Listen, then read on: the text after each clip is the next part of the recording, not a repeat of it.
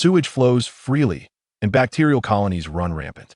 Deep within an abandoned prison, a sudden sound, a mass of cells enveloped by a membrane, has detached itself from the surface of a corpse. This cellular cluster, no larger than a human fingertip, resembles a mound of white mucus in its macroscopic appearance. It seems to possess independent thought and mobility. However, due to the incompleteness of its nervous system, it lacks the five senses. Yet, when this cellular mass encounters external objects, it can acquire fundamental information through a unique method of intercellular signaling. Having separated the cells, do not linger long, they begin to move. Transcription and translation ensue. Actin is produced. This tiny cluster of cells embarks on an exceedingly slow migratory movement, akin to the pace of a snail. This won't do. It's not perfect, nor is it what I desire. The cellular mass appears to willingly abandon this seemingly intact and robust body, continuing its search within the prison. If only a torch could illuminate the surroundings, one would discover that in this vast cell, the body parts discarded by the cellular mass amount to over 100. This cellular mass did not form autonomously. It bears a name: Han Dong, a Chinese expatriate. He was an associate professor at the University of Florence's Life Sciences Department, having just turned 31. On July 21st, 2018, he succumbed to lung cancer on a hospital bed in Florence. The ward was filled with flowers, yet these blossoms were sent by his students, rather than his family. In his final moments, as pain dissipated, Han Dong felt a sense of release. He did not ascend to heaven nor descend into hell, nor did he drink the soup of oblivion, traverse the bridge of lament, or undergo the cycle of reincarnation. Only endless darkness awaited him. Nevertheless, his consciousness persisted throughout this ordeal. Am I dead or not? After death, the brain remains active for 5 minutes. But I must have been dead for at least an hour now. Han Dong possessed a keen sense of time, fully aware of how long he'd been dead. Gradually, he attempted to perceive his body, only to find the image of the cellular mass. Emerging within his consciousness, there were only two capabilities he could harness. First, he could sense detailed information about objects he came into contact with through intercellular signaling. Second, he could generate actin, thereby acquiring the ability to move. It was during his initial synthesis of actin within the cells, engaging in related activities, that a systematic prompt echoed in his mind. Please select a suitable body within the prison. The current maximum weight capacity is 100. That if you are dissatisfied with the chosen body, you may send it to the processing room for cellular separation. In non-cellular form, you cannot move or transfer other prisoners' bodies. The prompt concluded. Within Han Dong's consciousness, a schematic of the prison materialized. A single-story structure, comprising a total of 204 cells. The schematic also marked each cell with light points and annotations indicating the corresponding prisoners, with the words deceased noted at I. In addition, the central area of the prison reveals a room marked in red, designated as the administration room, which is currently locked. The room where Han Dong presently resides is the processing room. An overseas prison? Rebirth after death? What am I exactly? These questions did not trouble Han Dong for long. Having long been at the forefront of scientific advancement, he possesses a remarkable ability to embrace new phenomena. He swiftly comes to the realization that he exists as a cluster of independent cells encased in a protective membrane, though he remains perplexed as to how such a collection of cells can survive autonomously and harbor consciousness. Cells are the fundamental units of life, sufficient evidence that he has not yet succumbed to death. Is it true that the so-called death and reincarnation has occurred to me? Moreover, I've been reborn as a collective of cells? How ironic. Han Dong has devoted his life to the study of cell biology, having published an article in the prestigious journal Cell 6 months prior, titled Activation and Control of Cellular Regulation Through Gene Encoding. This seminal work earned him the title of associate professor. However, during a routine medical examination for faculty, he was diagnosed with late-stage lung cancer, the relentless encroachment of cancer cells severing his future. What should have been his total obliteration of consciousness instead transformed him into a living entity composed of cells. With little hesitation, he considers that the cellular cluster requires an energy supply to function normally. The immediate priority is to follow the mysterious system's guidance to locate a suitable corporeal form. Following the directions on the map, Han Dong proceeds in an exceedingly slow crawling manner toward the nearest cell. His snail-like movement consumes an entire day. Aligning his consciousness with the map, he navigates to the adjacent cell, marking his first contact with a corpse within the prison. Thank goodness for the map's guidance otherwise. In a state of complete sensory deprivation, this would be truly troublesome. The moment he makes contact with the corpse, a comprehensive anatomical diagram of the human body manifests in his consciousness, accompanied by detailed textual annotations for viewing within this mental realm. Campbell Frank, formerly an underground fighter. Head inferior, weight requirement 5. Left arm average, weight requirement 11. Right arm superior, possesses rapid punch. Skill, weight requirement 23.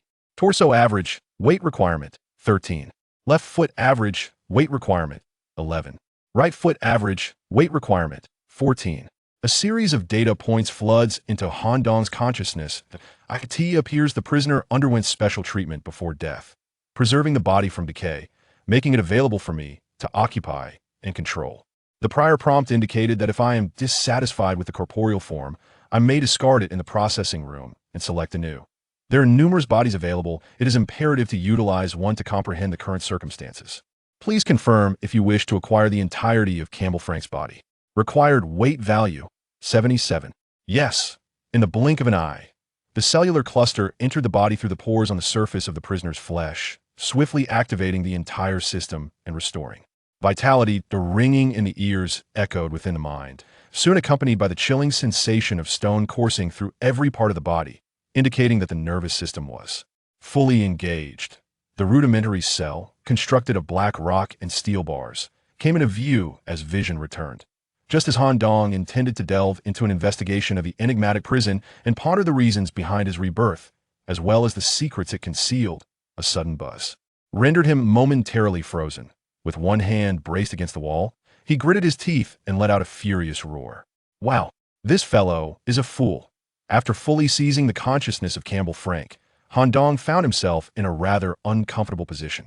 The restoration of his senses provided him with information about his surroundings. Yet, as he sought to engage in complex data processing through his mind, a significant problem arose. Han Dong, the youngest associate professor in the life sciences department of a prestigious university, was an exemplar of academic brilliance. However, consciousness aside, when he endeavored to compile data through his senses and formulate relevant processing equations for his brain, he encountered a major hurdle. It was akin to possessing a top-tier graphics card, the GeForce RTX 2080 Ti, yet installed in a machine powered by an antiquated Intel i3 processor. TO compound matters. That processor had also sustained water damage. With the influx of substantial data, the system was on the verge of collapse. Han Dong had no choice but to close his eyes and silently recite the Great Compassion mantra, striving to minimize external stimuli and clear his thoughts. Otherwise, the foolish brain would inevitably crash from the overwhelming data input, potentially burning out entirely, and oh wonder the quality of the brain is subpar, requiring a relatively low burden value. I must locate a suitable body before contemplating an escape from his prison. Han Dong was not in a rush to abandon this foolish body. It still held some utility. His focus shifted to the right arm, which exhibited two peculiar traits. One was the head, and the other was the right arm itself. However, the peculiarity of the right arm was a compliment that, in terms of consciousness, it was rated as high quality and possessed the skill of rapid punching. As a university professor immersed in the lab, Han Dong had little time for gaming. Yet during his middle school years, he had dabbled in online games like Legend and World of Warcraft, granting him a modicum of understanding. Let's give it a try, he thought, as he threw a punch with the right arm. Swish! The sound of slicing air whistled past his ears, leaving traces of fist shadows in its wake. What astonishing punching speed! Though Han Dong belonged to the realm of academia, he had privately acquired a gym membership. He could fathom that such punching velocity could rival that of elite international boxers. Let's test the strength of the fist. Having no sense of pity for a body that was not his own, Han Dong unleashed a full-force punch against the prison wall. Crack! Drip, drip! The skin broke, blood trickling from his knuckles. The thick black stone wall bore a dent approximately 1 centimeter deep. Setting aside the question of the stone's strength, Han Dong speculated that the strength of this individual's right fist was likely nearing the absolute limits of human capability that I can no longer afford to think. I must swiftly procure a body with a functioning brain. After gaining a rough understanding of the situation, Han Dong endeavored to clear his mind as he returned to the processing room, striving to alleviate the burden on his brain. During this time, he dared not to glance at the overall expanse of the prison. Keeping his gaze lowered as he walked, He was acutely aware of the dangers if a physical demise were to occur outside the processing room. He could not guarantee his own survival. Upon returning to the processing room, Han Dong slowly lifted his gaze, only to be astounded by the scene before him. The so-called processing room was unlike any ordinary cell. It was approximately 20 times the size, resembling a biological laboratory. As the culture medium on the table came into view, Han Dong instinctively began to collect data and conduct relevant analyses. This is a disaster. Suddenly, a peculiar explosion resonated throughout the processing room. His senses faded away. You have voluntarily relinquished your physical form within the processing room. Please continue your search for a suitable body. This imbecile, Han Dong, now returned to his cellular mass, felt utterly helpless. However, this also confirmed one crucial fact. As long as he remained within the processing room, he would face no danger, regardless of what transpired with his physical form. Once I locate a body, I must escape the prison and venture into the outside world. Given the uncertainty of external dangers, I need to find a body that is sufficiently powerful and compatible with me. At the very least, my brain must keep pace with my consciousness. With a fundamental understanding of the current settings and the prison's general condition, Han Dong resumed his quest for a suitable body. 0.7 years. Indeed.to find a suitable body. He had been searching for 7 long years. As a university professor, he had long cultivated a perfectionist mindset through various intricate experiments and scholarly writing. 0.7 years, 3 months, and 12 days. In a solitary cell approximately 500 meters from the processing room lay the body of Gerard Malatisa, devout believer in life. This was the 139th corpse Han Dong had encountered. Head, high quality, possessing the skill Holy Light Sensation. Weight requirement, 37. Left arm, ordinary, weight requirement, 12. Right arm, ordinary, weight requirement, 14. Torso, inferior, weight requirement, 33. Left foot, mutilated, weight requirement, 0.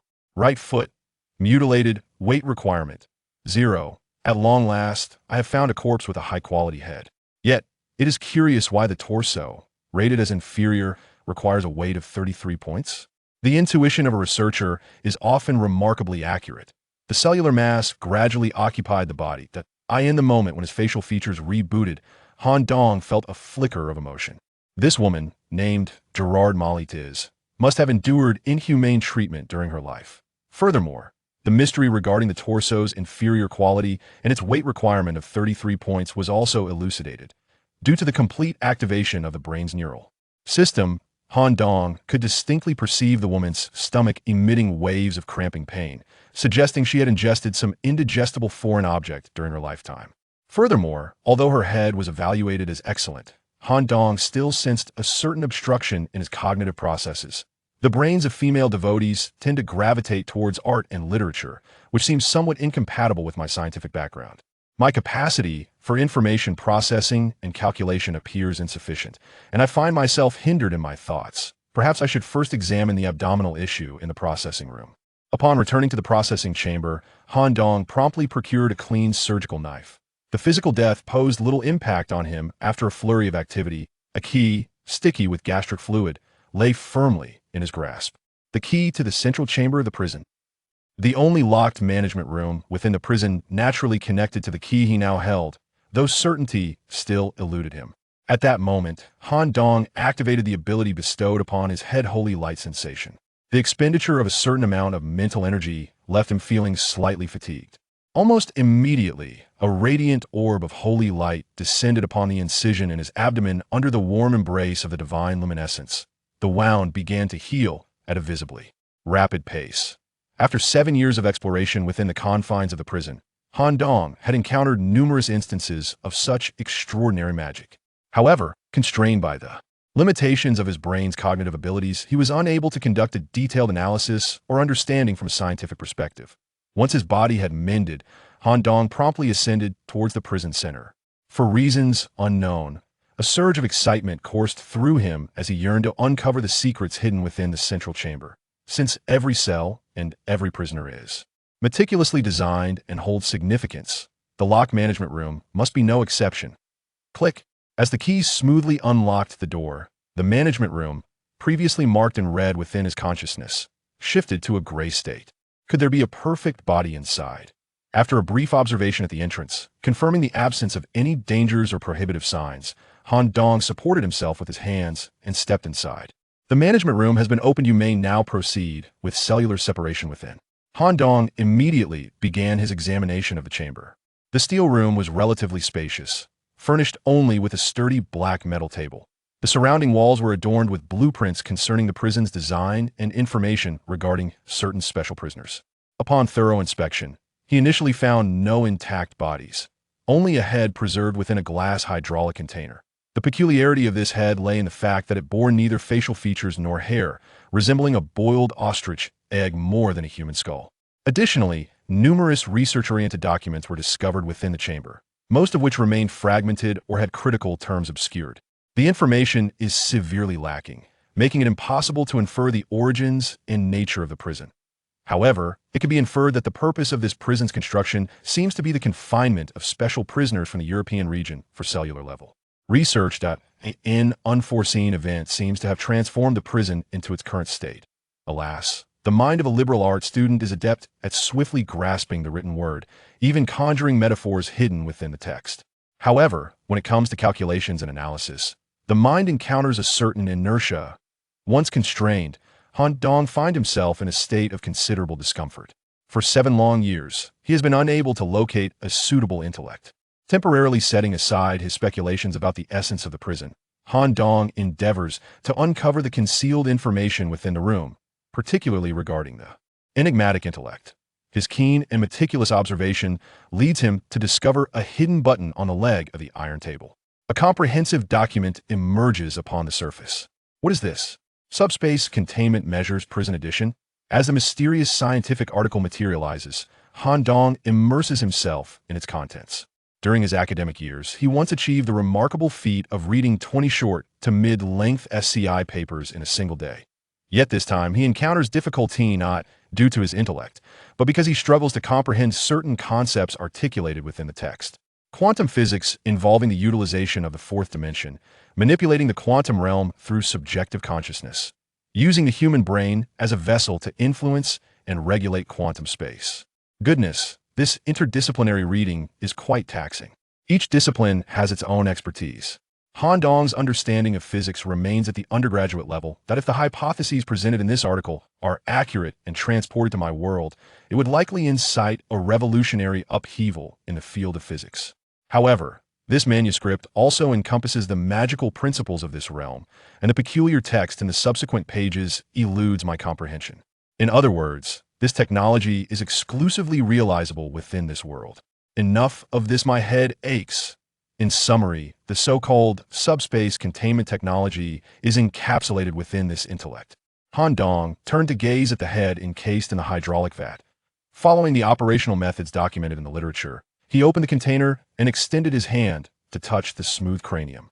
Anonymous identity unknown during life. The Faceless Ones had a modified entity, possessing the abilities of mimicry and portable prison. Weight requirement, 100. Full load capacity. This head integrates quantum space in a manner far more complex than mere fusion. It also possesses the ability to alter its appearance.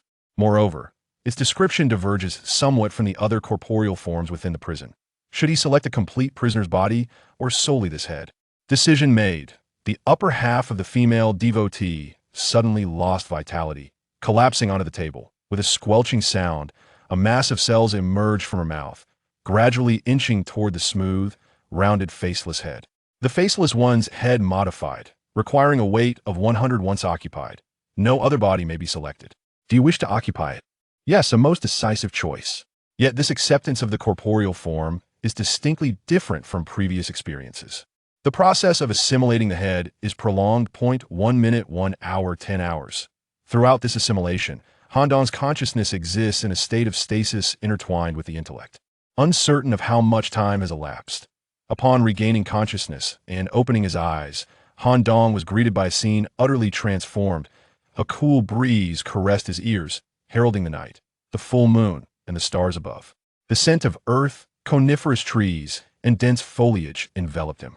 The prison that once confined him had vanished, and he found himself in the form of a head, nestled amidst a grove of pine trees. Has the prison dissolved upon the completion of the physical selection? At that moment, A familiar voice from the system echoed in his mind. The physical selection has been completed. Due to the host's incompleteness, the abilities related to the head of the Faceless One cannot yet be activated. Please seek out a complete, ordinary human body promptly. Note: current weight capacity has reached 100. It is not possible to inhabit the body of a special individual. Please select a body with below-average physical attributes for occupancy. This possession will not increase weight. With this information at hand, Han Dong endeavored to move. As his brain issued the command to move, a peculiar itch emanated from his neck. Lowering his gaze, he discovered robust fungal tendrils sprouting from his nape, propelling his head forward at a speed comparable to that of a normal human running. Not long into his movement, the tranquility of the forest was shattered by the rhythmic sound of hooves. Utilizing the moonlight, Han Dong discerned a scientific marvel, unlike anything from his previous reality, racing through the woods. A horse-drawn carriage, yet it was a fusion of steam technology and brass. The horse's limbs had been replaced by a copper steam piston apparatus, providing ample power, complemented by a precision gear system that flawlessly mimicked the running gait of real horses. The sleek metallic design bestowed a natural and smooth motion upon its progress. The bodies and heads of the horses remained intact, adorned with a shimmering, iridescent armor. The exact composition of the armor was indiscernible to the naked eye. Two copper horses pulled a sealed brass carriage, from which steam billowed forth from neatly arranged pipes, indicating that the vehicle was currently at full speed. A steam carriage? Racing through the woods at full throttle. What could possibly be pursuing them? Han Dong lay in wait, concealed within the grass, retracting the tendrils from his neck. Holding his breath and focusing intently, he awaited the passage of the carriage. However, with a sudden clang, a metallic side door swung open, and a figure cloaked in black, donning a mask, emerged to seize the head hidden in the underbrush. It was remarkable that the carriage was traveling at 80 km/h, yet the occupant had locked onto a solitary head concealed in the shadowy forest. The movement was fluid and seamless. In an instant, as the head was brought into the carriage, it was casually tossed into a burlap sack. A wave of putrid odor filled Han Dong's nostrils. Inside the sack lay two already decomposing corpses. Yet, having spent years in the fetid confines of a rodent laboratory and overseeing countless dissections of lab mice, Han Dong faced the stench with an expression of indifference, feigning death while eavesdropping on the unfolding situation. Danis, do you comprehend the perilous nature of your recent actions? Among those pursuing us are the aberrations. A graceful yet resolute female voice followed. Not even a single head should be granted the opportunity to feed them. You are far too obstinate. Your recklessness will inevitably lead you to become a mere corpse in a body bag. How curious it is that although the holy city lies so close, this head has somehow appeared. If it were a timid creature sneaking out from the holy city, it would either be utterly obliterated or remain whole. It should not be reduced to merely a head. We must investigate. Inside the body bag, Han Dong jolted in alarm. Though human, if they were to discover Han Dong existing in the form of a living head, it would spell disaster. In his previous life, such a fate would have led him to be dispatched to an academy for research, where survival would be impossible and death unattainable. Even in a parallel world, the outcome would likely be quite similar. The body bag was unfastened, revealing a pair of eyes peering intently through the mask at Han Dong's head. At that moment, a resounding crash echoed as the carriage was violently struck, sealing the body bag once more. Remarkably, they can keep pace with the steam carriage. They are counterattacking with copper bullets. We must be nearing the holy city. Our ammunition should suffice until we enter. Rat-a-tat. The thunderous sound of machine gun fire erupted. Han Dong exhaled in relief, realizing that at a critical juncture, it was the so-called aberrations that had inadvertently shielded him from danger. As he gradually acclimated to the gunfire and regained his composure, Han Dong became intrigued by the dialogue of these individuals regarding the world he had traversed. What are aberrations? Some form of monster? The holy city? How have I not heard of it? Is it a nation evolved from a parallel world? There is far too little information to draw any conclusions. Once we reach the holy city, I must find a way to escape the carriage. After distancing myself from these individuals, I can take my time to explore and understand this world. Ideally, the pursuing monsters will manage to damage the carriage. Just as Han Dong contemplated this, he heard a creak. It appeared that the metal skin of the carriage had indeed been sliced open by some sharp object. Quickly send a signal. Have the gatekeepers open the doors for us? Understood. A flare shot up from the top of the carriage, Subsequently, Han Dong heard the thunderous sound of a massive gate swinging open. Approximately 5 minutes later, the gunfire ceased, and the carriage's speed began to diminish. Have we entered the city? It is time to prepare for my escape. Han Dong surmised the situation outside. The group, having evaded their monstrous pursuers, was now in a state of both physical and mental relaxation. Before the gates closed, this group would undoubtedly maintain their focus on the situation outside. Their attention would not waver. Using the fungal threads at his neck, he cautiously began to pry open the body bags, opening that a tear in the side of the carriage was wide enough for Han Dong's head to maneuver through. Now, Han Dong awaited the perfect moment, one that would ensure he remained undetected. Boom! The instant the gate closed, the sound drowned out everything around. A head shot out from the side of the carriage, and upon hitting the ground, it swiftly scurried into the shadowy alleyways. The incessant clatter of metallic hooves echoed through. The AI in the shadowy alleyway. Han Dong bore a smile as he continued his search for an ordinary human vessel. What Han Dong remained oblivious to was the grim reality of the group aboard the carriage, even if they managed to escape back to the Holy City. The situation was far from favorable. Having witnessed the monstrous forms pursuing them at close quarters during their flight, their eyes bore peculiar dark patterns around them. Despite the protective goggles they wore, with little time to spare, they raced towards the chapel for a week of pressure relief activities, neglecting the state of the body. In the damp, eerie alley, a severed head was slowly shifting within. The architectural style leans towards 19th century Europe, however. The towering 100-meter city walls and the skyscrapers within starkly contradict that era. Moreover, this world is imbued with magical forces and bizarre creatures, which significantly influence the progression of science. Present, Han Dong had only glimpsed the tip of the iceberg of this world. Perhaps even less, his deductions were not necessarily accurate. Yet, he found himself exhilarated by these novelties, even bordering on madness, with an insatiable urge to comprehend this realm and its scientific framework. The immediate priority is to locate a common person's body and attempt to understand the fundamentals gradually, of course. I must also seek ways to return to my original world. In truth, concerning his previous existence, aside from a few unfinished National Natural Science Foundation projects, there was little that tethered Han Dong to it. Orphaned in his childhood, he was raised solely by his grandfather, who passed away peacefully shortly after Han's doctoral defense. Furthermore, the incessant research projects demanding his attention and the insular environment of the academy left him devoid of what one might call a romantic partner. He recalled the hospital room filled with bouquets, all sent by students. However, he preferred to avoid interactions with them if not for the school's insistence. He would have devoted all his class time to studying cytology. Unburdened, he met his demise under the torment of cancer. Upon confirming his rebirth, Han Dong's first reaction was not to seek a way back to his former world, but rather to feel a thrill at having arrived in a new realm teeming with unknowns that he yearned to explore and research. Currently, he found himself near the city walls, in a residential area for commoners to maximize land use. Apartment-style buildings accommodating numerous residents were closely arranged, primarily constructed of red brick, adorned with copper sheathing, vaulted designs, and predominantly diamond-shaped stained glass windows.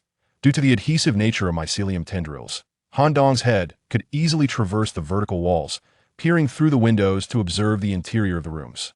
After some time spent in observation, a significant question arose. Strange, why are there predominantly middle-aged individuals or children under 10, while the youth seem almost entirely absent from their homes?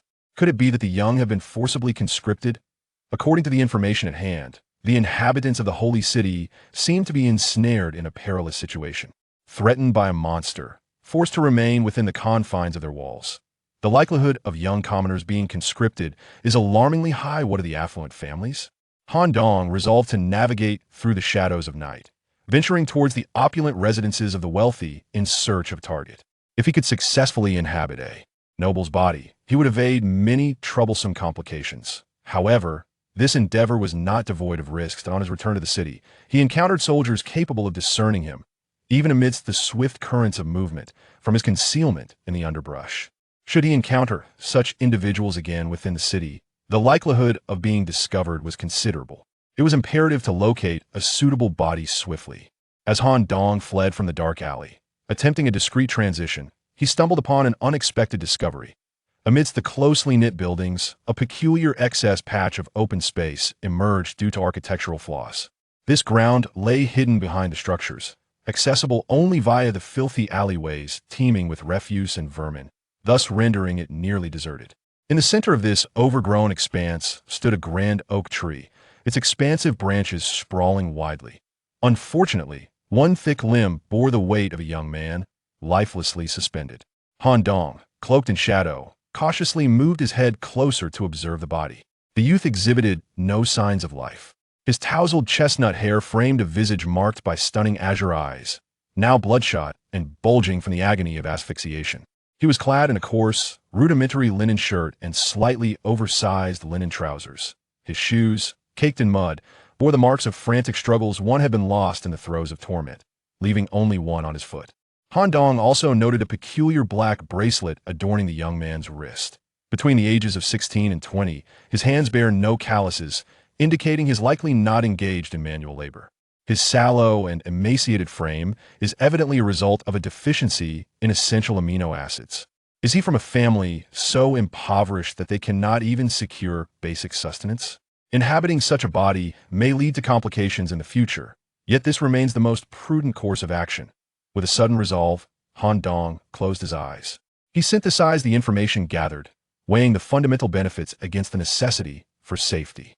After careful consideration, he reached a decision that in a world rife with unknown dangers, caution proved to be the wisest strategy. This invaluable opportunity for rebirth was precious. He had devoted 7 long years in prison to uncover this singular head. In an unfamiliar holy city, where the guard perceptions likely surpassed those of ordinary individuals, risking exposure was unwarranted. According to the load value system, it should be possible to enhance the upper limit of this value through some means. At that juncture, I can select a more advantageous body. For now, temporarily utilizing this commoner's form may, in some respects, alleviate certain potential exposures. He began to climb onto the corpse and could see the moment of contact between the skull and the cadaver's skin, akin to the circumstances within the confines of a prison, pertinent. Information regarding the corpse instantly materialized in Han Dong's consciousness. Valen Nicholas, deceased, free from any disease. Physical condition below the average of ordinary individuals. Shall occupancy commence? Affirmative. The skin made contact. Tentacles, extending from Han Dong's neck, penetrated every orifice on the youthful form, affecting complete occupancy. Vital signs activated. He removed the noose that encircled his neck. Thud. His feet were merely a meter from the ground. Yet from such a height, the impact caused Han Dong's body to lose balance and lean forward, nearly toppling over. Is this physical condition truly so abysmal? This body was utterly incomparable to the physique he had inhabited within the prison walls. Han Dong vividly recalled the first foolish body he had occupied. Its punching speed and power were undeniably gratifying. However, the strikes of this youth were feeble and lackluster. Should they strike a moderately firm object, there was a high likelihood of fracturing the entire arm. Beep, beep, beep. Suddenly, the clockwork bracelet encircling his wrist emitted a subtle vibration. The intricate timepiece displayed numerical information. A countdown of 1 hour. Instinctively, Han Dong surmised that the youth's suicide may not have stemmed from familial or personal issues, but rather was intricately linked to the countdown of the clockwork. Bracelet. The abilities related to the Faceless one's head have been activated, Han Dong pondered. The head possesses the capabilities of mimicry and portable prison. The first ability is easily comprehensible, akin to the art of disguise. Previously, upon seizing the head, it instinctively transformed to reflect Han Dong's appearance in life, and after occupying the physical form, it flawlessly replicated the visage of a youthful man. The second ability, a fusion of quantum technology and some form of magical means. At the moment of successfully inhabiting the body, an iron door manifested within Han Dong's consciousness. As he attempted to reach out to this door with his mind, a resonating hum filled his ears, accompanied by a brief lapse of awareness. When he reopened his eyes, he found himself in a cramped, eerie, and dark prison. This was a tangible prison, not merely a figment of consciousness. The prison was rather small, consisting of a corridor, a cell, and a secret room.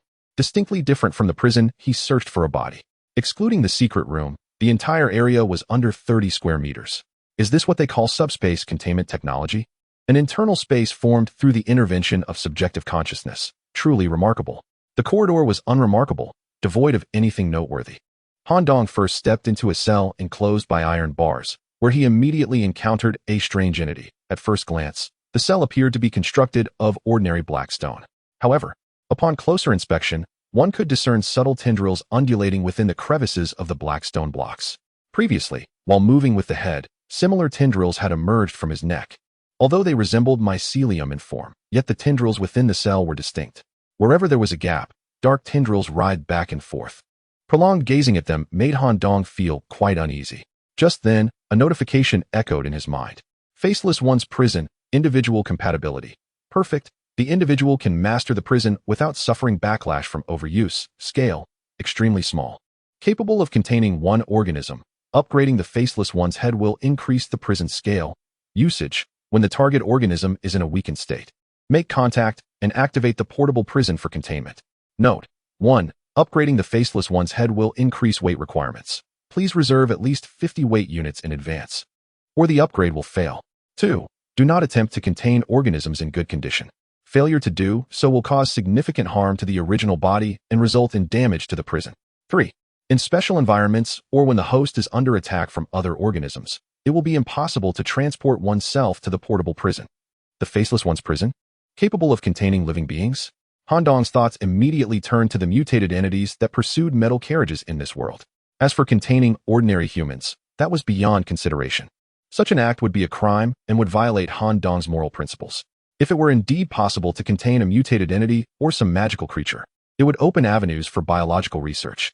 Han Dong temporarily exited the chilling confines of the prison cell, making his way to the adjacent hidden chamber.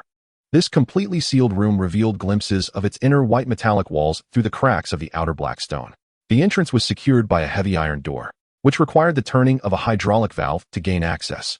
Han Dong initially believed that his frail physique would render him incapable of moving such a valve. To his surprise, as his palm made contact with the circular surface of the valve, it seemed to recognize his biological information and began to turn on its own. With a creak, the heavy metal door swung open. As he stepped into the hidden chamber, the sense of danger and oppression that the prison instilled vanished in an instant. He lifted a curtain of antibacterial film and crossed a narrow buffer zone. Before him appeared an aseptic laboratory, one that felt strikingly familiar with pristine white walls, optimal temperature and humidity, and adjustable lighting. This stood in stark contrast to the prison outside. However, compared to the laboratory he had utilized in his previous life, this sterile room was relatively small and lacked comprehensive equipment. Inside, there was merely a super clean workbench against the wall and a display table positioned in the center of the room. The former was designated for microbial inoculation experiments, while the latter housed a unique syringe within a glass cabinet. Why would a sterile laboratory exist within a prison? Could it be related to the cell clusters? Navigating around the display table, Han Dong approached the super clean workbench, where he unexpectedly discovered a cluster of cells residing within a petri dish. Approximately the size of a fingertip, an exact representation of his vital signs upon rebirth. His instincts warned him that should this cluster perish, he would meet the same fate. As Han Dong reached for the workstation, a prompt echoed. When eliminating specific life forms, the corpse syringe can be used to extract cell essence. The collected cell essence can be injected into the cell subject through sterile procedures, which will enhance the weight limit based on the quality and quantity of the essence. Please note: 1. The corpse syringe is freely available, and its destruction will incur no penalties. 2. The corpse syringe can only be used on special beings that have been deceased for no longer than 5 minutes. It cannot extract cell essence from living beings or corpses that have been dead for an extended period. 3. Each corpse may only yield essence once. Upon hearing the prompt, Han Dong quickly turned to the exquisite syringe on the display table. With its transparent casing, brass needle, and metallic embellishments, this was indeed the means to enhance the cell weight limit. Han Dong felt a surge of excitement. A troubling conundrum had been resolved. Now he merely needed to ascertain what constituted a special life form. If he could increase the weight limit, he would be able to harness a stronger body. His understanding of this world remained insufficient. For now, he would settle for what he had gleaned about the portable prison. Stepping back into the corridor, Han Dong pushed open the prison exit door and, in the blink of an eye, found himself at the base of the colossal oak tree. The surroundings were deserted, and Han Dong attempted to retrieve the syringe. Indeed, as he transmitted the thought of utilization, a meticulously crafted copper syringe materialized directly in his palm. With the transmission of the thought retract, the syringe seamlessly vanished beneath his skin. This process elicited a slight tingling sensation in Han Dong's palm. There remain many secrets within the prison. For now, this will suffice. First, he must address the matter concerning this young man. It is imperative to clarify the fundamental familial relationships associated with him. as well as the reasons behind his suicide and the ticking mechanism fastened to his wrist. Han Dong's thoughts were clear. Seizing a corporeal form was merely the simplest step. The subsequent task involved acclimatizing himself to his new surroundings, ensuring that no one discerned that Valen Nicholas had assumed another identity. Moreover, the countdown of the wrist mechanism filled Han Dong with a profound sense of unease. Chapter 6. The Festival Square. Brother, where have you been? Why haven't you come home? Just as Han Dong swiftly emerged from the dark alley, preparing to inquire about the situation from passers-by, a melodious voice, reminiscent of a soft, delicate girl, floated to his side. Han Dong's mind reacted with remarkable speed, conjuring an image of a charming young girl adorned in a lace frock, with golden hair and azure eyes, standing beside him. From her words, it was evident that she was Nicholas's sister. However, as Han Dong turned his head, the reality starkly contrasted with his imagination. The girl appeared much healthier than his own frail frame, though her skin had a slight yellowish tint, likely due to a deficiency in certain vitamins. She seemed to be around 15 years of age, contrary to his expectations of wavy golden locks. She bore short brown hair like his own and possessed a pair of cerulean eyes. The girl wore rather crude copper goggles and denim overalls, complemented by a tool pouch at her side, resembling a youthful artisan. Additionally, she clutched a bag of delicious food tightly, as if it were a cherished treasure, fearful of it being taken away. I'm just out for some fresh air. Time is running short. In his previous life, Han Dong had been an associate professor at a local university in Italy, fluent in English as a fundamental skill. His words carried a certain intrigue as he deliberately mentioned the time issue, gesturing with his wristband. To his surprise, this action caused the girl's eyes to well up with tears, and she instinctively hugged him tightly. Brother will never die. Nina believes that brother will surely become a returner and come home alive. So, her name was Nina. Yet, in comparison to the name of his sister, Han Dong found himself more preoccupied with the countdown and the term returner. The reason behind this timid youth's choice to end his life was likely related to the countdown. What could drive a person to such despair that they abandon their own existence? Han Dong was deeply curious. Yes, I will return alive. Of course, I am a bit anxious, which is why I stepped out for a moment. Rest assured, Nina, I will be fine. Han Dong endeavored to appear sunny and confident, for he understood that a girl's tears could be quite troublesome. Nina adjusted her goggles, wiping her tear-streaked eyes, and revealed the food she had prepared. Here, this is the fried fish and chips with cabbage sandwich that mother made for you. Let us eat while we head to the festival square. We should aim to arrive at least 15 minutes early. All right. Han Dong silently noted the location of the festival square, realizing he must reach it before the countdown on the winding mechanism concluded, or something dreadful might transpire. On the way to the square, driven by hunger, Han Dong disregarded his image, indulging in each bite quite extravagantly, savoring whole pieces of fried fish paired with chips. If the oil felt overwhelming, he would take a bite of the vegetable sandwich to balance the flavors. Given the circumstances of their country and his family's situation, such food was a rarity for the Valens family, often going a year without such a feast.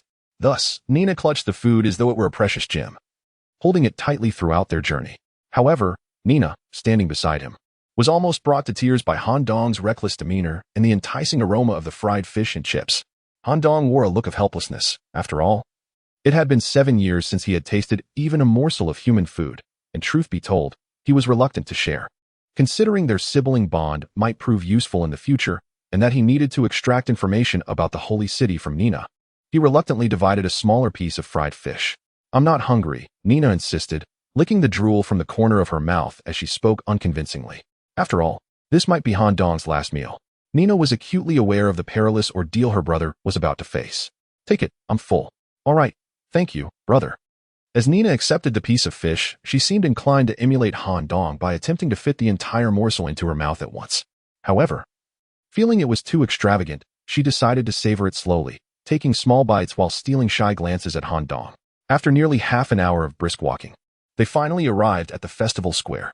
It was colossal. Han Dong had never encountered such a vast plaza, which was filled with over 10,000 people.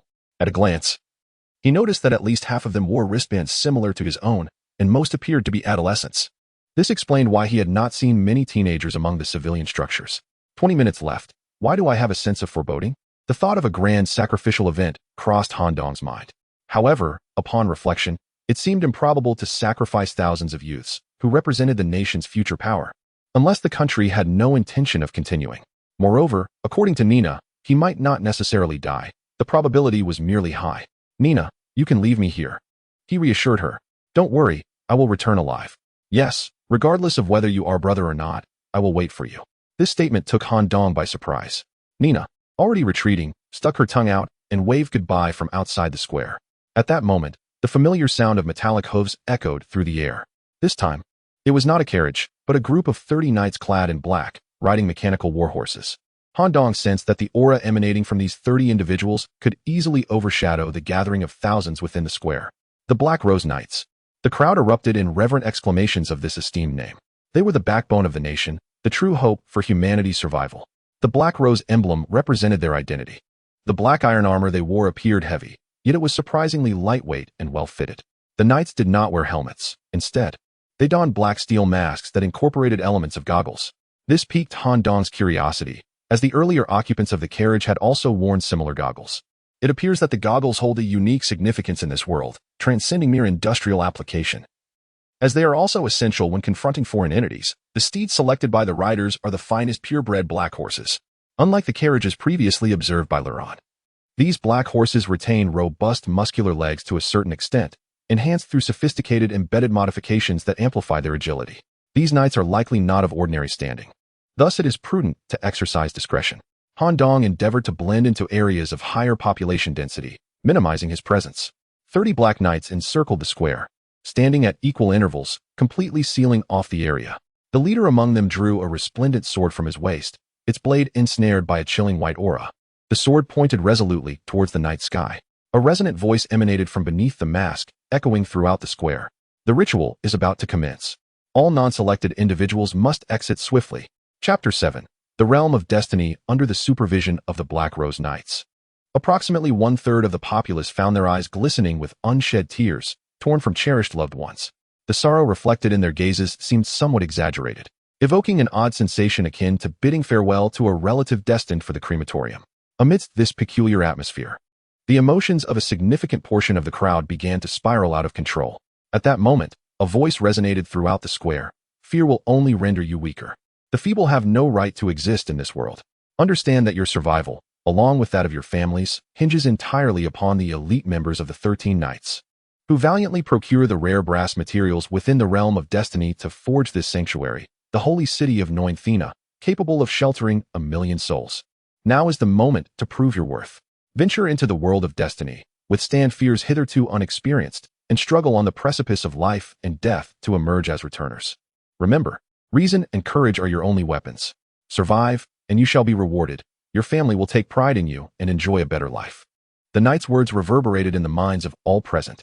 Though not particularly stirring, they alleviated much of the prevailing fear. Indeed, having come this far, why not strive for it? Even if not for humanity, one must fight for oneself and one's family. As the youth in the square sought to form teams to encourage one another, Han Dong chose instead to find a vacant spot amidst the throng and ponder the implications of the knight's discourse. The realm of destiny? The novel term piqued Han Dong's interest. To survive and become a returner? Might these knights, whose physical prowess far exceeded that of ordinary individuals, be the elite who survived this very ritual? What manner of place could this be that harbored such a high mortality rate? Han Dong felt no fear. He had already faced death once and did not believe anything could be more terrifying than that. Rather, he found the concept of the realm of destiny quite intriguing. He awaited silently, his gaze fixed upon the winding mechanism on his wrist as the countdown approached its conclusion. 10, 9, 8. The final 10 seconds. Han Dong too grew tense, inhaling deeply to calm his racing heart.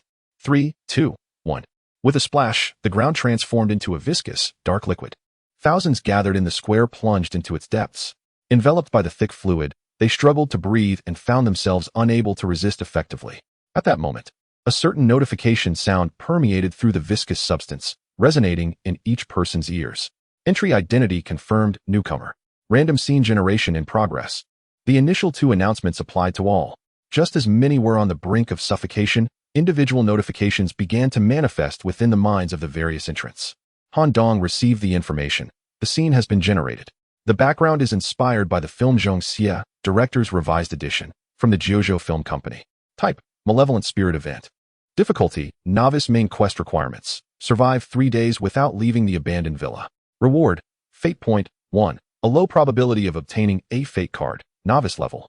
As the prompt concluded, the sensation of being enveloped dissipated. Han Dong, along with 5 other ordinary individuals from the Holy City, found themselves on a rural path. the muddy trail, the low cottages, and the utility pole adorned with a permit issuance sign were all too familiar to Han Dong. This was none other than the countryside of his homeland. A glance at the high-tailed dog at the entrance of the farm confirmed it to be a purebred Chinese rural dog. Further, the exquisite villas, the network port installed on the utility pole, and the elderly gentleman lounging in a chair while scrolling through short videos all clarified the timeline. It appeared to be the era in which Han Dong had lived. Moreover, he noticed that his attire had transformed to align with that of a contemporary university student. Could it be that this so-called fate space was set against the backdrop of a film from my original world? Just as Han Dong marveled at the astonishing realism of his surroundings and the authenticity of the characters, the 5 companions beside him were utterly distressed. Their alarm was not due to the unfamiliar architectural style of their environment, but rather the system information they had received. A slender, black-haired woman knelt on the ground, clutching a cross against her chest while trembling violently. "My lord, why must I endure such suffering?" A balding Caucasian man, slightly older at around 25, hung his head and stamped his feet, gritting his teeth. "Malevolent spirits. 4-star difficulty. We're doomed. There's no chance of escaping alive. Damn the knights. I curse you." A striking young woman with long hair and blue eyes continuously scanned her companions, seeking a glimmer of hope. "Is there a candidate for the knights here? Is there any way to help me survive? I am willing to sacrifice everything." Her gaze landed on the relatively composed Han Dong, but she quickly assessed that his frail physique could hardly be that of a knight candidate. Soon, her search for a reliable ally yielded no results, and despair washed over her, leaving her listlessly standing in place. As most of the group succumbed to despair, one unique individual among the 6 stepped forward. With golden curls and a pair of ornate copper goggles, Han Dong noticed that the movements of his right arm seemed somewhat unnatural.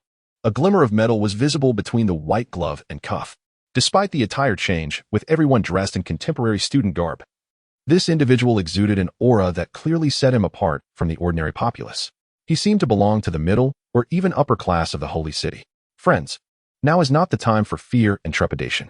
Do you recall the words of the great Black Rose Knight not long ago? Fear will only lead us to failure. Only rationality and courage serve as our sole weapons, the only means to vanquish the malevolent spirits." The esteemed leader of the Black Rose Knights once triumphed over a 5-star difficulty event in his novice days. What we face is merely a 4-star difficulty event, not devoid of hope. Let us unite. Together, we shall surely discover the opportunity for survival. Chapter 8. The 6-person team. The encouraging words of the curly-haired young man had a noticeable impact.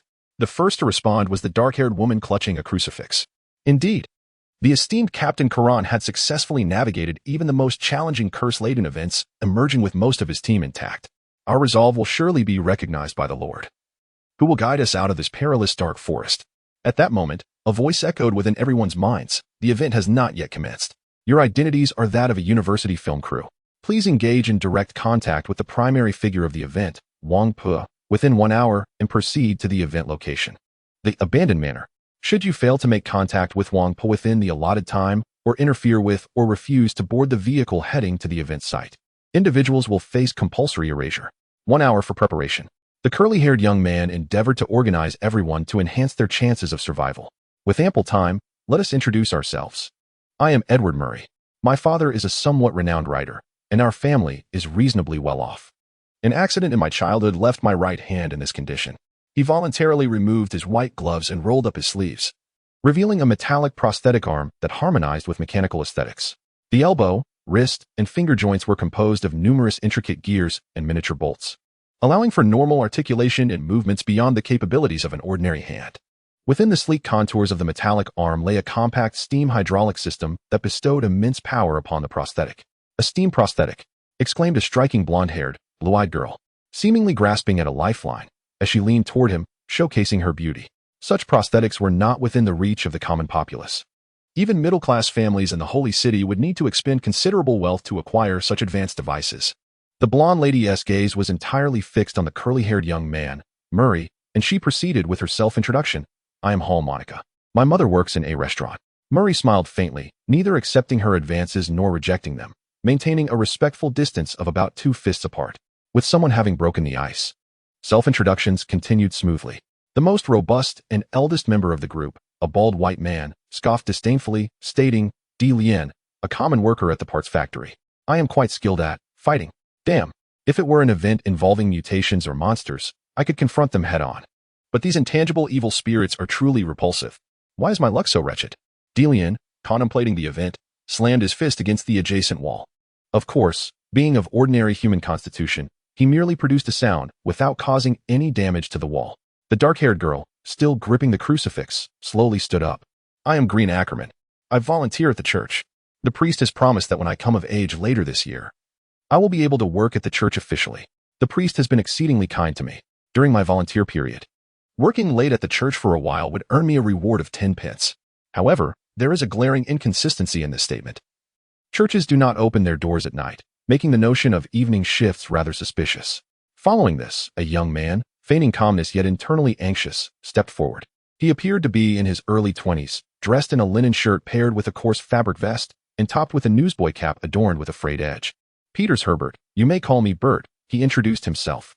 I assist my father in selling newspapers. I possess no particular talents, but I can run swiftly and discern who might be inclined to purchase a paper. I shall do my utmost, hoping everyone can survive this ordeal.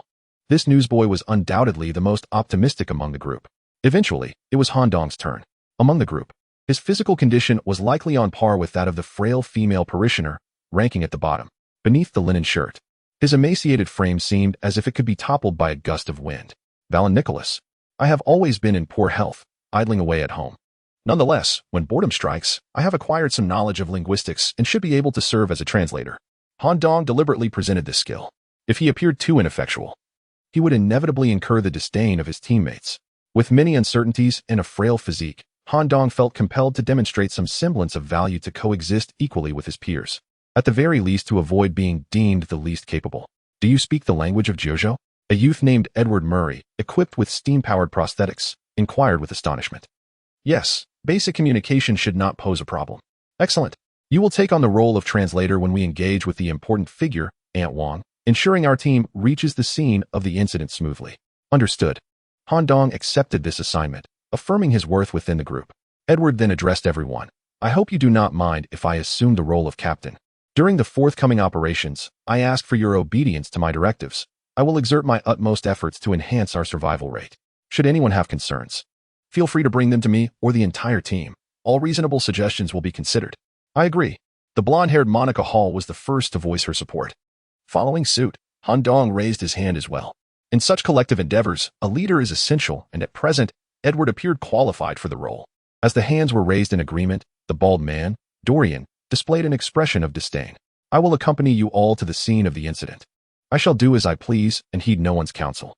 Edward responded with a smile, expressing understanding. Dorian, as long as your actions do not harm the team, you are free to do as you wish. He then turned to Han Dong. Shall we set off, Nicholas? Yes. Thus, the 6 members of the team completed their introductions, establishing a basic consensus and officially embarked on their harrowing journey. For ease of recollection, Han Dong assigned each of his 5 teammates a distinct label: prosthetic, believer, blonde, bald guy, and newsboy. Moreover, a message emanating from the head of the Faceless dispelled Han Dong's inclination towards cunning tactics.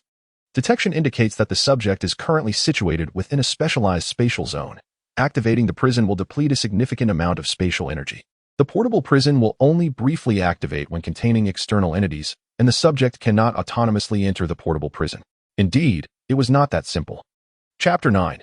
Wang Prin his lifetime. Han Dongfei was an earnest scholar, a bookworm engrossed in the pursuit of scientific research. Despite this, he possessed his own interests and hobbies, albeit with little time devoted to them. During lengthy periods of experimental waiting, he would often indulge in films within the confines of the laboratory, a means to pass the time. To Han Dong, cinema was an art form. He believed that certain films, with their profound depths, greatly aided the expansion of his cognitive horizons. Science fiction was his preferred genre, while horror films were seldom viewed. It was not out of fear, but rather a disinterest in the supernatural entities that defy scientific explanation. He regarded them as mere figments of human imagination, born from a blend of fear and reality, rendering them of little significance. The term domestic horror film evoked in Han the notion of cash-grabbing, low-quality productions. He vaguely recalled having posted a review of the film Zhongxia on a website.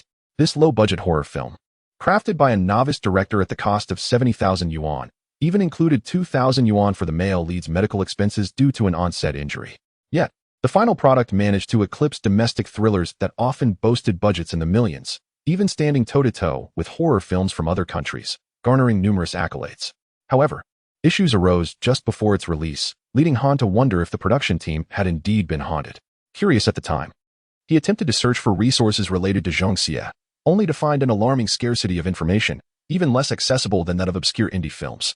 During his search, he discovered that the anticipated release of Zhongxia had been abruptly cancelled, seemingly linked to some peculiar incidents. A significant occurrence transpired at an international film festival in Hong Kong. During the screening of this film, a female viewer, overwhelmed by the content, began to run frantically within the theater, exhibiting signs of psychological distress. Han theorized that this pseudo-documentary style might resonate with the audience on some level, possibly triggering latent memories of similar experiences in the viewer's childhood, leading to a state of panic. Due to the inability to locate the film's resources and the necessity to resume his own experiments, he eventually forgot about the movie. It was a pity, as had he viewed it at that time, his chances of survival would have significantly increased. He only remembered that the film was shot in a pseudo-documentary format, depicting two university students venturing into the countryside to create a documentary on fortune-telling, only to encounter bizarre events along the way. Beyond that, little else was known. It seemed evident that we might indeed encounter malevolent spirits beyond the realm of scientific explanation. With 3 days to survive, one could emerge as a returner in the eyes of the Night Order. From the information gathered thus far, the mortality rate appeared alarmingly high. A single misstep could lead one down a path of no return. It was imperative to take this seriously and cherish this fleeting life. To claim that one was not anxious would be a falsehood. Any living being, when confronted with an insurmountable unknown entity, experiences the primal emotion of fear surging forth. However, it is noteworthy that individuals exhibit varying degrees of resilience and responses to fear. Having faced death once, Han Dong possesses the remarkable ability to suppress his inner terror to a significant extent. The 6-member team, while their attire has undergone a transformation, is equipped with handheld cameras, student identification cards, and 500 yuan in cash. Additionally, the winding mechanism on their wrists remains, now reset to a countdown that aligns perfectly with a span of 3 days or 72 hours. As they move together, they soon arrive at a courtyard bustling with simple, rustic farmers. Look, even foreigners have come to seek Wang Pa for fortune-telling. This truly brings honor to our village, one observes. Han Dong, speaking Mandarin with a Western accent, inquires and learns that this is indeed Wang Po's residence, where people are queuing for divination. However, Wang Pa is currently absent, having gone to the neighboring village to conduct her consultations. Upon receiving this information, the group hastily makes their way to Liba village, where they find themselves before the home of Wang Pa. At this moment, the ritual is entering its final stages. A peculiar red paper effigy is placed at the entrance, while Wang Pa stirs the talismanic water in a bowl with her fingers, urging a pallid woman to drink from it. Han Dong quietly informs the team leader, Edward, "We have only half an hour left to establish contact with Wang Pa. Out of courtesy, let us wait until the ritual concludes before approaching her. I need to visit the restroom, but I shall return shortly." "Very well, you may go. There are many public toilets in the village." Yet, Han Dong's true intention is not to relieve himself. Rather, he seeks to seize this moment before the event officially commences to uncover a matter of utmost importance that pertains to himself. He arrives at a small shop and confirms the date on the calendar, November 5th, 2015. "Excuse me, how much do you charge for public phone calls?" "Feel free to use it. It's free of charge. It's not every day we see a foreigner in these parts, so just a few cents will suffice," replies the shopkeeper. "Thank you. Your Mandarin is more standard than mine." "Quite impressive," Han Dong responds politely, picking up the receiver. However, as the receiver approaches his ear, an excruciatingly sharp sound resonates in his mind, causing him immense discomfort. Direct or indirect communication with the outside world is prohibited within the event scenario. "If only I had known sooner," Han Dong thinks with resignation. His intention was to identify any loopholes in the system. He wished to call a friend from his past life to ascertain whether this cinematic world mirrored his own, and even if it did not, he planned to procure horror film resources from the outside world. Though the current situation may not require them, they would undoubtedly prove useful in the future. With the avenue for outside contact barred, Han Dong resorts to utilizing the 500 yuan provided by the system to purchase items that may prove useful from the general store, packing them into a mountaineering backpack. Just then, the ritual concludes. Wang Pa bid farewell to her elderly companion and the family that had successfully dispelled the evil spirits. "Hello, Wang Pa, we are," she said, presenting her student ID while introducing herself. A group of international students had traveled a great distance to the countryside to film a documentary, and naturally, it would be impolite to turn them away. Of course, Wang Pa had her own ulterior motives. If she could gain fame through the documentary, her business would undoubtedly flourish in the future. Thus, she readily agreed to the interviews and filming with the 6 students. At that moment, the system notification sounded once more, A proper relationship has been established with the significant figure, Wang Pe. Please follow Wang Pe to the location of the incident. Chapter 10. Nightmare. In the absence of a clear understanding of the film's narrative, the group could only follow the old woman, known as Wang Pe, and glean as much information as possible through Han Dong, their translator. From their exchange, they learned that Wang Pe primarily engaged in fortune-telling and a practice referred to as returning the person, a term that was unfamiliar to Han Dong. According to Wang Pe, this practice is essentially a form of exorcism. The method involves finding a substitute, typically a paper figure, onto which one transfers their ailments and suffering, thereby achieving a form of healing. This intricate and lengthy process usually requires 3 hours or even more. While the interview was still underway, Wang Pe's husband, Uncle Lu, suddenly interrupted, stating that someone in Wang Zigang was possessed and urgently needed the returning ritual. Initially reluctant, as Wang Zigang was a remote location requiring at least 5 hours of driving, Wang Pe's disposition changed upon hearing her husband mention that the financial arrangements had already been made. Calculating the time, she quickly prepared to depart, confident they could arrive before dusk. To Han Dong and the others, the so-called Wang Zigang was the site of the unfolding events. Utilizing the time it took for the couple to gather their essential belongings, the group acquired a variety of necessities with the 500 yuan provided by the system. They purchased items such as flashlights, compressed biscuits, and bottled water, anticipating potential needs. The bald man, Delian, even procured a machete for self-defense. In truth, equipping oneself with such mundane weaponry was unnecessary. Malevolent spirit encounters could not be resolved with a blade, and carrying such items could hinder their movements. With preparations complete, Uncle Lu, considering the filming crew's needs, procured a spacious van that could comfortably seat 6 in the back. They were now left only to await their journey to the destination. The 5-hour drive provided ample opportunity for a nap in the van. However, due to anxiety and an innate fear of death, most of the group found it difficult to sleep, staring blankly at the pastoral scenery outside. Han Dong, however, was different. Having previously participated in research experiments that required him to invert his sleep schedule, he had developed a degree of ability to regulate his biological clock. Additionally, he had learned a rapid sleep technique from the internet. Employing the sleep methods of World War II pilots, he relaxed completely and quickly dozed off against the window. If he could manage to sleep for 5 hours before the incident, he would be mentally prepared to analyze and address any bizarre occurrences that might transpire that night. This marked the first time in over 7 years since Han Dong had experienced true slumber. As he slipped into a deep sleep, he was greeted by an uncanny dream. Buzz. In this dream, Han Dong found himself back at the familiar University of Florence, clutching a teaching manual as he entered a lecture hall. Uncharacteristically, not a single student skipped class that day. The vast amphitheater was entirely filled. Even more peculiar was the sight of students clad in hooded coats, their hoods pulled low over their heads, obscuring their faces. As Han Dong approached the podium, he instinctively retrieved a USB drive and inserted it into the multimedia device. At that moment, a bizarre scene unfolded. The USB port transformed into a slippery tendril that inserted itself into the fleshy multimedia device. The cell biology presentation, which was supposed to be displayed on the projection screen, morphed into a bizarre insignia incomprehensible to Han Dong. Simultaneously, students throughout the auditorium lifted their heads, peeling back their hoods to reveal faceless visages devoid of features. Faceless. Buzz. Accompanied by a ringing in his ears, Han Dong abruptly awoke. Night had fallen. As he regained consciousness, the vehicle arrived at the scene of the incident, Prince Hill, in front of an abandoned agritourism establishment. In front of the van stood an old, nearly derelict, elongated bungalow. The 2-story building had once served as a guest house, with the upper floor partitioned into 8 individual rooms, connected by a central staircase. A series of large red lanterns hung neatly in the corridor of the 2nd floor, casting an eerie glow in the night. Within this bungalow resided both the client and the afflicted individual. As everyone peered through the vehicle windows, their gazes fixed upon the dilapidated structure, Han Dong, just awakening from a nightmare, felt a sense of discomfort, his hands firmly tucked into his waist pouch, his expression unusually, as if deliberately concealing something. We have arrived at the incident area, and the countdown has begun. The relevant requirements are as follows. 1. All participants may move within the area of the abandoned villa and its surroundings, up to a radius of 500 meters. If an individual exceeds this designated area for more than 10 seconds, they will face erasure. 2. Group gatherings are prohibited.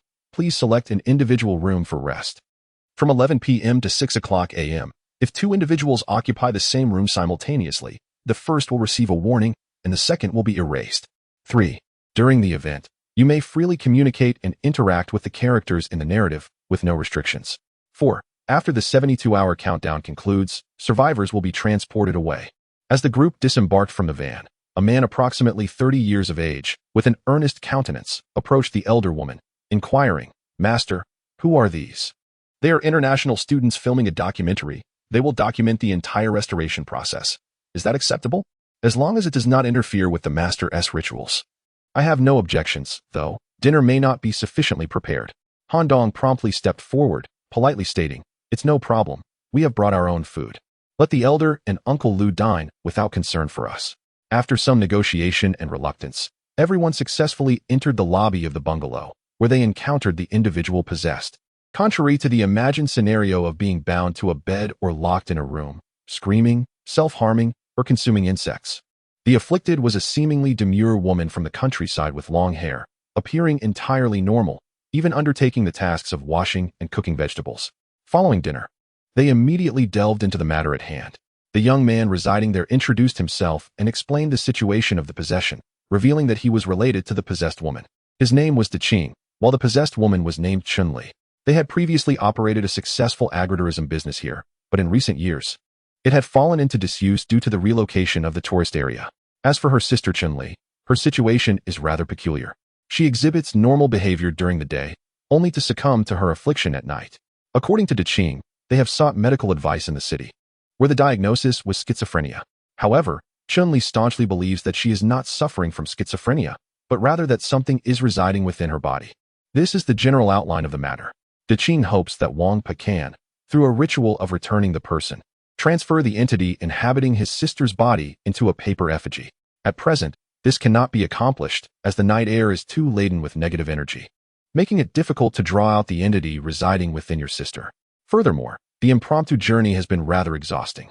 The ritual of returning the person is a highly demanding endeavor, requiring a significant amount of vitality, so it must be postponed until tomorrow. Wang Po's statement implies that everyone must stay here for the night. Daqing, with an enthusiastic demeanor, responded, "All right.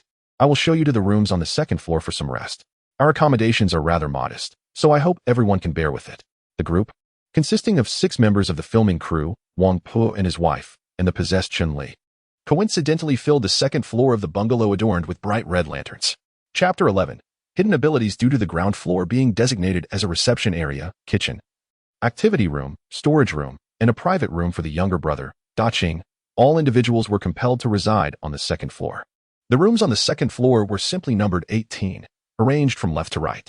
The central staircase divided the second floor into 2 sections. Room 14 was situated in the left area, while room 58 occupied the right area. The significant figures, the Wang couple, resided in room 4, and another crucial character, Chun-Li, known as the possessed woman, occupied room 6. She was required to return to her room before 8 p.m., and Daqing would secure the door with an iron chain. Although Daqing did not explicitly state the reason for locking the door, it was undoubtedly related to Chun-Li's possession. It had already been mentioned that Daqing lived on the ground floor. Setting aside the question of whether Wang possessed the ability to exorcise, it appeared evident from the current information that the central figure in this haunting incident was indeed the possessed woman, Chun-Li. Consequently, the danger level for those residing on the right side of the second floor was clearly higher than that on the left. One would have expected that this revelation would lead to significant disagreements among the group. Surprisingly, during the allocation of rooms, the bald man, Delian, voluntarily requested to stay in the room adjacent to Chun-Li. Meanwhile, the kind-hearted paperboy, Herbert, indicated that he was indifferent and would be fine with any room. With the concessions made by these 2 team members, Edward found the arrangement quite straightforward. The final housing assignments were thus established. Left side of the second floor, room 1, Han Dong room 2, Blonde Monica room 3, Edward the prosthetic right side of the second floor, room 5, Paperboy Herbert room 7, Bald Delian room 8. Believer Ackerman. This outcome left Han Dong rather astonished. Despite his casual attitude, he found himself assigned to room 1, the farthest from Chun-Li, theoretically the safest room. Edward explained that Han Dong was the physically weakest member of the team and the only one proficient in the Jiuzhou Chinese dialect, making it imperative to ensure his safety. Additionally, there were 2 stipulations. 1. The bungalow lacked a restroom. The toilet was located 50 meters away. 2. Each night at 11 p.m., Daqing would cut off the bungalow's power, restoring it at 6 a.m. the following day, as the possessed sister was sensitive to electrical stimuli. These 2 stipulations posed some inconvenience. Nevertheless, everyone had devised coping strategies. If anyone needed to relieve themselves during the night, They could simply use the water bottles prepared in their backpacks. As for the power outage, everyone had purchased flashlights before arriving, and the system-equipped cameras were capable of night vision. Before retiring for the night, Edward gathered the team members in one room. "Everyone, I have a friend who became a novice knight as Eridani last year. From him, I learned some essential insights regarding a newcomer's first entry into the Fate space. The most crucial advice is to refrain from actively interfering with the actions and decisions of the narrative characters and to avoid conducting oneself in an illogical manner. The more interference there is, the more complex the events become, potentially leading to a stalemate. I hope everyone can play their roles as university students and refrain from casual interactions with the characters in the narrative. Should anyone have thoughts or ideas, feel free to communicate with me." Understood.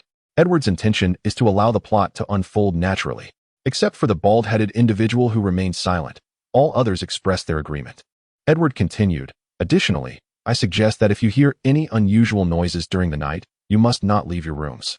The danger on the first night should not be too significant, as the so-called returning ceremony has yet to commence, and the characters are in a relatively normal state. As long as everyone stays safely within their rooms, there should be no peril. How can you be so sure there is no danger? You are just as inexperienced," the bald-headed Delian scoffed. Edward smiled in response. "At the very least, staying in your room is safer than wandering the corridors. This is merely a suggestion, not an obligation. We can discuss other matters in detail after the returning ceremony tomorrow. Now, everyone should return to rest." The impromptu meeting was adjourned. Just as everyone was leaving, the attractive blonde, Monica, intentionally lingered in Edward's room, uttering somewhat ambiguous and suggestive remarks. Unfortunately, Edward's demeanor remained neutral. And as the atmosphere grew increasingly awkward, Monica had no choice but to return to her own room. During his solitude, Edward retrieved a clean cloth and, with a smile reminiscent of tending to a lover, began to wipe down his steam-powered prosthetic arm. A 4-star malevolent entity, the difficulty aligns closely with my expectations. As long as I can become a returner, I will successfully become a trainee knight, starting at a higher level than others. Room 1. Upon returning, Han Dong immediately locked the door. Since arriving here, he had been unable to find a moment of solitude. Awakening from a nightmare, he felt somewhat peculiar. Consequently, a significant portion of his attention remained focused on himself. What is this? Placing his hands before him, he sought to activate the peculiar sensation from his previous nightmare, slowly awakening the faceless one's head. In an instant, an eerie aura permeated the room. Creak. A long, gray-spotted tendril slowly emerged from his palm, swaying ominously in the air. Hidden ability? Han Dong stared at the tendril, somewhat bewildered. During the time I escaped from prison, I relied on the fungal tendrils sprouting from my neck to move. But this current tendril differs from that fungal form. This one is thicker and does not belong to the fungal category. It exudes a strange aura. Quite dangerous. Approximately 10 seconds passed. The tendril transformed into a puddle of murky water, dripping and evaporating into nothingness. Simultaneously, a wave of weakness washed over Han Dong's entire body. Cough, cough, cough. It seems that utilizing such a tendril ability imposes a tremendous burden on my body. It should only be employed in dire circumstances.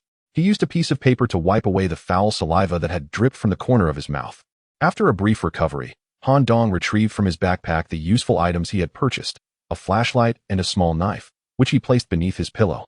The knife was not intended for combating malevolent spirits, but rather for experimentation and self-defense.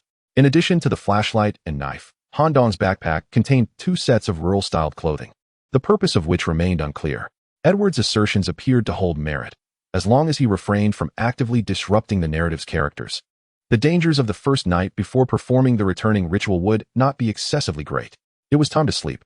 Due to the torment of nightmares, Han Dong's rest in the vehicle had been nearly futile, coupled with the exertion of his peculiar tentacle abilities. He found himself in a state of exhaustion and in dire need of slumber. He lay down on the bed and soon fell asleep. This time, he was spared from nightmares. Instead, he faintly heard footsteps wandering in the corridor and the cries of an infant, which startled him awake in the middle of the night. The power was out. The room was enveloped in darkness, yet the large red lantern in the corridor remained illuminated. It was unclear whose misguided design had left a hole the size of a head in the center of the door, filled with transparent glass. Through this opening, illuminated by the glow of the red lantern, he could distinctly see a dark-haired woman carrying a child as she passed by the door. Chapter 12. Disappearance. The perspective shifts to the room where De Leon resides. Among the team, he is the most impulsive, harboring a certain propensity for violence. From the very beginning, he harbored distrust towards everyone and had no intention of obeying Edward's commands. As a laborer, his envy of the middle and upper classes had morphed into loathing. Upon learning of Edward's background, he developed a deep-seated disdain for this scion of wealth. To him, Edward, who appeared so affable, was merely a wolf in sheep's clothing. De Leon took a swig from a bottle of white liquor he had purchased to fortify his courage. Armed with a flashlight and a machete, he stealthily slipped out of the room. The power supply to the bungalow had been cut off at 11 p.m., leaving only the dim glow of a red lantern to illuminate the corridor. In such circumstances, the flashlight was indispensable. De Leon murmured to himself. Statistics show that the survival rate for newcomers is less than 1. Not to mention the 4-star difficulty of a malevolent spirit incident. Our odds of survival may even be less than 1 in 1,000. If I, De Leon, am to meet my end, I shall do so by my own choice. Having already learned of the possessed, why not eliminate her in advance? Perhaps this could buy us time and enhance our chances of survival. De Leon's thoughts were straightforward. To eliminate the possessed Chun-Li on the very first night, before the situation could deteriorate further. This was also the reason he had chosen to stay in the adjacent room to Chun-Li. Since her room was tightly locked with chains, forcing entry could alert others. Thus, he opted for a clandestine infiltration. De Leon descended the staircase and made his way around to the back of the bungalow. The rigorous work regime of 997 had endowed him with a physique capable of scaling such dilapidated structures with ease. However, as he climbed up to the wall and pressed against the window of Chun-Li's room, he was struck dumb. The room was not shrouded in darkness. A red candle flickered at the head of the bed. Yet, within the illuminated space, there was no sign of Chun-Li.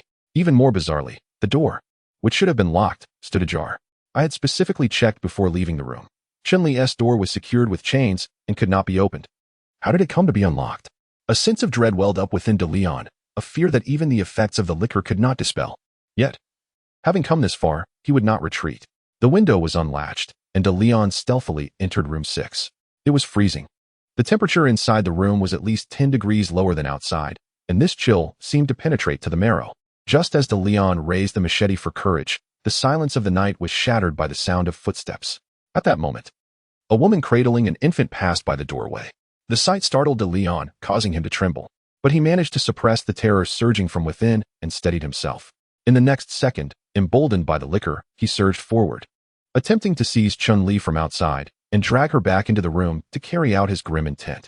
Little did he know that in less than 2 seconds, as De Leon burst out of the room, in the desolate corridor, only a few large red lanterns swayed in the breeze, and there was no sight of the woman cradling a baby. Where had everyone gone? The eerie, incomprehensible phenomena unnerved De Leon as fear surged within him. His palms were slick with sweat, and beads of perspiration trickled down his forehead. A chill swept across the nape of his neck. A woman with long black hair stood motionless behind him, exhaling an icy breath. 10 frigid fingers, like a centipede, crept along De Leon's neck to his cheek. The nails were caked with grime, and those fingers clutched his face tightly, rendering him immobile. An irresistible force erupted, swiftly pulling De Leon, the strongest among the 6, into the room. Clang. The sound of rattling chains echoed as the door locked behind him. The following morning, at precisely 6 o'clock, De Ching plugged in the power to the bungalow and promptly ascended to the 2nd floor, unlocking his sister's door with a key. Chun-Li had just changed her clothes and appeared perfectly normal as she followed her brother downstairs to prepare breakfast for everyone. For the team members, the first night had not been particularly tranquil. They all experienced a jarring event, awakening in the middle of the night to the sounds of footsteps and a baby crying. Through the glass window of the door, they glimpsed a woman carrying a baby, pacing back and forth in the corridor. Edward and the newspaper boy clearly recognized the woman as the possessed Chun-Li. This experience frightened them considerably, and they hardly slept during the latter part of the night. It was merely a fright. At least they were all safe. As Edward reassured the group, he glanced at the gathered team members. Where was De Leon? Still sleeping, perhaps? I just passed by and took a peek. He seemed to be absent from the room, murmured the devout Achaman, tightly gripping his crucifix. We must check on him. Edward sensed something amiss and hurried to De Leon's door, only to find it empty. At the back of the group, Han Dong suggested amidst the chatter, why not ask De Ching? If De Leon left the bungalow early, De Ching, who resided on the 1st floor, would likely know. Edward nodded and promptly descended the stairs, hoping that De Leon was safe. Behind him, the blonde-haired Monica whispered disdainfully, it would be best if that reckless bald man were dead. Otherwise, he will eventually be our downfall. Though her voice was barely audible, Han Dong, walking at the rear, caught her words. In truth, Han Dong harbored similar thoughts. De Leon's reckless actions could indeed invite trouble for the team. From a pragmatic standpoint, his demise could enhance the overall survival rate of the group. On the 1st floor, Daqing was tending to a fire, preparing to cook noodles for everyone, while his sister Qinli silently chopped vegetables nearby. Daqing, have you seen the bald student who was with us? The one with a strong build, standing over 6 feet tall? Upon placing the timber into the stove, Daqing turned his head in bewilderment towards the group of foreign exchange students. Bald-headed students? Aren't you all present here? I must not be mistaken. There are indeed 5 of you, correct? 5? Han Dong replied, his expression one of confusion. Yes. Weren't the 5 of you brought by Wangpa to document the return of the favor ceremony? Am I right, sister? Qinli, who had been quietly chopping vegetables nearby, subtly nodded in affirmation. Daqing's words startled the 5-member team.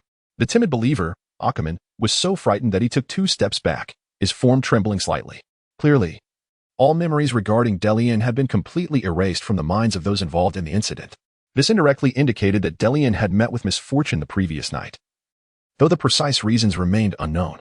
Meanwhile, a notification sound echoed through the air, 60 hours remaining until the event, number of survivors, 5, among the group. Only Han Dong and Edward maintained a semblance of composure. Nonetheless, Han Dong felt a jolt of shock. After all, a living person had vanished without a trace, and even their memory had been expunged from the minds of those involved in the event. Unbeknownst to them, a palpable sense of dread had begun to permeate the hearts of each team member. Chapter 13, Imitation Breakfast Time. Chun-Li and her siblings prepared ample servings of fried egg noodles for everyone. Wang Pu and her husband, along with the 5 members of the team, gathered here. Except for Edward and Han Dong, who appeared relatively normal, the other team members exhibited varying degrees of abnormality. After placing the bowls down, Wang Pu spoke. The ritual of return is scheduled for the end of the SI hour, to be held in Qin-Li's room. I need to prepare in advance and set up the ritual site. Once the time arrives, I will notify you to come upstairs. During the preparation, no one is allowed to enter except for my old partner. Any intruder may frighten away the substitute child, understood? With over 2 hours remaining until the ceremony commenced, Edward proposed a course of action to utilize this time in determining the operational area. Considering that this bungalow is inhabited by the possessed Qin-Li, it could potentially evolve into a highly dangerous zone.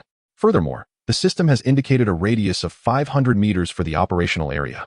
It is prudent to ascertain the general condition of this area in advance and create a detailed map.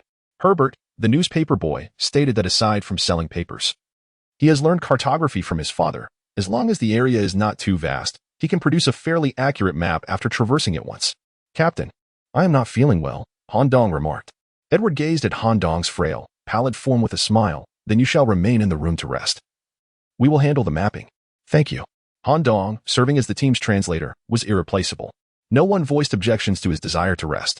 With Edward leading the team away, Han Dong took a deep breath, preparing to execute his plan.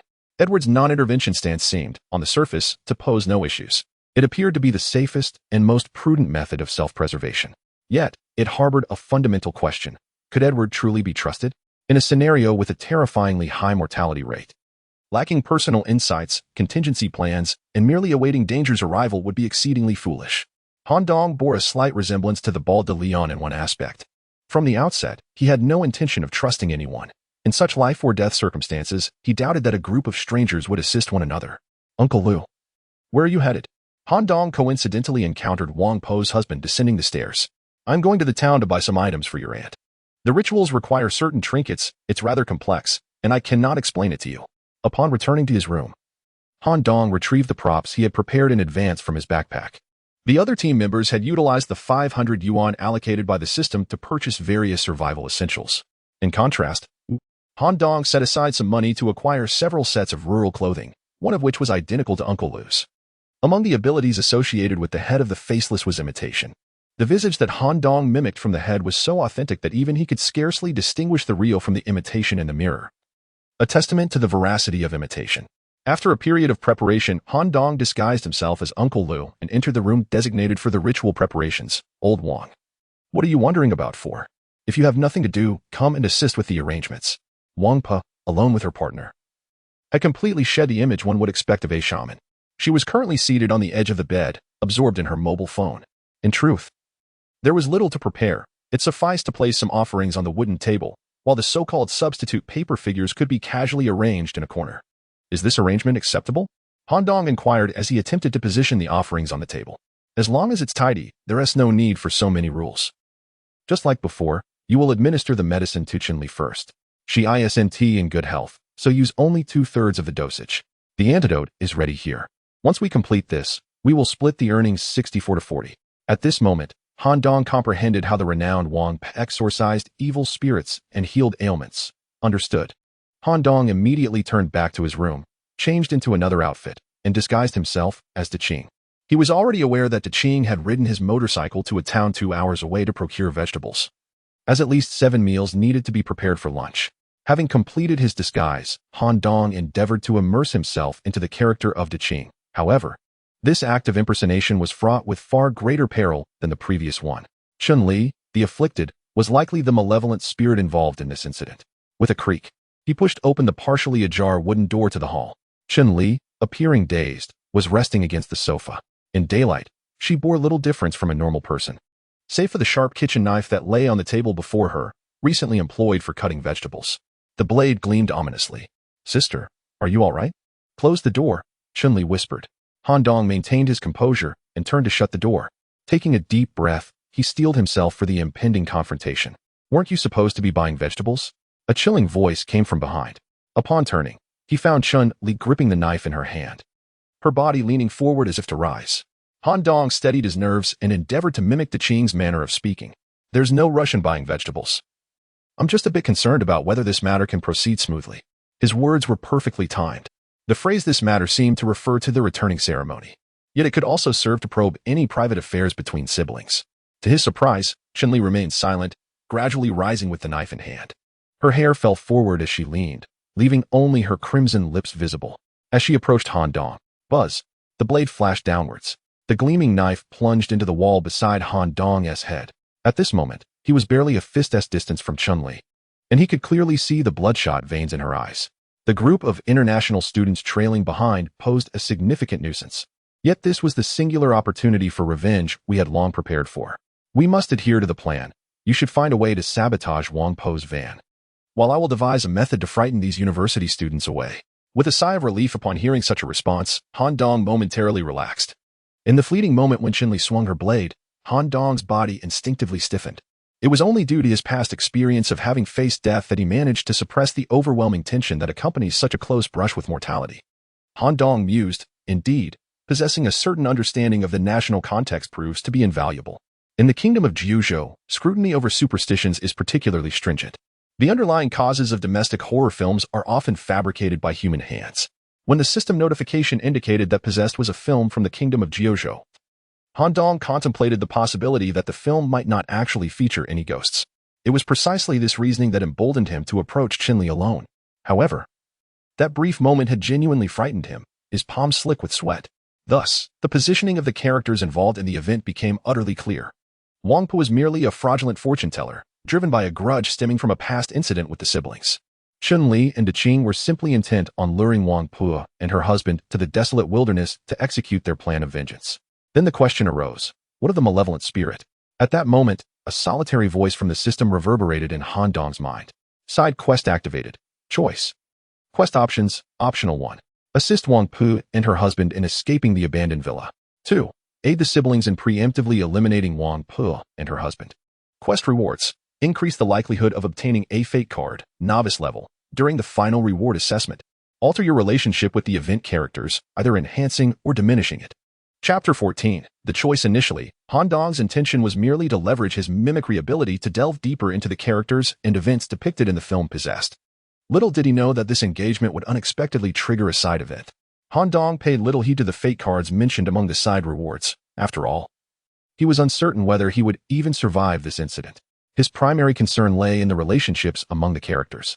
If he made the right choices and acted appropriately, he might significantly enhance his intimacy with these characters, potentially transforming them into invaluable allies.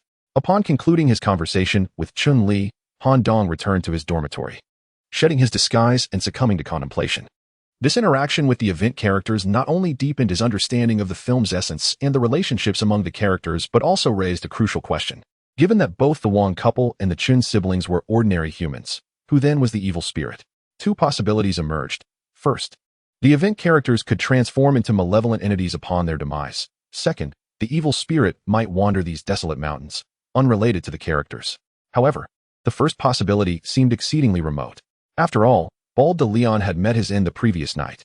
This imposing figure, if confronted by an ordinary person, would not have succumbed without a sound. It was far more likely that he had fallen victim to a mysterious malevolence. Wait. A sudden flash of recognition struck Han Dong as he recalled the appearances of the remaining members of the team. There existed a third possibility if I were to hypothesize that initially only 5 individuals from the sacred city participated in this fateful event. The true evil spirit might have been masquerading among us as the 6th person from the very beginning. For some reason, Han Dong's intuition suggested that this third scenario held a greater likelihood. If that were indeed the case, with my physical prowess, survival would necessitate the full utilization of this side event to cultivate relationships with the event characters. Having determined his course of action, Han Dong noted that there was still over an hour until the return ceremony. Edward and the others were still exploring the surrounding area and sketching a rudimentary map. Han Dong reverted to his original appearance and, under the guise of Nicholas, descended to the first floor to meet possessed one Chun-Li once more. Chun-Li's original plan was to frighten away this group of college students before targeting the Wong couple. Thus, when Han Dong entered the hall alone, he found Chun-Li disheveled, seated in a chair with a kitchen knife in hand. As he stepped into the hall, he deliberately closed the wooden door behind him, adjusting his emotions to enter a state of performance.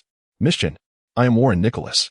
I wish to discuss a matter concerning Wang Pa. Han Dong deliberately approached Chun-Li, his gaze fixed intently on the knife she gripped.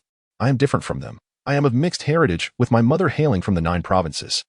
This filming was also my suggestion and organization.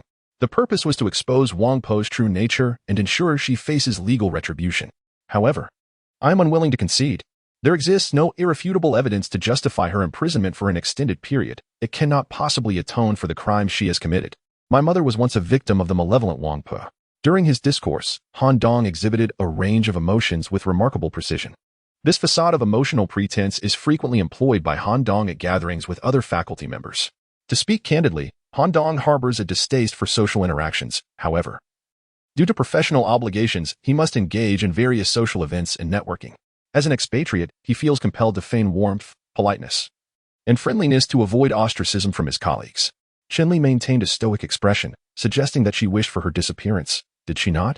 Han Dong feigned surprise, pretending not to recognize Chun-Li's disdain for Wang Pa. Miss Chen, you? Me? Do you truly believe I would pay Wang Pa to exorcise me? Haha. Do not jest. Without your interference, Wang Pa and her ilk would have vanished last night. Would that not be preferable? Initially, I was pondering how to dispose of you unexpected university students who have disrupted my plans. Well, Han Dong attempted to elicit Chun-Li's scheme. Wang Po's arrival here has sealed her fate. You merely need to escort your friends away and await news of her demise. Han Dong promptly replied, certainly. Despite Han Dong's exceptional acting skills, Chun-Li remained vigilant, refraining from disclosing her plan.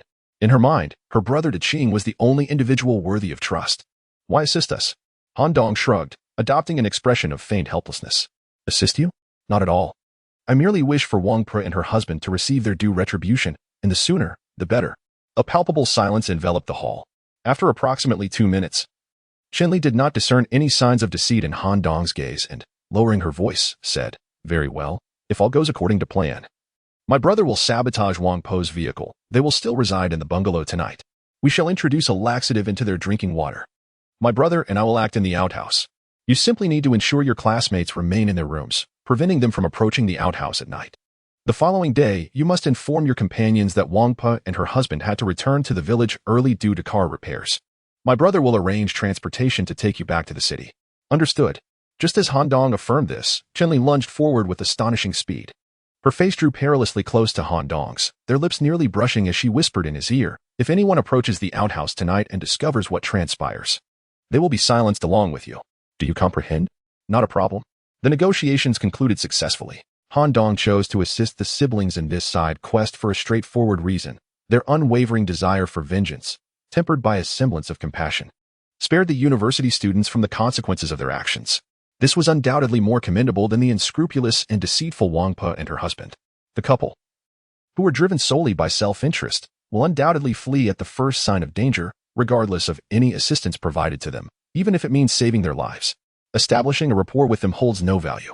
Thus, not long after Han Dong returned to his room, the time arrived for Wang Pa to summon everyone to room 6, where she instructed the possessed Chun-Li to lie on the bed.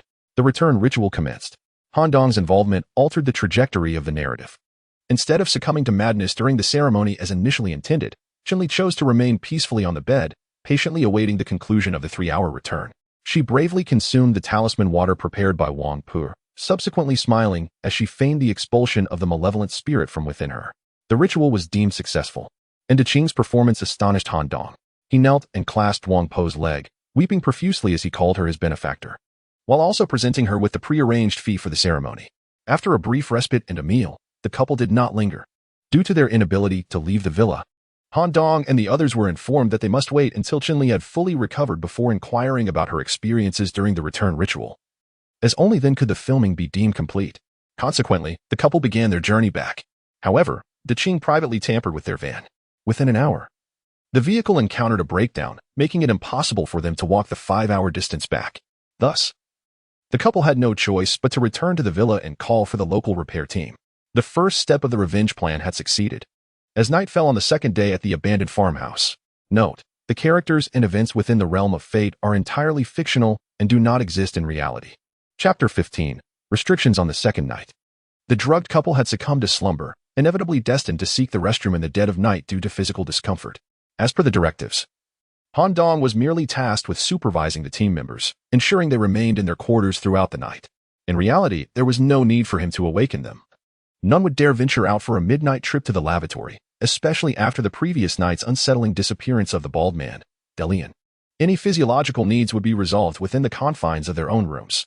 Han Dong's only requirement was to get a good night's rest, maintaining his vitality for the morrow.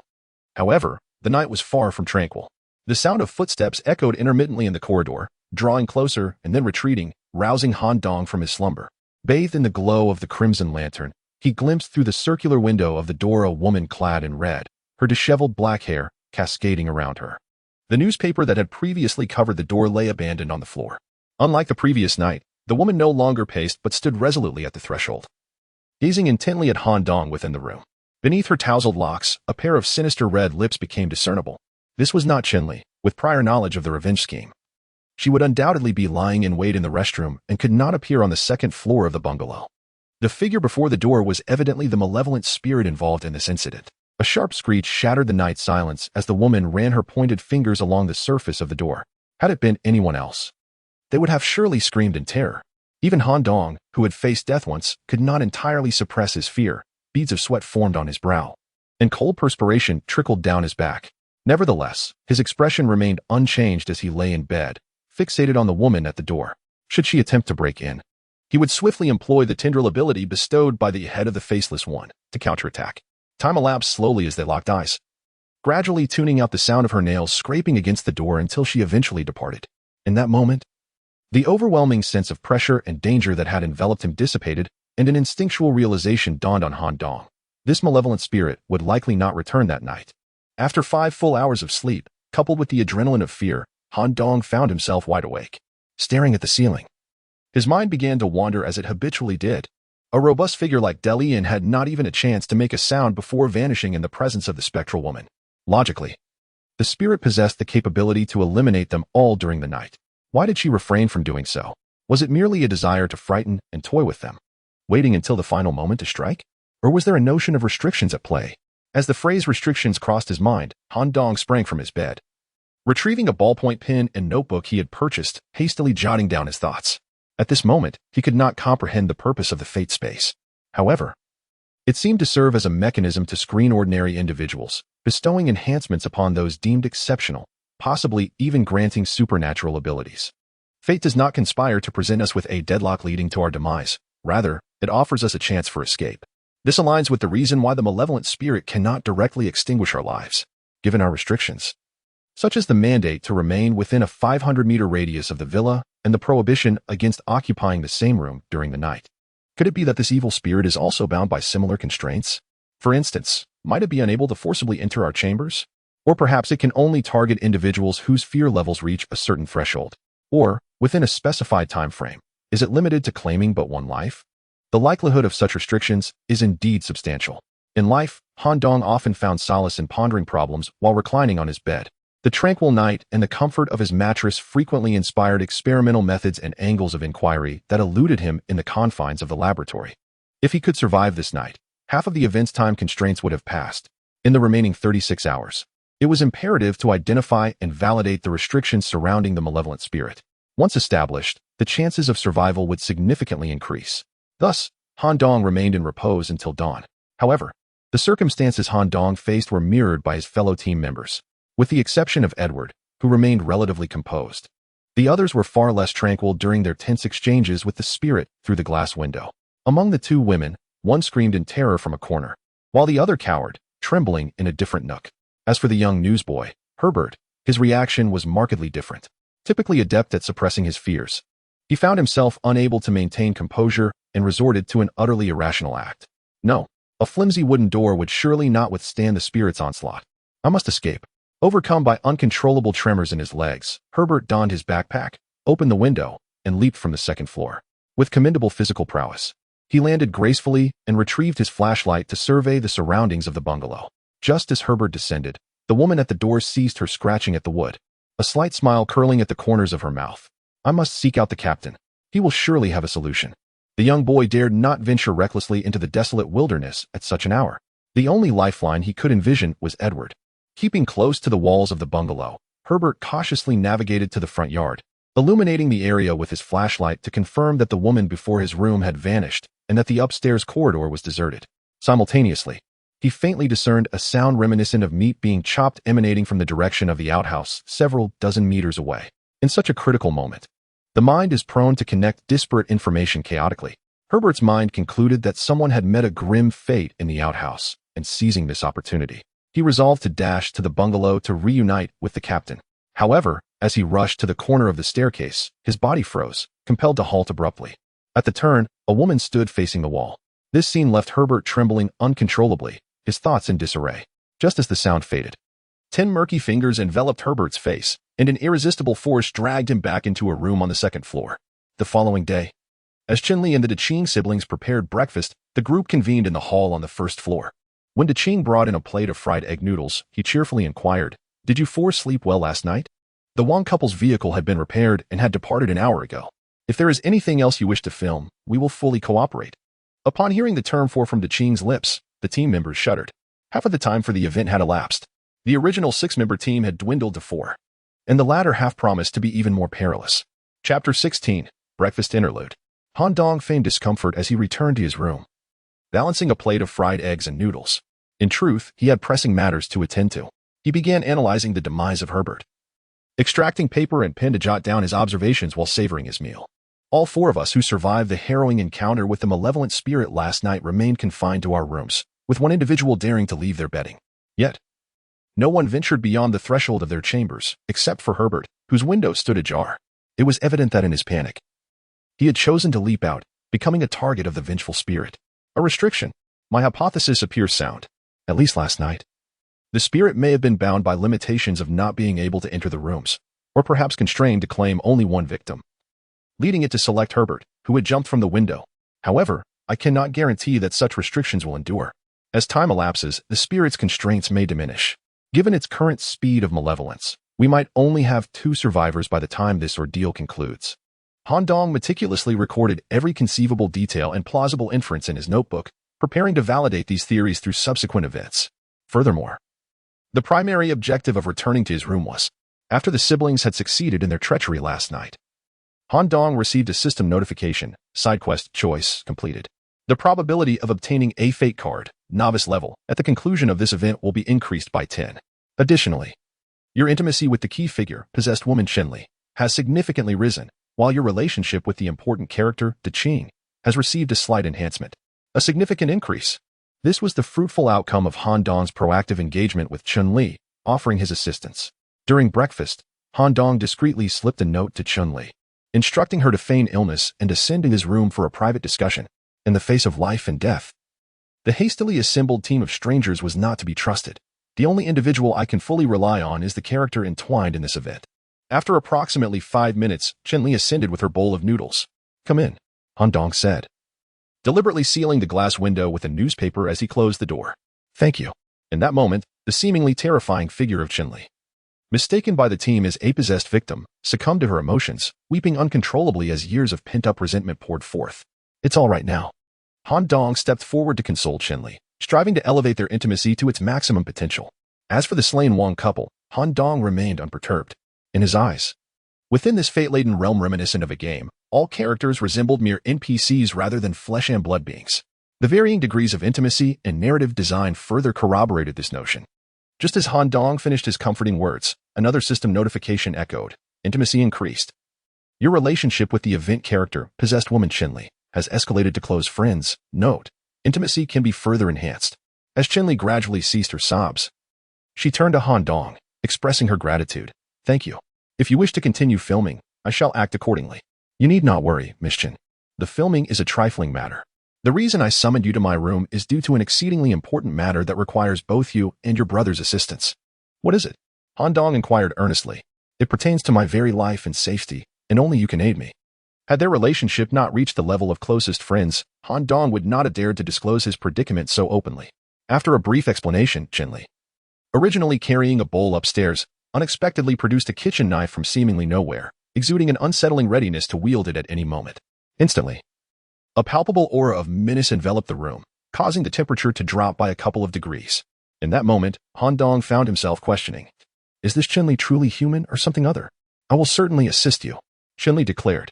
Just as those words left her lips, a resonating hum filled the air, followed by a deep voice echoing in Han Dong's mind, distinct from the prompts of Fate's domain. Special life form detected with a close relationship to the subject. If the target willingly consents, perfect containment may be initiated. A special life form. Indeed, this Miss Qinli is no ordinary individual. Han Dong was taken aback. An extraordinary opportunity lay before him. Should he seize it, he could deepen his understanding of the portable prison while gaining a powerful ally. This was of utmost significance for someone as physically frail as Han Dong. In the narrative of the film, Qinli was depicted as a rural girl who, after her mother's death, descended into the abyss of vengeance. In her quest for retribution, she had even prepared herself for imprisonment and a death sentence. Her life's objectives had been fulfilled, leaving her with little attachment to the mortal realm. Now was the perfect moment to contain her. Hesitation would only lead to failure. Portable prison, activate. The transmission process was completed in an instant, yet the states of the two were starkly different. Han Dong found himself in the prison corridor, while Qinli appeared directly in the solitary confinement cell. What transpired next left Han Dong in shock. The spotted tendrils lurking in the crevices of the stone walls surged forth upon sensing an intrusion, ensnaring Qinli's hands and feet. One tendril, disregarding her skull, penetrated the back of her head, analyzing information related to the containment object. Due to the tendrils invading from her rear, Qinli entered a peculiar state, her eyes darting back and forth. Upon witnessing this scene, Han Dong's expression soured. He had hoped for Qinli to voluntarily choose whether to accompany him into the new world, rather than subjecting her to this forced containment. According to the system's indications, she should have been willing. He could only hope that this method of containment would not bring her harm. After an anxious wait of approximately 5 minutes, the analysis of the information has been completed. The possessed Qinli. Containment method. Perfect containment. With a high degree of intimacy, the subject willingly accepts the containment procedure. Classification. Deviant in a living state. Nourished by extreme negative emotions that manifest as malicious resentment, compounded by prolonged residence in an area heavy with dark energy, leading to a slight deviation of the individual. Combat rating. E. Advancement path. Cultivation of malice. Abilities. 1. Deviance, a fixed enhancement of various fundamental attributes. 2. Kitchen knife, a primordial weapon. It is no wonder that the system bestows upon Qinli the prefix possessed. She has indeed succumbed to the path of malevolence through hatred. Upon the conclusion of the analysis, the tendrils binding Qinli automatically retracted into the wall. Simultaneously, an inconspicuous dark mark was left on Qinli's neck, requiring a closer inspection to observe carefully. The mark resembles a faceless visage surrounded by 8 curved tendrils arranged in a regular pattern. Chapter 17. The tranquil third day. The portable prison has reached its maximum capacity for containment. 1-1. Until the prison scale is expanded or the existing contained entity is actively released, containment capabilities cannot be initiated. The contained entity exhibits a degree of obedience to commands given by the subject. However, for certain commands that contradict its inherent principles, the entity displays vehement resistance and a decline in mood. It is imperative to monitor the entity's mood, should it remain below an acceptable level for an extended period. The potential for rebellion or even containment failure may arise. As the system notification concluded, Qinli opened her eyes. One might have expected her to feel panic upon finding herself in a cell, yet to the contrary, she wore a smile, exhibiting no aversion to the cold, dark prison. During the process of the tendrils connecting to the back of her head, a subconscious notion of home had been implanted within her. Thus, her stay in the prison evoked a sense of returning home. Moreover, there was a significant transformation. Within Qinli's brown irises, a new glimmer emerged. suggesting not only a bond of close friendship but also a semblance of a master-servant relationship. Han Dong earnestly expressed, "Thank you for trusting me. After my mother was murdered, my only life goal has been vengeance. My brother, De Qing, has his own family matters. Once the situation is resolved, he can lead his own life. I have nothing to hold me back and do not wish to become a burden to him. Leaving with you is, in fact, a fortuitous opportunity." Qinli accepted this reality with composure. "Then I entrust the next steps to you. Once everything is resolved, I shall take you to a brand new world." Indeed, upon returning to her quarters, Qinli feigned a state of weakness, leaning against the wall as she made her way back to room 6. Han Dong followed closely behind, preparing to join his team below. However, upon exiting, he unexpectedly collided with Edward, who had golden curls. With concern, Edward inquired, "Nicholas, are you feeling well? Only a lack of sleep from last night, compounded by Herbert's incident, has left me somewhat weakened. After breakfast, I feel considerably better. There should be no danger during the day. You ought to rest in your room." As Edward turned to leave, he seemed to recall something, though his subsequent actions appeared somewhat deliberate. "By the way, Nicholas, I happened to see Qinli exiting your room as I ascended the stairs. Calculating the time she spent upstairs, it seems you were alone together for about 20 minutes. Is everything all right after such an extended interaction with this possessed individual?" "Everything is fine." Edward suddenly lost his intent to depart, instead voluntarily entering Han Dong's room and closing the door behind him. "Nicholas, I hope you can share the events and conversations that transpired during those 20 minutes. The evil spirit involved in this incident is highly likely to be connected to Qinli. Or perhaps the spirit resides within her, only manifesting during the night. The information regarding her is of utmost importance to us." Indeed, Han Dong had long prepared his response, stating that Qinli had come upstairs to inquire about his health. After all, Han Dong and his companions belonged to the filming crew and had assisted during the exorcism process. The two then sat down together to share a meal of noodles and converse about various aspects of life. Edward appeared puzzled, asking if that was all. Indeed, but Han Dong seemed to recall some alarming details. However, what? Han Dong feigned a serious expression, noting that during Qinli's stay in my room, the temperature had noticeably dropped. Furthermore, during their conversation, when discussing her previous encounter with malevolent spirits, she inexplicably produced a kitchen knife, which startled me greatly. Nonetheless, her display was merely a manifestation of heightened emotion, devoid of any actual danger. Edward, with his mechanical prosthetic arm clad in white gloves, stroked his chin, seemingly lost in thought. "Ah, a kitchen knife? It appears that Qinli has quite the affinity for such knives, always keeping one at hand. Nicholas, I appreciate you sharing this crucial information. As the team leader, I shall do my utmost to ensure your survival. Let me share some news with you." "What is it?" Han Dong inquired with curiosity. "According to my returner friend, novice missions generally fall into the category of survival events, ranging from a single day to as long as half a month. However, regardless of the duration required for survival, the progression of events in the early stages tends to be sluggish, deliberately inducing a sense of complacency among the participants. It is often in the final hours that the pace of the event accelerates dramatically, resulting in unforeseen occurrences. Those small teams of 10 or more, if they cooperate well, may manage to keep everyone alive in the initial stages, only to meet their demise within the final hours. This abrupt shift has been termed acceleration by my friend in the Knights." Han Dong's expression shifted to one of astonishment. "Are you suggesting, Captain, that malevolent spirits may rampage and kill during the last few hours?" "Precisely. I suspect acceleration will commence in the last half-day. Today, we will continue our normal routines in our respective rooms, and at 6 o'clock tomorrow, we shall gather. I will devise a means to ensure everyone's survival." "Thank you, Captain." "No need for thanks. Just rest well in your room. Given that you and Qinli spent 20 minutes together without incident, it seems today should pose no danger." Watching Edward depart, Han Dong noted acceleration in Edward's name in his notebook. Edward Murray. This individual's background is undoubtedly intricate. Moreover, he has evidently prepared extensively for this event and appears well acquainted with the hidden intricacies of the fate space. However, he has only divulged a pattern in the event's progression, failing to reveal any truly useful restrictions. It is essential to remain vigilant towards this person. As for the so-called acceleration, it is highly likely that, as I suspect, the restrictive conditions concerning the malevolent spirits will be significantly weakened or entirely lifted in the latter stages of the event.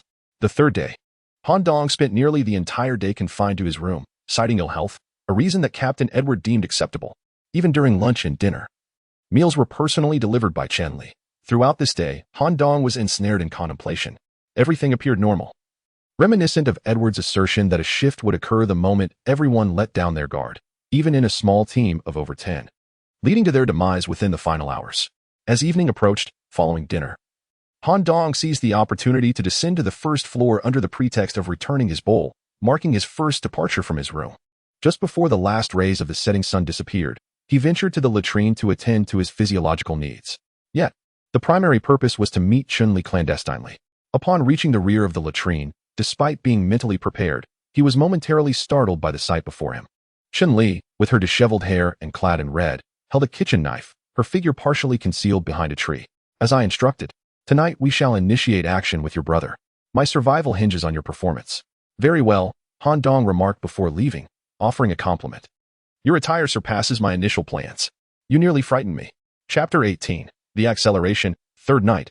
As night fell, Han Dong returned to his room after a meeting with the possessed Chun-Li, opting to remain indoors.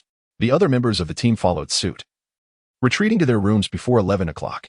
The power supply continued to cut off promptly at 11, leaving only the large red lantern aglow. This would mark the final night of the ordeal. The two young women in the team took out all the candles from their backpacks, lighting them in every corner of the room to dispel the darkness that cloaked their fears.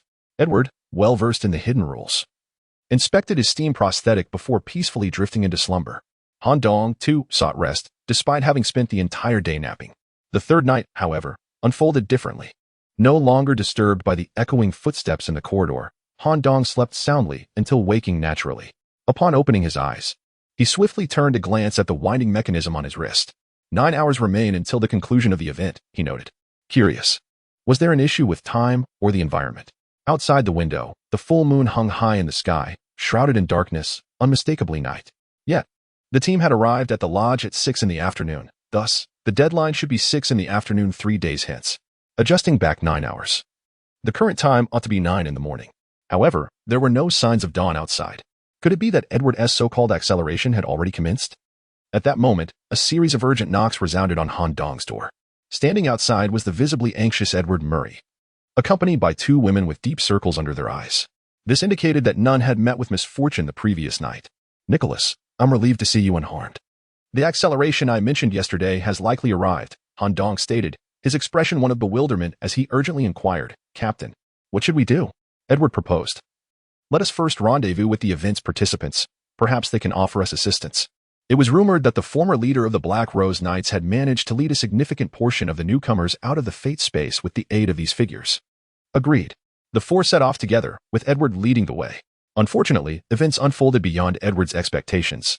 As he pushed open the wooden door to the first-floor hall with a creak, the scene illuminated by their flashlights revealed Monica, the blonde girl from their team, startled and sitting on the floor. Even the usually composed Captain Edward broke a slight sweat. The believer Ackerman knelt on the ground, clutching his cross and murmuring strange incantations to dispel his own fear. The hall mirrored the serene mornings of yore, with a brother and sister duo preparing breakfast, awaiting the others to partake. However, today, the siblings had transformed into paper effigies, one male, one female, crafted with rudimentary skill, reminiscent of those used in the returning ceremony. To the fore, these figures embodied Chun-Li and the Daqing siblings. As for breakfast, it consisted of 6 bowls of rice adorned with long incense sticks, placed upon the table. Even Han Dong was startled by this bizarre scene, momentarily believing that something had truly happened to Chun-Li and her brother. However, thanks to his connections within the prison system, he was aware that Chun-Li was alive and that the figure before him was merely a paper effigy. Suddenly, a shrill scream erupted from Ackerman's lips. In the direction illuminated by her flashlight, a van belonging to the Wang couple was parked on the small road outside the bungalow. Although Han Dong was cognizant of the couple's demise, the rest of the team, including Edward, assumed that the Wang couple had returned on their own after the successful completion of the ritual. Edward led the group closer to the somewhat shabby van. Upon closer inspection, it became evident that this was a large paper spirit vehicle. The Wang couple, transformed into paper figures, sat within, their faces adorned with a grotesque smile crafted from red stickers. Was there truly no escape? There was no opportunity to seek assistance from those involved in the incident. As Edward was lost in thought, all at once, the red lanterns hanging in the corridor extinguished, plunging the bungalow into complete darkness. Instinctively, everyone directed their flashlights toward the corridor on the 2nd floor. Creak. In the stillness of the night, the sound of the aged wooden door opening resonated sharply. Room 6. The very chamber of the possessed Chun-Li slowly revealed a woman whose black hair obscured her face. She stood silently in the corridor, her gaze fixed on the team members beside the spirit vehicle, peering through the strands of her hair. The messages Chun-Li is an evil spirit and no return to the bungalow were deeply imprinted in Edward's mind. Steeling himself, Edward retrieved the map, drawn by a paperboy, detailing a 500-meter radius, and swiftly devised a counterplan. The situation was far worse than he had anticipated. The path back to the bungalow was a dead end. The only chance for survival lay in utilizing the 500-meter radius to evade the spirit's pursuit. If the four of us stayed together, we would all perish upon encountering the spirit. I propose we split into two groups and act separately. This would enhance the survival probability of some individuals. I apologize for my limited abilities. I may not be able to ensure everyone's survival. I will team up with you. The blonde Monica was eager to cling to this lifeline. In her eyes, the frail Nicholas, who spent his days resting in the room, and the devout Achaman, who could do nothing but pray, were neither capable nor deserving of survival. At this moment, the woman in red on the second-floor corridor had already begun to move, leaving little time for discussion on how to divide the groups. So let us proceed with this arrangement. I shall team with Miss Achaman, Han Dong said with a bitter expression. Edward smiled knowingly, handing Han Dong a map. The group scattered to flee, instructing Han Dong and Achaman to head toward the southern hills. You must survive. Edward's apparent concern belied the fact that he had pointed Han Dong toward the most treacherous path. Han Dong and Achaman were both in frail health. Should they flee towards the high slope, their stamina would be severely depleted. In the event of encountering a malevolent spirit, they would have no opportunity to escape. Nonetheless, Han Dong voiced no objections. They would flee, hoping to reunite with everyone in the holy city. The group was divided into two smaller teams, each escaping in opposite directions. Edward chose to flee downhill, where a cluster of abandoned buildings awaited as a refuge. Once the team members had dispersed, Chun-Li, with a peculiar smile, slowly approached the ground floor of the bungalow.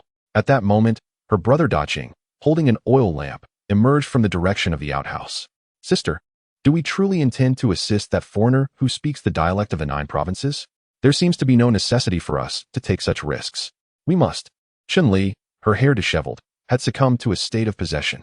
The mere utterance of a single word sent a shiver through Daching's body, silencing any dissent.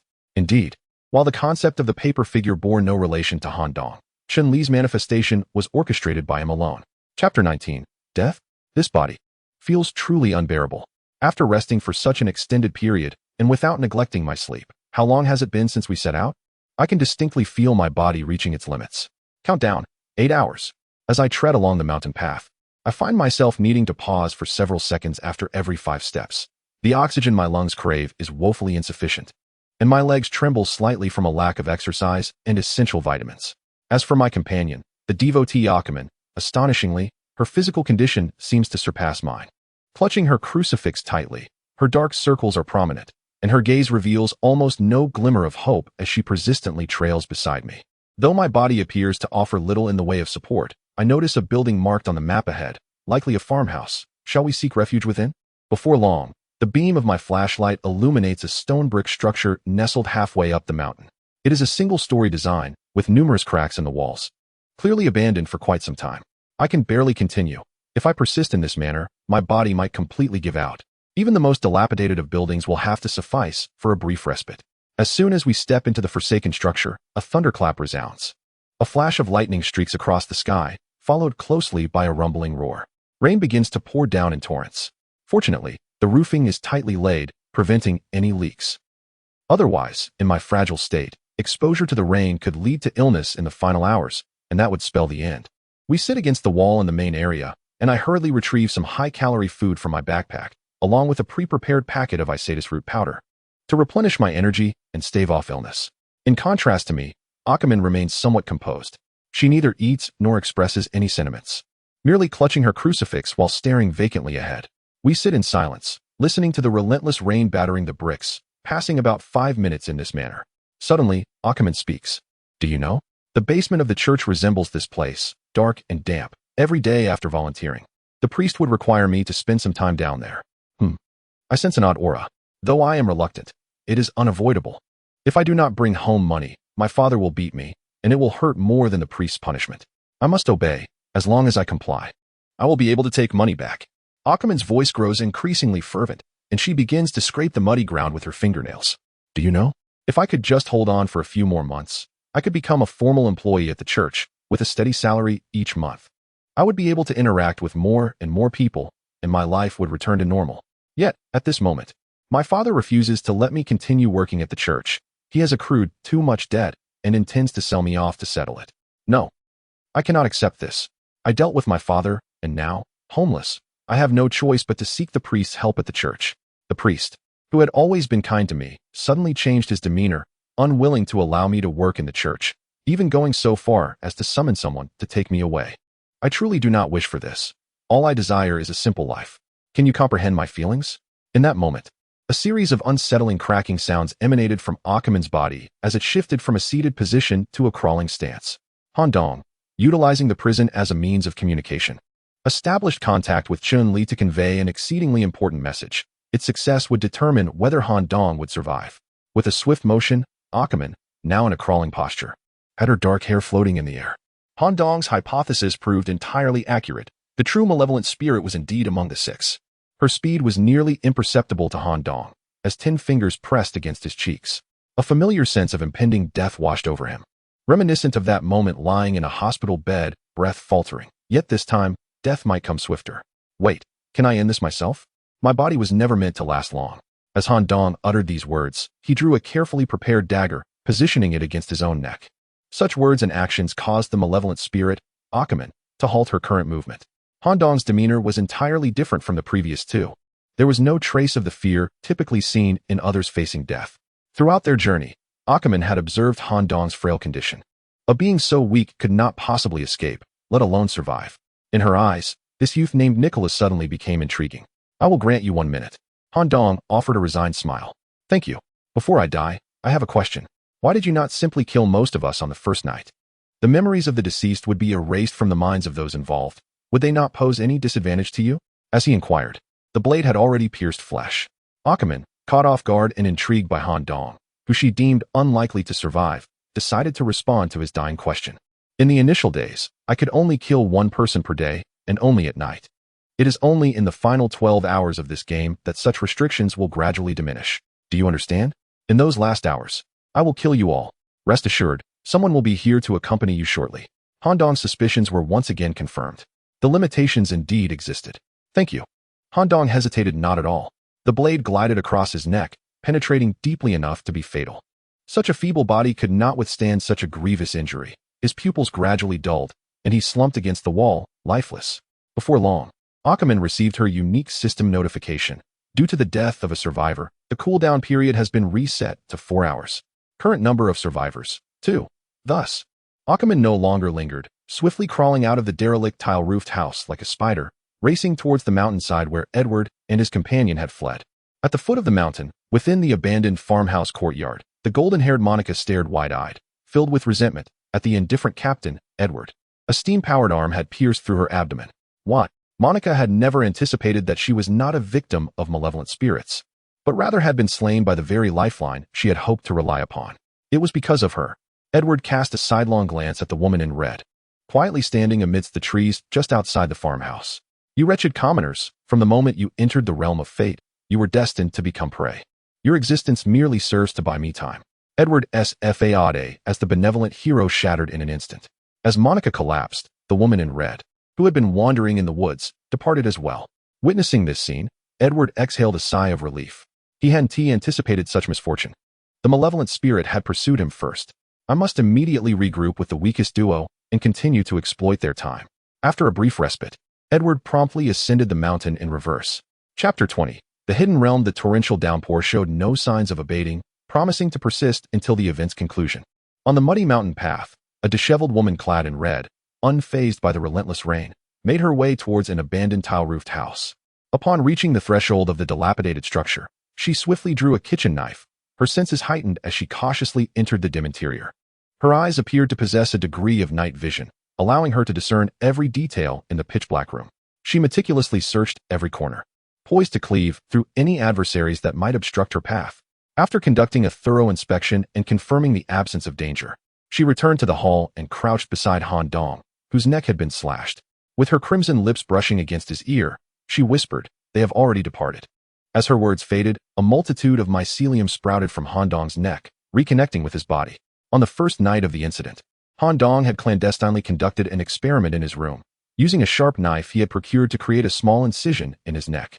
The Faceless One's head could rapidly generate mycelium, tentacles, to bridge the wound and heal at an astonishing rate.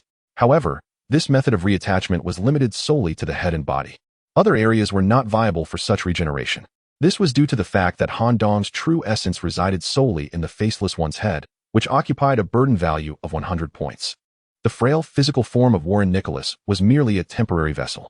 As long as the head remained unharmed and the cellular mass intact, Han Dong would not perish.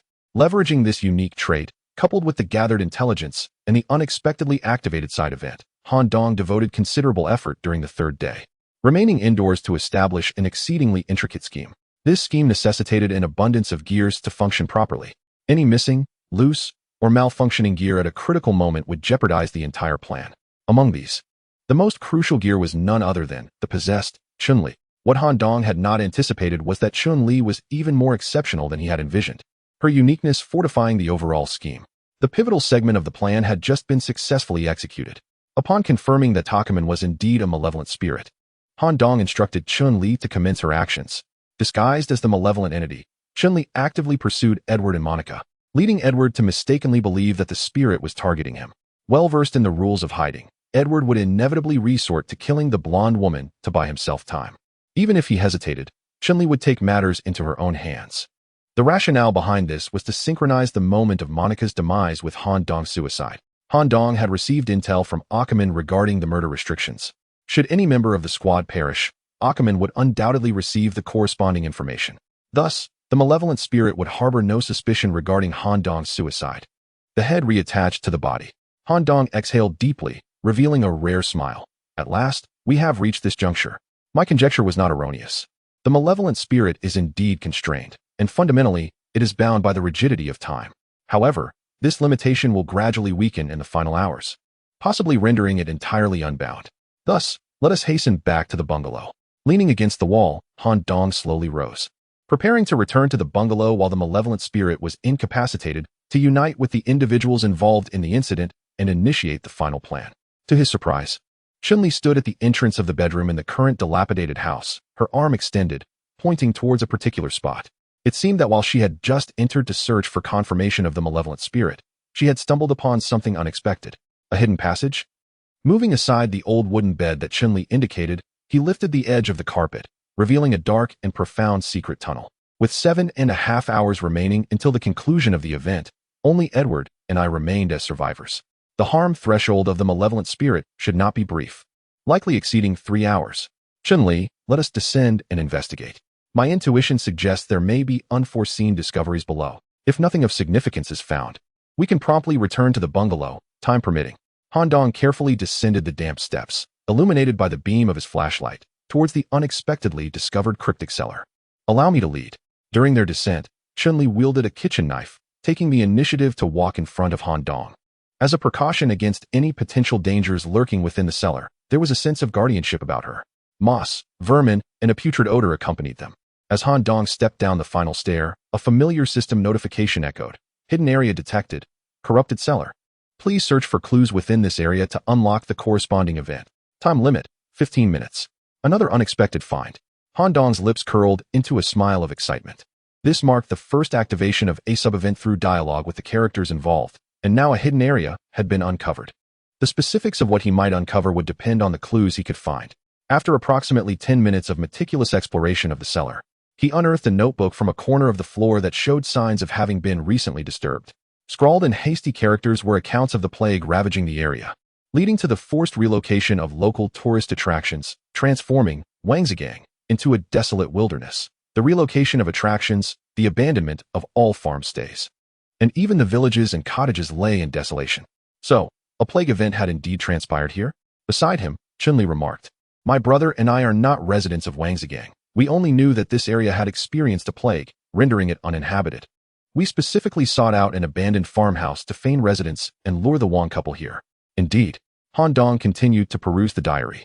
The subsequent entries detailed the internal events of a household of 5, chronicling the gradual demise of the family as they awaited death, succumbing to the infection of the plague. As he finished reading, a family photograph slipped from the pages. The hidden event has been activated. House of Plague. Requirement: eliminate 5 plague entities. Reward: 1 fate item, matching the subject's level. As the system prompt faded, the soil in the cellar began to shift dramatically. From the ground emerged decayed arms riddled with holes, slowly crawling forth. 5 plague entities surfaced, corresponding exactly to the 5 individuals in the family photograph. Long deceased.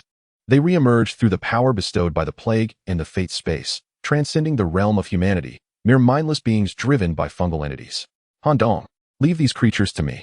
Indeed, currently, Han Dong's physical condition renders him incapable of confronting these plague entities, not to mention the risk of death. The potential for infection poses a significant threat. However, Han Dong would not merely stand by. He carried within his backpack special items procured prior to the event's initiation in the countryside: 2 bottles of high-proof, inexpensive substandard liquor, and several cheap plastic lighters. Chapter 21. The Weapon of Destiny. In the confrontation with the plague-ridden family, 2 aspects exceeded Han Dong's expectations. One was a piece of good news, and the other, a piece of bad news. The good news was that the combat prowess of the possessed Chun-Li surpassed his understanding of EB a considerable margin. Against such plague entities, whose physical capabilities were confined to the realm of ordinary humans, he could effectively achieve a clean severance. The bad news, however, was that the plague entities merely utilized the bodies of this family to function, regardless of how they were severed. The dismembered parts would fall to the ground and become independent entities. In fact, during the battle, one finger, unnoticed by Chun-Li, crawled up her calf, its nail tearing through the skin to transmit the plague. Miss Chun-Li, please try to gather their limbs into a single pile. Once everything is prepared, Han Dong hurled 2 bottles of inferior white liquor forward. With a swift motion, Chun-Li accurately sliced open the bottles, spilling the liquor over the surface of the plague-ridden flesh. Han Dong quickly followed suit, forcefully smashing a plastic lighter onto the ground. The shattering of the plastic shell created a pressure differential between the internal high pressure and the external environment, resulting in a small explosion of the internal fuel. The low-quality, high-proof white liquor ignited rapidly. Fire was the greatest bane of these plague entities. As long as it remained within the biological realm, flames could easily incinerate these plague microorganisms, with even the spore's temperature tolerance not exceeding 130 degrees. As the flames consumed the remnants, Han Dong ensured that the charred limbs had lost all vitality and posed no danger. At that moment, a mysterious metallic syringe appeared in his right hand, extracting the cell essence from the plague entity. Shortly thereafter, the notification of a hidden event completion rang in his ears. Storing the syringe away, Han Dong did not dwell on the prospect of rewards, but rushed to Chun-Li's side. Miss Chun-Li, please lean against the wall and sit down. If the wound on your leg is not treated promptly, it could lead to serious complications should the microorganisms spread internally. All right. Chun-Li complied, extending her injured right leg. Dark green fluid seeped from the tear in her jeans, suggesting a dire situation. I need to examine other areas of your calf. May I? Yes.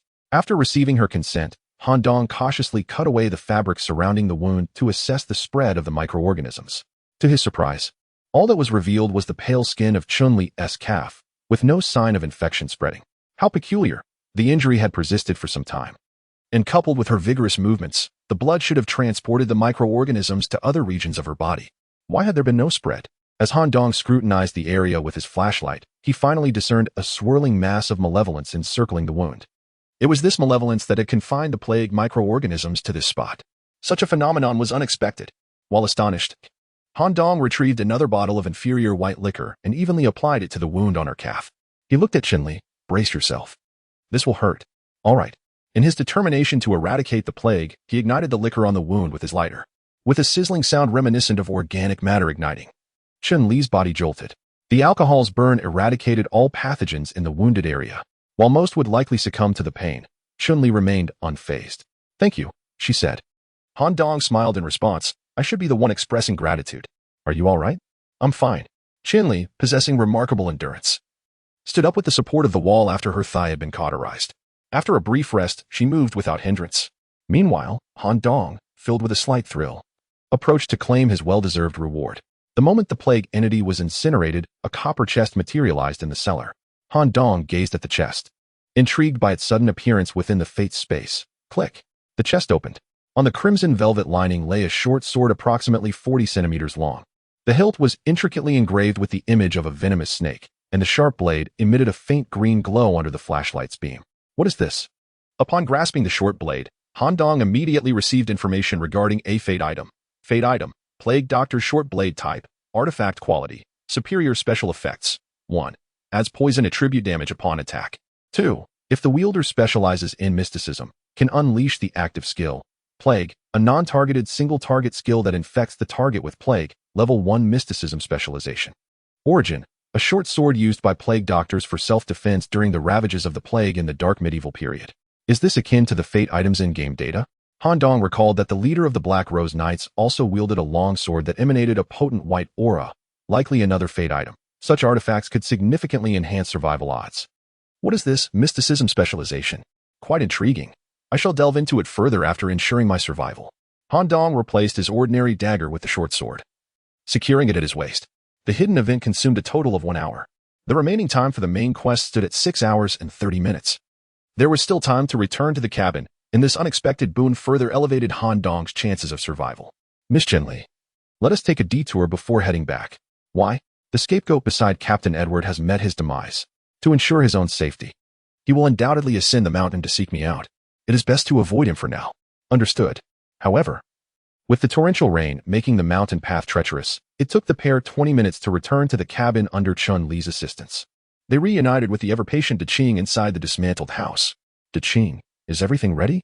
All set, though with this heavy rain, we might not achieve the desired effect. That's all right. As long as we can get started, that's all that matters. With everything in place, Han Dong fortified himself within the cabin, preparing to endure the most perilous hours ahead. Edward Murray, a young man hailing from a unique family background, devoted 1.5 years in preparation for this fateful opportunity, even going so far as to sacrifice one of his hands and invest a considerable sum in prosthetic surgery. In Edward's eyes, every fellow traveler was merely a stepping stone, a means to maximize his survival time within the confines of a ticking clock. However, a quandary has arisen. Where are they? Nicholas, that frail boy, along with the timid female devotee, surely cannot have ventured too far. Why can't he find them? There isn't even a glimmer of flashlight. Could it be that these two cowardly souls have succumbed to despair together? Edward had already located the dilapidated shack where Han Dong had previously sought refuge. And with his exceptional physical prowess, he scoured the hillside area extensively, yet no trace of them was found. Just then, from the direction illuminated by his flashlight, a slender, dark-haired woman emerged from the woods. Ackerman, at last, I have found you. Edward approached her eagerly, in his eyes. Ackerman was the next tool to aid him in his quest for time. Chapter 22. Edward Murray. The large crimson lanterns in the bungalow area were once again hung up. The darkness, compounded by the torrential rain, limited the glow of these lanterns to a mere dozen meters around the bungalow. Han Dong was observing and waiting on the second floor of the bungalow, anticipating the demise of Edward Murray at the hands of the malevolent spirit, which would then lead him to the final step of his plan. However, the execution of the plan did not unfold as he had envisioned. Amidst the downpour, a youth, drenched in oil, limped toward the bungalow. This individual was none other than Edward Murray. Moreover, his meticulously crafted and installed steam prosthetic appeared to have sustained damage, rendering it less agile than before. Ackerman was a malevolent spirit, and the figures involved in this incident were also spirits. But why were there two malevolent entities? The intelligence reports had not indicated such a possibility. A grave oversight had left Edward in a dire predicament. Edward mistakenly believed that the possessed individual, Chun-Li, was the host for the malevolent spirit in this incident, and thus, he had never suspected the other members of the team. Of course, this misjudgment was partially attributable to Han Dong. At the moment when the team members split up, Han Dong had commanded Chun-Li, clad in red and wielding a kitchen knife, to follow Edward. This led Edward to firmly believe that Chun-Li was the malevolent spirit, causing him to lower his guard entirely when he later encountered Ackerman. That he had survived was already a remarkable feat. It was known that a formidable fighter like Bald de Leon, who wielded a heavy hammer in the factory, had disappeared without a trace upon encountering the malevolent spirit, unable even to utter a sound. Yet, Edward Murray managed to extricate himself from what seemed an inevitable demise. Even fleeing to the bungalow area, he gazed at the bungalows where the lanterns had been rehung. Considering the system prompt he had received, the number of surviving team members is 3, which included the malevolent spirit Ackerman. It implied that only Edward and one other individual remained alive. Edward was a shrewd thinker, his mind racing as he recalled various details from the experiences of the past few days. At that moment, a voice echoed in his mind. My name is Warren Nicholas. I have a frail constitution and tend to stay home doing nothing. However, during my idle hours, I have developed a certain understanding of linguistics and could serve as a translator. Captain, I am not feeling well. Captain, I need to take a break. Let us split into teams this way. I will be paired with Miss Ackerman. The image of the frail youth, Warren Nicholas, who would pause to catch his breath after a short trek, surfaced in Edward's thoughts. From the outset, Edward had regarded Nicholas as a tool of translation that required minimal concern. Given Nicholas's physical condition, he seemed unlikely to survive. Leaving Nicholas until the end as a means to buy time was part of Edward's strategy. Yet, Edward's assessment was utterly misguided. A frail individual did not necessarily forfeit their chance at survival. Monica has perished, and Ackerman now serves as the lurking malevolent spirit. Before the brightly illuminated bungalow, Edward's once sunny and affable demeanor has vanished, revealing a menacing countenance as he bared his teeth and exclaimed, "Nicholas, you truly lack integrity. I considered your frail condition, allowing you to remain in your room to recuperate, while I took charge of all essential preparations. Only for you to betray me in the end. With such a body, do you really aspire to be heir returner? Sooner or later, you will meet your demise. Why not serve as my stepping stone?" Yet, in response to Edward's furious outburst and derision, Han Dong did not appear. Instead, a figure clad in red, cradling a toy in one hand and wielding a cleaver in the other, slowly traversed the corridor on the second floor, returning to her designated room 6. This surreal scene left Edward drenched in sweat. To this day, he remains uncertain whether Chun Li is human or specter. Meanwhile, along the muddy mountain path, a crawling evil spirit gradually approached the bungalow. However, this spirit exhibited peculiar behavior, moving more sluggishly than before.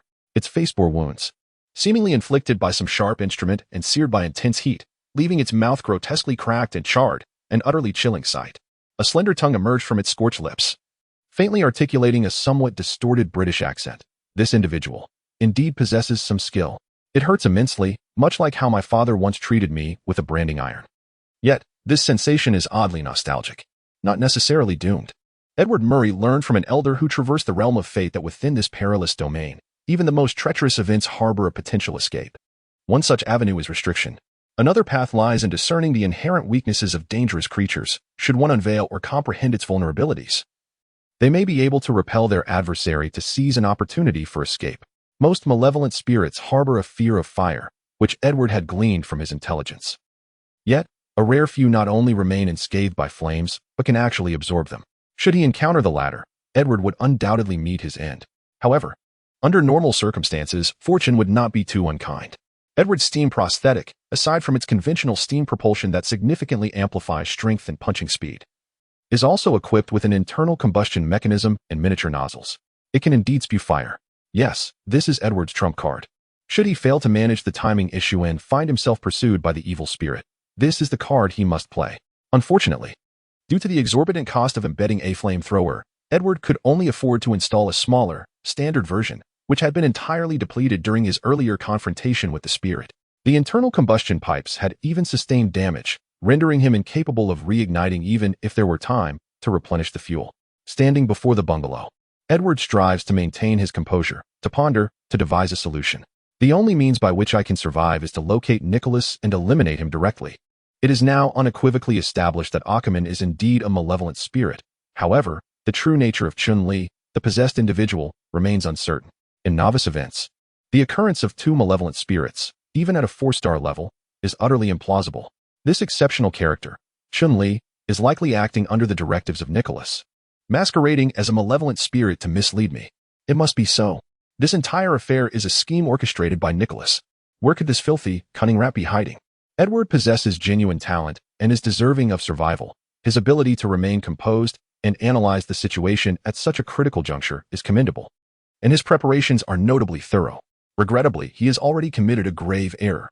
Just as Edward commenced his search of the bungalow, Han Dong on the second floor sat on his bed, fingers interlaced in a triangular formation, pondering the matter at hand. The fact that Edward could survive a direct encounter with a malevolent spirit is indeed surprising. It appears that facing a malevolent spirit does not always equate to death. There is no other option. Since Edward has not perished, I must alter my plans accordingly. Chapter 23. The Fire Before Han Dong's Room. Chun Li stood vigil at the door. Upon witnessing Edward commence his search of the single-story house, she turned to inquire, "Do you require my assistance?" With nearly 4 hours remaining before the conclusion of the event, and with the evil spirit having already deemed me deceased, it was imperative to prevent Edward from disclosing my existence. However, I could not eliminate him directly. "Miss Chun Li, please proceed with the plan shortly." Han Dong communicated his improvised strategy for dealing with Edward. Upon hearing the plan, Chun Li expressed her concern for Han Dong. "Your health, is it all right? What if he perceives the trap?" "It's merely a matter of being frail and lacking stamina. I possess some self-defense techniques. Rest assured." Edward is gravely injured and caught off guard. The likelihood of him recognizing the trap is minimal. In fact, should he glimpse you beforehand, it could heighten his wariness. Very well. Chun Li sought refuge in a secluded corner on the second floor, while her brother, Da Qing, remained hidden in a discreet area of the bungalow as per their original plan. And hiding on the second floor, Edward Murray completed his search of the ground floor with remarkable speed, just as he emerged from the woodshed and approached the staircase. Heightened tension gripped him as he discerned a faint noise amid the torrential rain. Suddenly, he turned back to glance toward the wooded area outside the bungalow. A crawling entity darted swiftly through the darkness, causing a tremor within Edward's heart. He had clearly sliced her mouth open with a steel blade, directing a torrent of scalding flames into her maw. Based on her screams and the severity of her injuries, she evidently possessed a fire-averse constitution. How long had it been? How could she have pursued him so quickly? His cousin had been correct in the fate events of novice level, aside from the simple tasks of a 1-star rating. In high-star events, various monsters, even when one is well acquainted with their weaknesses, are exceedingly difficult to vanquish. Even when gravely injured, they recover swiftly within a short span. I must locate Nicholas without delay to buy myself time. Otherwise, I will truly perish. I must become a returee. I must join the knights and witness the world beyond. With a rush, hydraulic movement ensued. A plume of high-temperature steam escaped through the seams of his prosthetic arm, and a dagger approximately 30 centimeters in length sprang forth from his palm. Simultaneously, he wielded an axe discovered in the woodshed with his human left arm. Edward's murderous intent was fully unveiled. Even when confronted by the possessed Chinli wielding a kitchen knife, he would face her without fear. Driven solely by the instinct to survive, he rushed up to the second floor, heading directly to the room 1, where Han Dong resided. However, with a crack, the sword pierced the lock, and as he kicked the door open, he found the frail Han Dong seated on the edge of the bed. The ease with which he had been located felt somewhat uncanny. Meanwhile, the sound of the rain persisted, and Edward could faintly hear an eerie wailing emanating from the wooded area. It is precisely this intangible sense of oppression emanating from the malevolent spirit that renders Edward incapable of maintaining a state of complete calm and comprehensive contemplation. At the critical juncture, Han Dong does not retreat but instead chooses to remain in room 1. It is evident that there must be some trickery involved. A conclusion easily reached with a little thought. However, under the pressure exerted by the malevolent spirit and fueled by his urgent desire to eliminate Han Dong, Edward overlooks this crucial detail. After all, facing an opponent whose physical prowess pales in comparison to that of a woman and bolstered by his enhanced prosthetics, he could easily crush the other with a single hand. With a fierce countenance, Edward declares, "While I am quite curious about how you and Nakaman managed to escape while being grouped together, time is of the essence, and I have no leisure for cryptic unraveling." Casting a glance around the room and confirming the absence of any overt traps, Edward's murderous intent surfaces as he lunges toward Han Dong. Crack. After merely taking 3 steps, Edward's foot unexpectedly shatters the floor beneath him, causing his body to plummet. Due to his upper body being slightly broader than his lower half, he becomes ensnared at the waist as he descends. A simple yet insidious trap. Trapped at the waist, Edward, in a flurry of panic, struggles wildly, leading to the steel reinforcement from the floor embedding itself into his flesh. Escape is utterly impossible. A deadlock. Edward fixates on Nicholas, seated by the bed, observing his struggle, and realizes he has committed a foolish blunder. At that moment, with a creak, the door behind him swings shut. A disheveled woman in a red dress enters, her dark hair untamed. Rather than killing Edward outright, she binds his hands tightly with the rope brought by Chun-Li and proceeds to dismantle the crucial gears of his prosthetic with a kitchen knife. Thus rendered a lamb for slaughter, Edward, in this dire situation, surprisingly exhibits a sense of relief. "Valen Nicholas, you are not an ordinary civilian, are you? You are on an entirely different level than these deceased individuals. Initially, I intended to keep someone as frail as you as a last resort. I did not anticipate I would be left with a rat, a despicable rat capable of thought. Are you affiliated with the church? Or perhaps a new recruit secretly nurtured by the knights?" Han Dong regards him silently, offering no response. In truth, Han Dong is quite eager to extract further intelligence from him. Yet, observing his demeanor, it seems difficult to elicit much. Just then, the sound of a bell rings from the first floor, signaling the arrival of the malevolent spirit, indicating it has manifested and entered the bungalow. "Let us go." Having already prepared a staircase leading from the window to the first floor, Han Dong and Chun-Li exit through the window. Upon reuniting with the Qing, they proceed to toss several matches into the rooms on the first floor through the windows. The firewood, previously soaked in gasoline, ignites swiftly. To the cellar. After igniting the blaze, Han Dong and the siblings abandon the bungalow and head toward the brick farmhouse where they had previously activated the hidden event, Creek. The door to the second floor of the bungalow swings open. The charred and cracked mouth of Ackerman swiftly crawls into the room. She incessantly turned her head, fixated on Edward, who was bound to the bed, rendered voiceless by the severance of his tongue. Ackerman retained a semblance of cognitive ability, struggling to comprehend how Edward had met such a grim fate. A wave of heat rose from the floor, as flames had completely engulfed the humble abode. Ackerman, indeed, harbored a profound fear of the natural fire. To ensure absolute certainty, she took matters into her own hands. As her 10 fingers pressed upon Edward's visage, this young man of distinguished birth exhibited little trepidation. In his eyes, only a palpable hatred for Nicholas was discernible. There was no room for negotiation. He had lost. Survivor deceased, cooldown period reset to 2 hours. Current number of survivors, 1. Restrictions will be entirely lifted in the final hour. As the malevolent spirit received the message and prepared to escape the structure, the dilapidated state of the abandoned building led to its inevitable collapse. Just as the flames fully spread across the first floor, the supporting beams gave way. In an instant, the entire dwelling crumbled, consumed by the inferno. Chapter 24, the final 2 hours. Originally, Edward was supposed to meet his demise in the forested area, ensnared by malevolent spirits, thus designating the ultimate battleground in the bungalow vicinity. The traps set within the rooms were specifically devised for the malevolent entities. However, Edward defied fate, seeking out confrontation instead. In the presence of a unique human capable of surviving the clutches of these spirits, Han Dong was compelled to take the situation seriously. The plan was altered on the fly. The traps intended for the spirits were now to be employed against Edward. Simultaneously, Edward was to be used as bait to lure the malevolent spirits inside, with the intent of buying more time through the means of fire. Han Dong had never anticipated that a great conflagration could obliterate the spirits.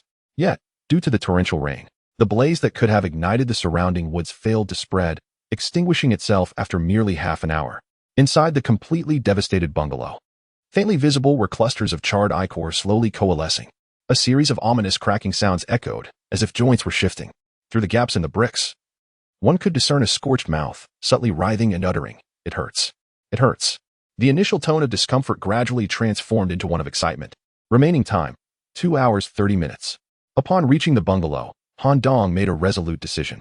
Persuaded by Chun-Li, he allowed the unrelated Daqing to depart. After all, Daqing was Chun-Li's last tether to this world.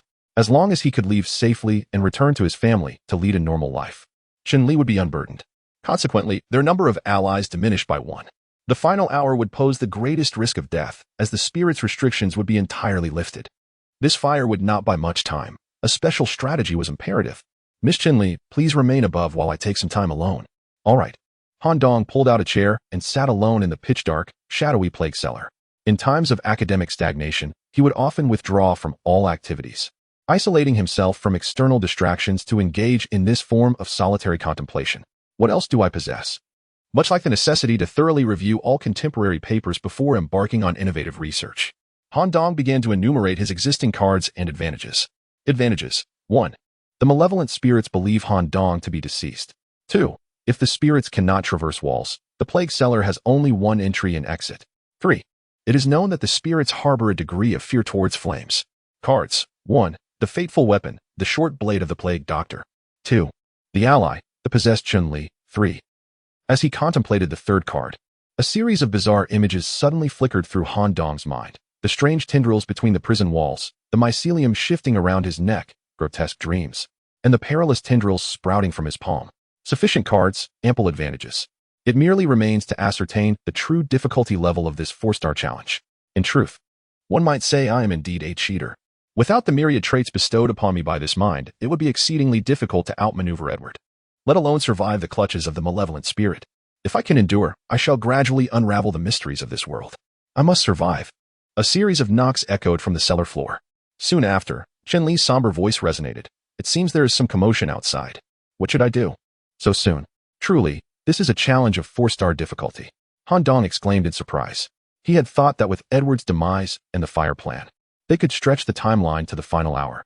Little did he know that with 2 hours still remaining, the evil spirit was already upon them. Han Dong made a rather perilous decision. "I have devised a plan. Miss Chun-Li, I need you to masquerade as Monica from our team and remain in the shadows of the basement. There is no need for an elaborate disguise. Merely ensure that the malevolent spirit cannot discern your appearance. Currently, the evil spirit believes that the only survivor among the team is indeed Monica." Chun-Li inquired, "And you?" "I shall die once more. The relevant restrictions have been lifted.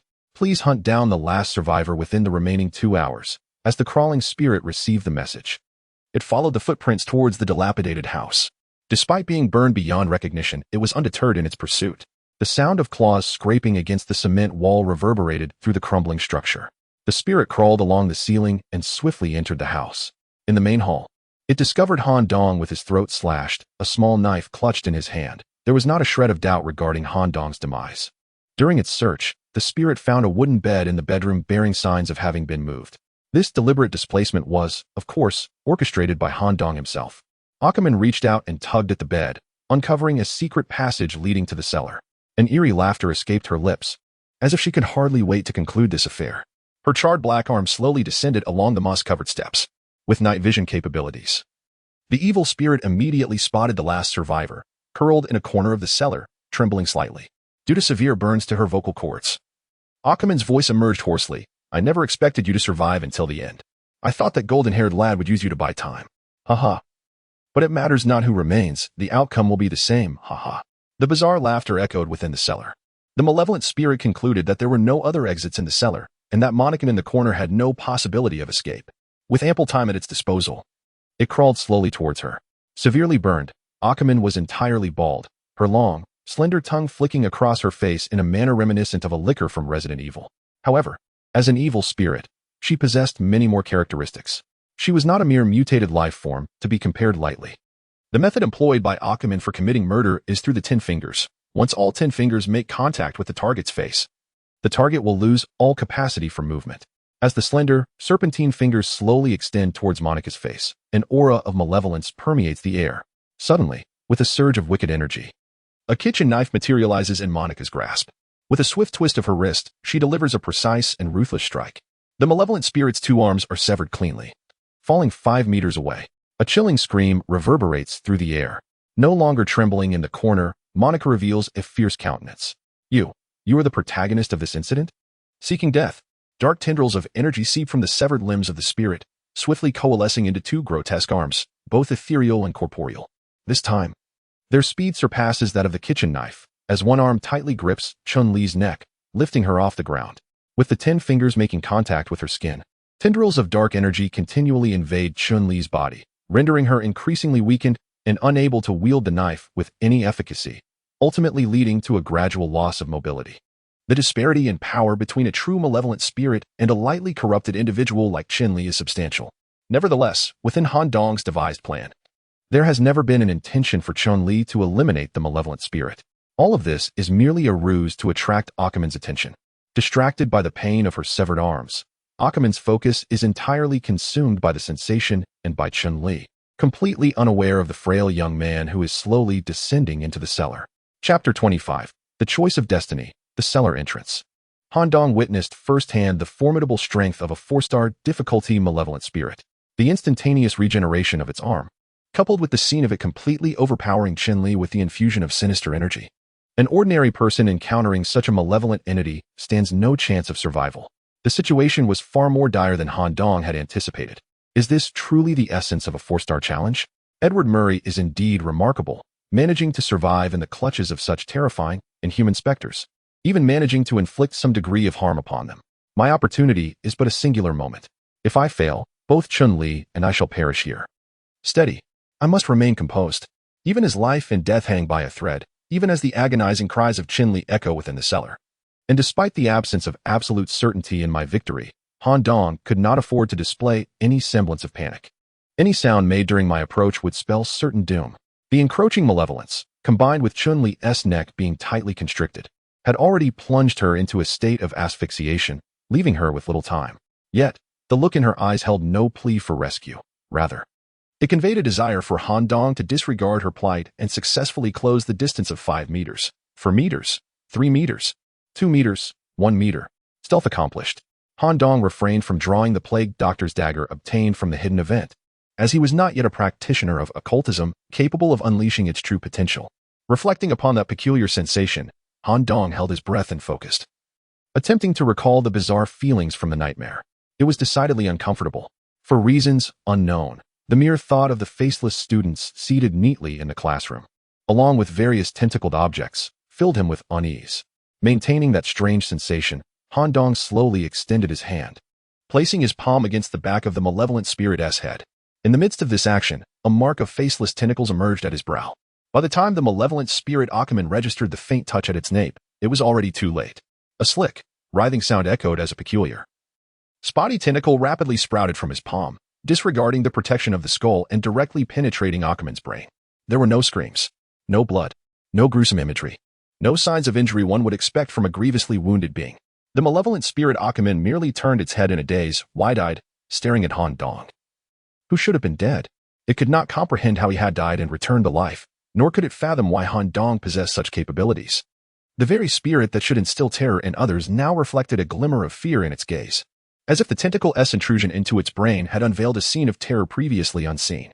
In Akuman's vision, Han Dong no longer appeared as a youthful figure with brown hair, but rather as an indescribable entity, a creature that could not be gazed upon, evoking profound dread. Strange tentacle patterns spread around the spirit's eye sockets, quickly enveloping its entire face and body. An astonishing spectacle unfolded. The tendrils sprouting from Han Dong's palm merged with the malevolent spirit, Akuman, corrupting it. In a fleeting moment, it transformed into a foul puddle of putrid water. As the noxious liquid met the air, it began to evaporate with a hissing sound. Had it perished? A spirit capable of rapid regeneration, impervious even to flames, had succumbed so easily? Han Dong stared at the dissipating puddle in disbelief. He had initially believed that such an action would severely wound and disrupt the spirit's movements, allowing the freed Qinli to eliminate it with a kitchen knife. To his astonishment, this ambush had resulted in an outright victory. Curiosity piqued. Han Dong glanced at his own palm, wondering about the nature of these tendrils.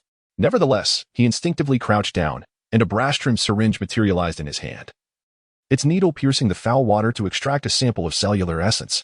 At that moment, an indescribable wave of weakness washed over him, far more intense than the fatigue he had experienced while practicing with the tendrils in his room, coupled with the exertion from the day's various activities and mental strain. Han Dong felt himself faltering, his vision dimming as he leaned backward and collapsed. The voice in his mind announced, "The Malevolent Spirit Event, Possessed, Director's Revised Edition, has been completed. Completion method, elimination of the Malevolent Spirit. Rewards granted, 1. Basic fate points, 1. 2. Additional fate points, 1. Awarded for eliminating the Malevolent Spirit. 3. 1 fate card, novice level. As a newcomer, you have yet to allocate any fate points. Please allocate your fate points to determine your primary profession before proceeding with the random draw for the fate card, novice level." The voice gradually roused Han Dong from his stupor. He was no longer in the dank, shadowy plague cellar but instead found himself in a clean, pristine white space, structured as a perfect pentagon, with each wall featuring a distinctively adorned door at its center.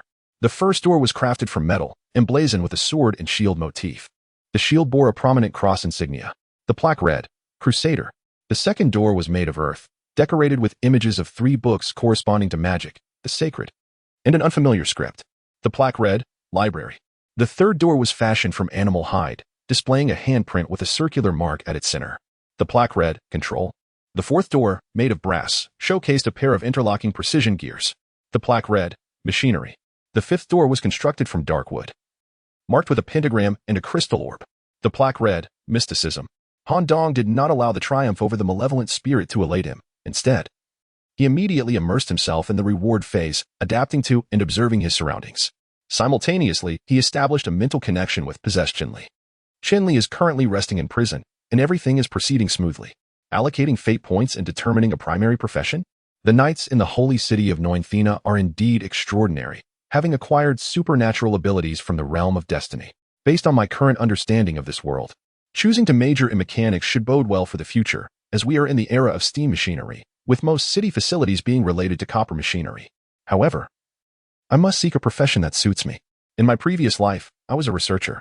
I now find myself standing before the earthen door labeled library. Once I choose this doorway, I suspect I may gain control over magical abilities. Moreover, I have harbored a fascination for magic since childhood, believing that my research skills and ability to read literature will enable me to swiftly study various magical tomes and grasp their essence. At that moment, an uncanny sensation emerged in my mind, compelling me to turn my gaze towards the fifth door. Chapter 26, Major Professions and Fate Cards, Mysticism, Intuition. While it is imperative for researchers to rigorously substantiate various phenomena through scientific argumentation, correlating experimental observations with foundational theories to draw conclusions, the seemingly ethereal sensation of intuition holds equal significance, particularly when embarking on a novel endeavor with scant global research available, rendering suitable entry points elusive. Intuition becomes the beacon that illuminates the initial path. In Han Dong's perspective, intuition is not conjured from thin air. It is the brain's rapid, non-ideological calculation based on all collected information, including fragmented subconscious memories. Often, the more intelligent a person is, and the richer their life experiences and knowledge, the greater the accuracy of their intuition. As he gazed towards the fifth door, Han Dong gradually approached, guided by his instinct. Western mysticism. In my previous world, this discipline was effectively concluded with the publication of Copernicus' De Revolutionibus Orbium Coelestium and the introduction of the theory of blood circulation. However, in the current realm, imbued with magical elements and various supernatural abilities, mysticism undeniably persists. Ancient mystics typically encompassed a breadth of studies in mathematics, alchemy, religious theory, herbal medicine, astrology, and magical incantations, embodying the scientists of their era. Indeed, as a specialist in cell biology, I might find that mysticism suits me even better. Moreover, the intellect I salvaged from the confines of prison may not be explicable through the lens of magic, but perhaps only through the teachings of mysticism can clarity be achieved. Han Dong simultaneously retrieved the fateful item acquired during this incident, the Plague Doctor's Dagger. To unlock the true potential of this artifact, a specialization in mysticism is requisite.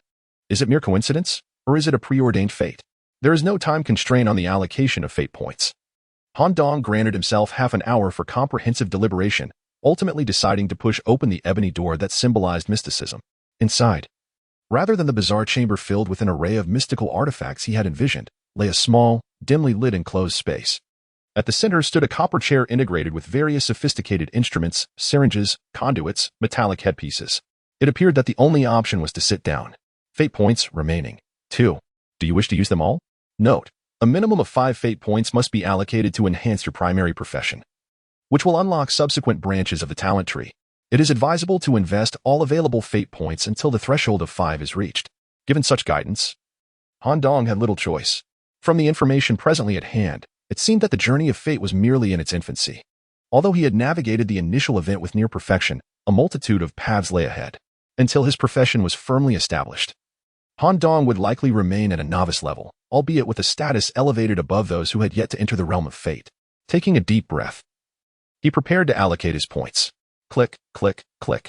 The locking mechanism of the copper chair instantly restrained Han Dong, as over 10 syringes precisely connected to his veins through conduits.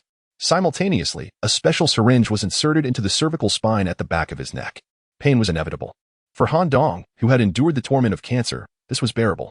As an unknown solvent was injected, he could distinctly feel changes occurring within his body, particularly in his head. Approximately half an hour elapsed. The injection process concluded. Han Dong's frail physical form exhibited no apparent alterations, except for a peculiar sound, a soft, squelching noise, as a spotted tentacle emerged from his palm, an act entirely of his own volition.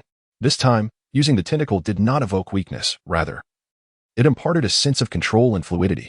Clearly, 2 points of fate had been invested in mysticism, enhancing Han Dong's mastery over the Faceless One's head. His entire brain experienced an unprecedented clarity. He even sensed a strange energy within his mind, one he could manipulate, yet he was uncertain of how to harness this power. It was evident that Han Dong's intuition and choices were correct. Mysticism was indeed related to the Faceless One's head. Could it be that he might upgrade the Faceless One's head? If the prison could be enhanced, it would accommodate more extraordinary life forms. At this moment, the typically reserved Han Dong could not suppress an excited smile.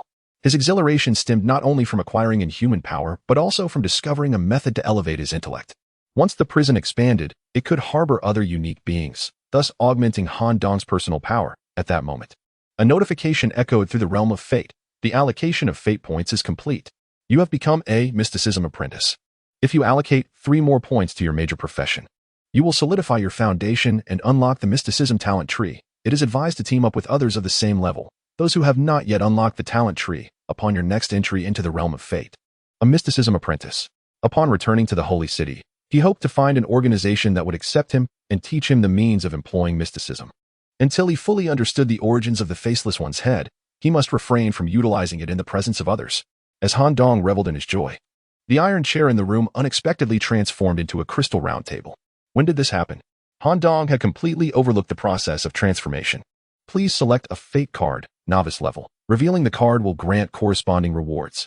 Indeed, Han Dong was jolted from his excitement as he recalled a reward he had yet to claim. Originally, the fate card, which had a low probability of being obtained, now had its chances increased by 10 after completing a side quest, though still not substantial. To his surprise, the reward did indeed materialize during the settlement phase. Luck, after all, is a facet of strength. On the crystal table, 4 golden cards with identical backs were arranged at equal intervals. He decided to draw one at random. Cheating in such a place would be tantamount to courting death. Han Dong instinctively chose the card on his left. Upon touching the card, the other three immediately vanished from sight. The card drawn by Han Dong bore the emblem of the Holy Grail. Following this, a miracle unfolded. Accompanied by a flash of golden light, the card disappeared, replaced by a tangible Holy Grail filled with crystal-clear liquid. Fate card, Holy Grail upon consumption. It enhances one fundamental ability. It detected that the individual had yet to acquire the foundational skill of mysticism, thus, consumption would be ineffective at present.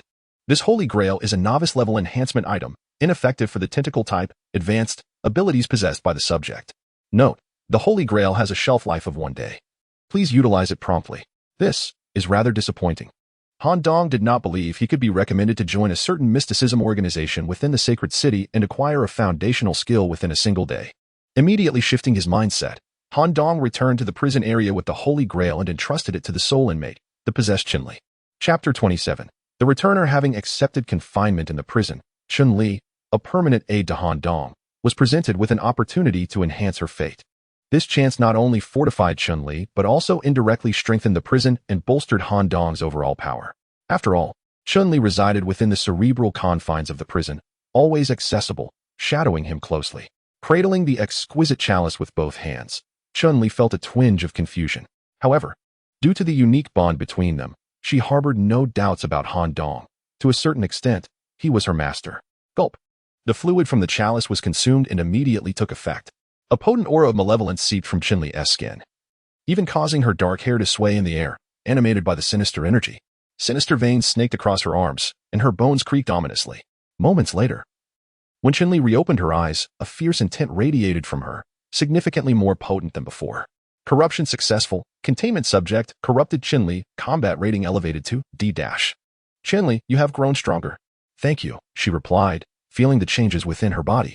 Her emotions stirred, and she yearned to embrace Han Dong. Yet a moment's reflection halted her advance. There's no need for that. There will be many instances where I will require your assistance in the future. For now, let us leave it at this.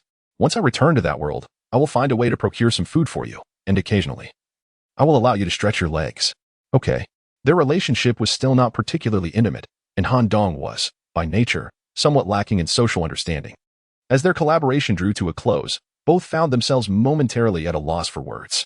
Thus, the novice-level fate event came to a conclusion. Buzz. Ringing in the ears, when Han Dong reopened his eyes, he found himself in the familiar festival square.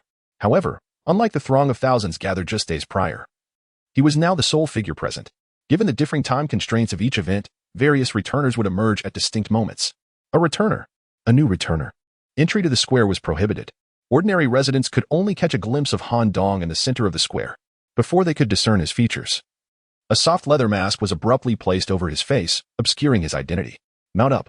Han Dong glanced up. And the one affixing the mask was a member of the Black Rose Knights. Yet, with his frail physique, he found it impossible to mount the horse that stood at his height. He struggled to lift himself onto the saddle, but his feet never left the ground. Though the knight wore a mask, his impatience was palpable as he seized Han Dong by the collar of his linen garment and effortlessly hoisted him onto the horse's back. The half-modified metal hooves galloped forward, racing deep into the sacred city. Wherever the black and gold steed trod, passers-by bowed their heads slightly, casting a gaze of reverence upon the knight, while simultaneously harboring a look of envy directed at Han Dong. They understood well that this young man, escorted by the knight, was indeed the returner who had emerged alive from the realm of fate. Had they departed from the residential area?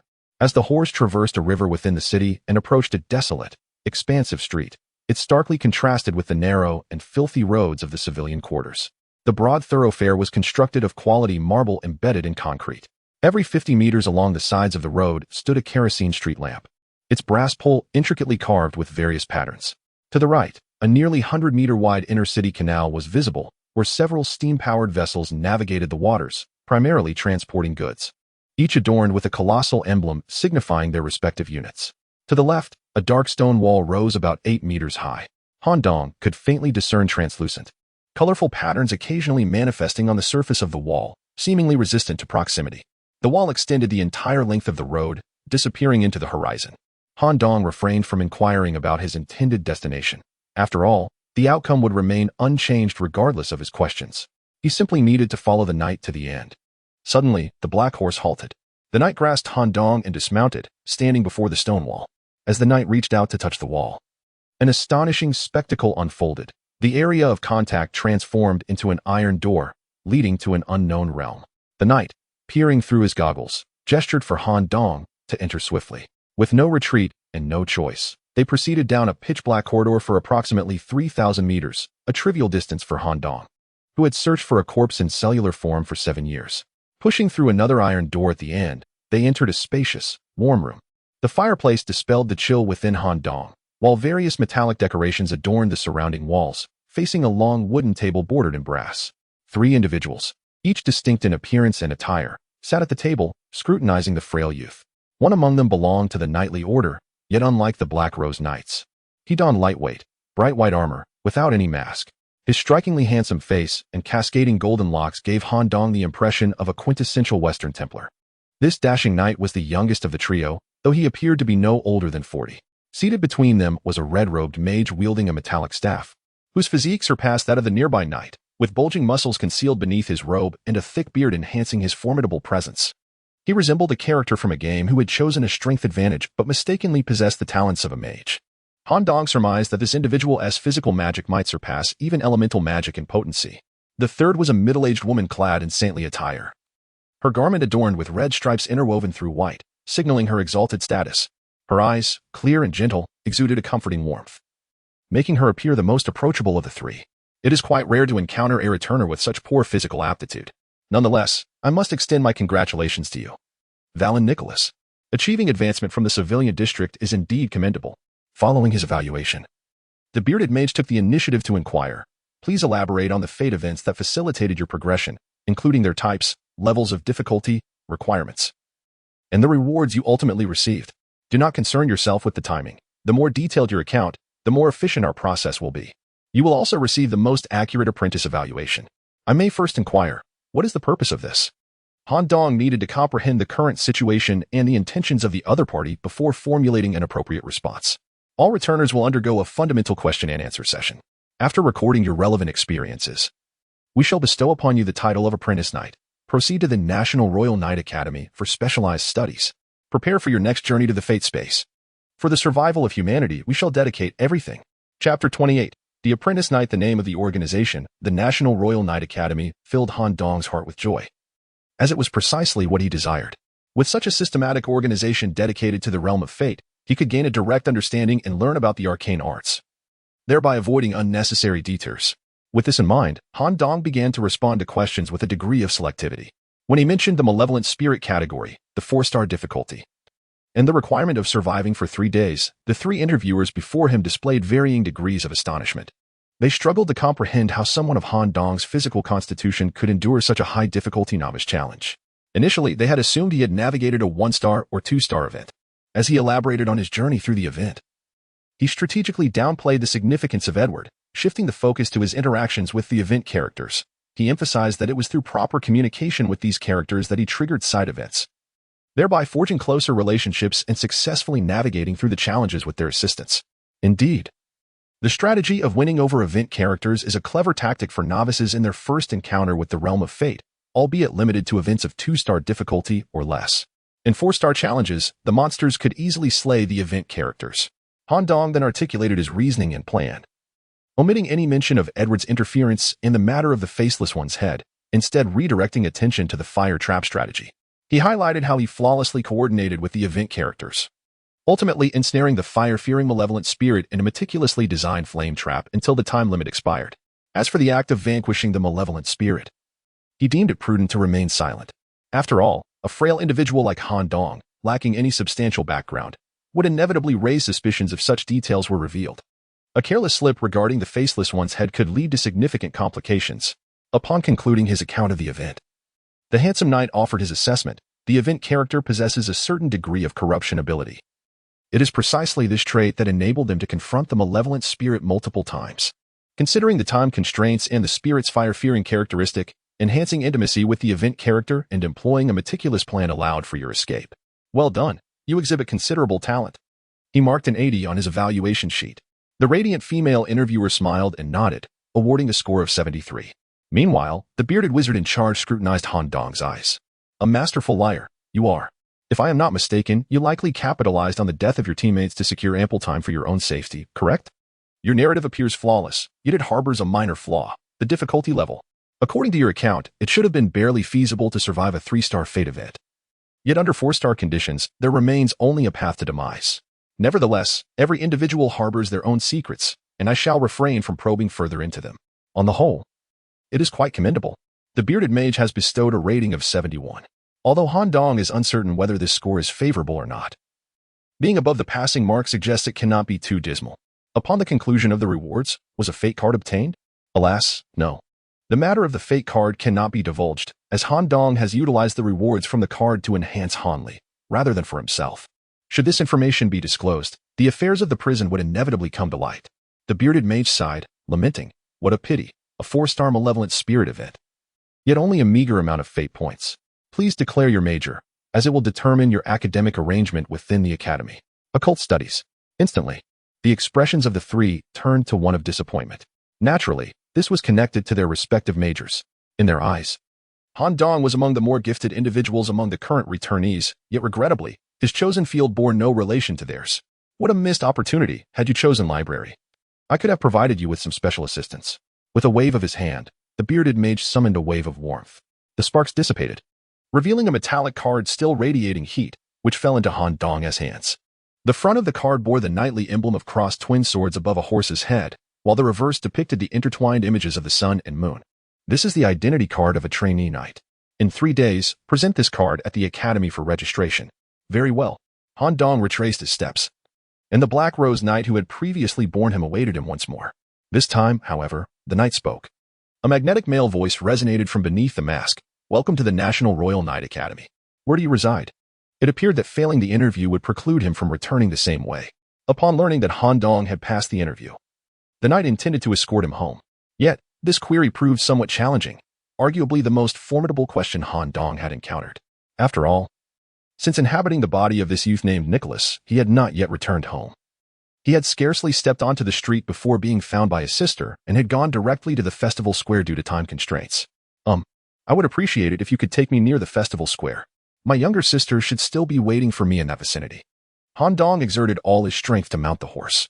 During the return journey, the knight's demeanor shifted compared to before. As he engaged in conversation, it is hard to fathom how someone of your physical caliber could succeed in the beginner event. May I inquire, was the difficulty 1 star or 2? 4-star event. Han Dong surmised that these knights were governed by a substantial organization. Information regarding the 4-star malevolent spirit had already been disclosed during the interview, rendering any need for concealment unnecessary. The black warhorse suddenly halted. The knight immediately turned his head and removed his black iron mask. With his ebony quiff and chestnut-hued eyes set against a porcelain complexion, complemented by a pronounced nose, he exudes an air of mixed heritage that captivates the senses. In contrast to the golden-haired commander of the knightly order I previously interviewed, this member of the Black Rose Knights appears considerably younger, around the age of 27, his gaze perpetually radiating a resolute spirit. I am Barton Forges, a recent graduate of the Knight Academy, currently affiliated with the Black Rose Knights. Successfully navigating a 4-star novice event, provided one survives, is a promising indicator of future prospects. Should you be intrigued, you might contemplate joining our esteemed Black Rose Knights after graduation. I am Valen Nicholas. Excellent. At that moment, Han Dong found himself somewhat taken aback and hastily introduced himself. Judging by the knight's reaction, successfully completing a 4-star novice event must indeed be a remarkable achievement. Before long, they arrived at the festival square. After dismounting, Han Dong quickly located Nina sitting on a bench in the outer area, pleasantly surprised to find that his sister awaited his return there every day. Chapter 29. The Essence of Cells. 30 minutes after meeting Nina, the mechanical apprentice demeanor of her younger sister finally settled. She could hardly fathom that her brother had survived. During their journey home, Nina courageously unveiled her long-buried concerns. "You are not brother, are you?" In truth, even before Han Dong entered the realm of fate, Nina had expressed similar sentiments. "How did you discern that?" she inquired. "Valen is entirely different from you. He is indolent and irresponsible, devoid of the qualities one would expect from a brother. He refuses to engage in any activity, idly spending his days at home. When coerced into the fate space, he had already relinquished all hope for life. On the morning the fate space was to commence, he dashed out of the house alone. I feared he might have taken his own life out of sheer terror. Indeed, he did. I happened to stumble upon him, which led to the current circumstances." Han Dong revealed this only after thorough contemplation. From Nina's words, it was evident that she held no affection for Valen Nicholas, perhaps even harboring disdain for such a brother. With Han Dong now embodying the identity of a returner, Nina would undoubtedly refrain from any actions detrimental to him, likely accepting this new reality. Suicide? You are? She questioned, a flicker of concern in her eyes. Rest assured, I am fundamentally human. Having accepted your brother's body, I am now a member of your family. After a brief moment of contemplation, Nina nodded slightly. Actually, this is rather comforting. At least, Mother will no longer worry about my brother. Thank you. I will keep your secrets. Indeed, as long as Nina was willing to place her full trust in him, the likelihood of his identity being exposed would diminish significantly. Just then, the brown-haired Nina, donning protective goggles, unexpectedly took Han Dong's hand, smiling as she said, "Brother, let us return home. Mother would never have anticipated your return." The elderly man, who had spent the majority of his life in the laboratory, felt a slight tremor at the touch of this youthful girl. By the way, does my identity as a returner benefit your family? Absolutely. At the very least. I won't be forced into the fate space, allowing ample time for preparation. Furthermore, once you pursue your studies at the Night Academy, the school will allocate a special residential area across the Moslar River, enabling Mother and me to move away from the common district and live a life devoid of material concerns. At this point, Nina stifled a secretive laugh, clearly delighted. Yes. Later tonight, come to my room. I have so many questions for you. Of course, I too am somewhat of a mechanical apprentice, possessing knowledge that surpasses what the average citizen knows. Thus, with the issue of identity resolved, Han Dong accompanied Nina back to a densely packed collective building in the common district, reminiscent of the chaotic yet vibrant atmosphere of the Kowloon walled city. Nina traversed countless times through the serpentine alleyway, which permitted only one to pass, navigating through multiple branches until she discovered a damp, dark staircase leading upwards. The 7th floor. A rudimentary two-room apartment. With no sunlight penetrating from any direction, the dimly lit room relied on a few small kerosene lamps for illumination. In stark contrast to the external facade of the steam mechanical city, within this lowest stratum of society, metal was exceedingly rare, and the furnishings were predominantly crafted from wood. The sound of a door creaking open heralded the emergence of a slightly stooped figure. A woman with chestnut hair interspersed with strands of gray, Nicholas's mother. Unlike the plump Western women influenced by Han Dong, Nicholas's mother presented an impression of premature aging, her gaunt frame suggesting a struggle to meet even the most basic needs. Only Nina appeared to be in somewhat better condition. God, Valen, am I seeing things? You're alive? Though it felt somewhat inappropriate to utter such words from a biological mother. No one would believe that a frail and sickly wastrel like Nicholas could return alive. Han Dong merely nodded in response. Yes, Mom. We'll be moving out of here soon. I'm quite tired today. I'll return to my room for some rest. Rest well, dinner is ready. Let Nina bring it to you. The ecstatic tears of his mother and her concerned gaze were disconcerting for Han Dong. He lowered his head and hastily retreated to his room. The moment he uttered the word Mom, a subtle ripple stirred within him. After all, Han Dong had been an orphan since childhood, never having encountered the term parents. Let us set aside familial matters for now. Since he had been candid with Nina, the issue of identity exposure could be minimized. Moreover, given the national mandate for youth to enter the realm of fate and the urgent demand for talent, as heir returnee, even if his identity as an outsider who had usurped Nicholas's body were to be revealed, it should not pose a significant problem. This country seeks talent. As long as that talent's allegiance lies firmly with the holy city, acceptance should follow. Of course, it is preferable to remain undisclosed. Han Dong reclined on the relatively comfortable wooden bed, preparing to undertake a significant task, having just returned from the realm of fate. He anticipated that neither Nina nor his mother would disturb him. Activating the Faceless One's head, Han Dong found himself in the prison area. However, this time, his purpose was not to visit Miss Chinley. Opening the door to the sterile laboratory, Han Dong's objective was to examine the cell essence he had collected. As anticipated, the syringe resting on the central platform contained the cell essence gathered from the body of a special life form during this incident. He retrieved the syringe and approached the ultra-clean workstation. Even though Han Dong had conducted countless cell inoculation experiments at such workstations in his previous life, a sense of nervousness and concern gripped him, fearing that a misstep might harm the cluster of cells symbolizing his very essence. All beginnings are difficult, as long as he could succeed even once.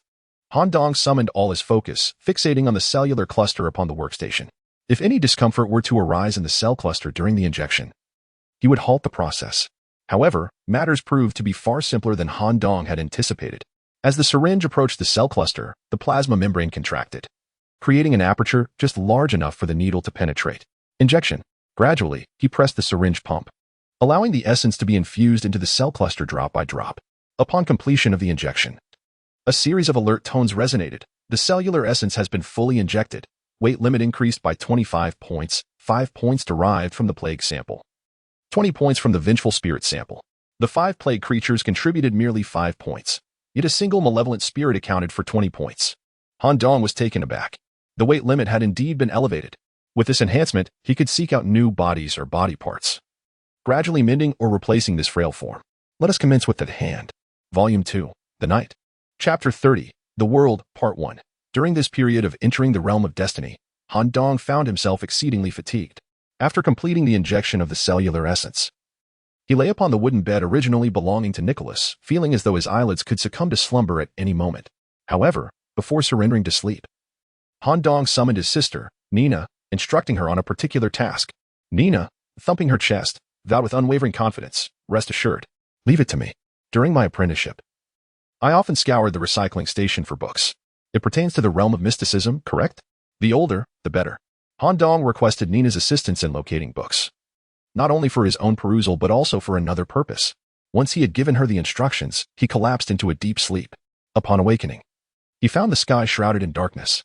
The wind-up clock on his bedside indicated exactly 8 o'clock, its second hand moving with the same pace as in his previous life, with the day still comprising 24 hours. Feeling a pang of hunger, he prepared to venture out for sustenance when, to his surprise, Nina appeared at the door. Adorned in a floral dress and bearing a sumptuous dinner, which included a whole roasted chicken, albeit a modest-sized one. One must understand that in their modest household, presenting a roast chicken would likely deplete a significant portion of their resources. Moreover, stacks of aged books were piled against the walls on either side of Han Dong's dormitory door, a testament to Nina's impressive efficiency. "Mother made this especially for you. I figured you would be famished upon waking. Brother, in such a perilous environment within the realm of destiny, you must hardly have anything to eat, right? Hurry and enjoy it. I am not hungry." Nina, holding the roasted chicken, emphasized the words "not hungry," though her mouth watered in anticipation. Though Han Dong yearned to devour the entire chicken himself, he considered Nina's potential to aid him in comprehending this world, as well as the bond of sisterhood, and thus he offered her a drumstick, while advising, "Come to my room later." "All right," Nina exclaimed, delighted at receiving the chicken leg. Han Dong, sensing a possible misunderstanding, quickly clarified, "I mean, come to my room just to discuss some information regarding the holy city in this world." MHM. Han Dong then locked the door behind him, placing the roasted chicken, vegetable salad, and carrot stew temporarily on a relatively tidy wooden table. An aura of malevolence soon emerged as the figure of Chinli, the possessed one draped in red with black hair obscuring her face, materialized. At her appearance, the flame within the oil lamp flickered ever so slightly. "Miss Chinli, there is no need to deliberately intimidate me. Just be normal." "Oh, very well." Chinli, producing a rubber band from an unknown source, swiftly gathered her cascading black hair into a bun, suppressing the malevolence within her. The atmosphere shifted, transforming her into an ordinary young lady in red. "Let us eat." Chinli, also belonging to the realm of humanity, had not partaken of food for over a day in her effort to assist Han Dong. Unable to resist the allure of the fragrant roasted chicken, she eagerly began to feast. Before long, the two had thoroughly devoured the lavish dinner. "Are you satisfied?" "Quite," Chinli replied with a slight nod. "After a while, living conditions should improve, at the very least, ensuring you won't go hungry." "I am fine." After Chinli paced twice in the cramped room, "I thought it best to return. Should any danger arise or assistance be required, do not hesitate to summon me." "Understood." Aside from this home of the prison, she remains unaccustomed to the environment of the holy city, preferring to spend her time within the prison walls. This encounter marks their first meeting in the outside world, and the conversation carries an awkward undertone. Both are rather reticent, and perhaps familiarity will ease their discourse. Han Dong murmured softly, "Miss Chinli appears to possess significant potential. With continued nurturing, she will undoubtedly flourish. Perhaps I shall procure some books for her in the prison, for solitude can be quite tedious." Next, the crucial moment for inquiries arrived. Han Dong summoned Nina into the dormitory, immediately addressing the matter at hand. He rummaged through the room and found a barely functional pen, ready to document the forthcoming vital information.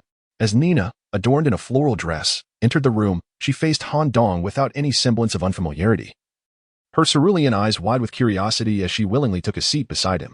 "Brother, what would you like to know first? Is your world truly like this?" Han Dong sketched a rough outline of a world map, rendering Europe with particular detail. "What is this?" Nina asked, confused. "A world map." Nina's expression turned one of distress. Seemingly unable to respond to Han Dong's initial inquiry, "The world map? I truly do not know."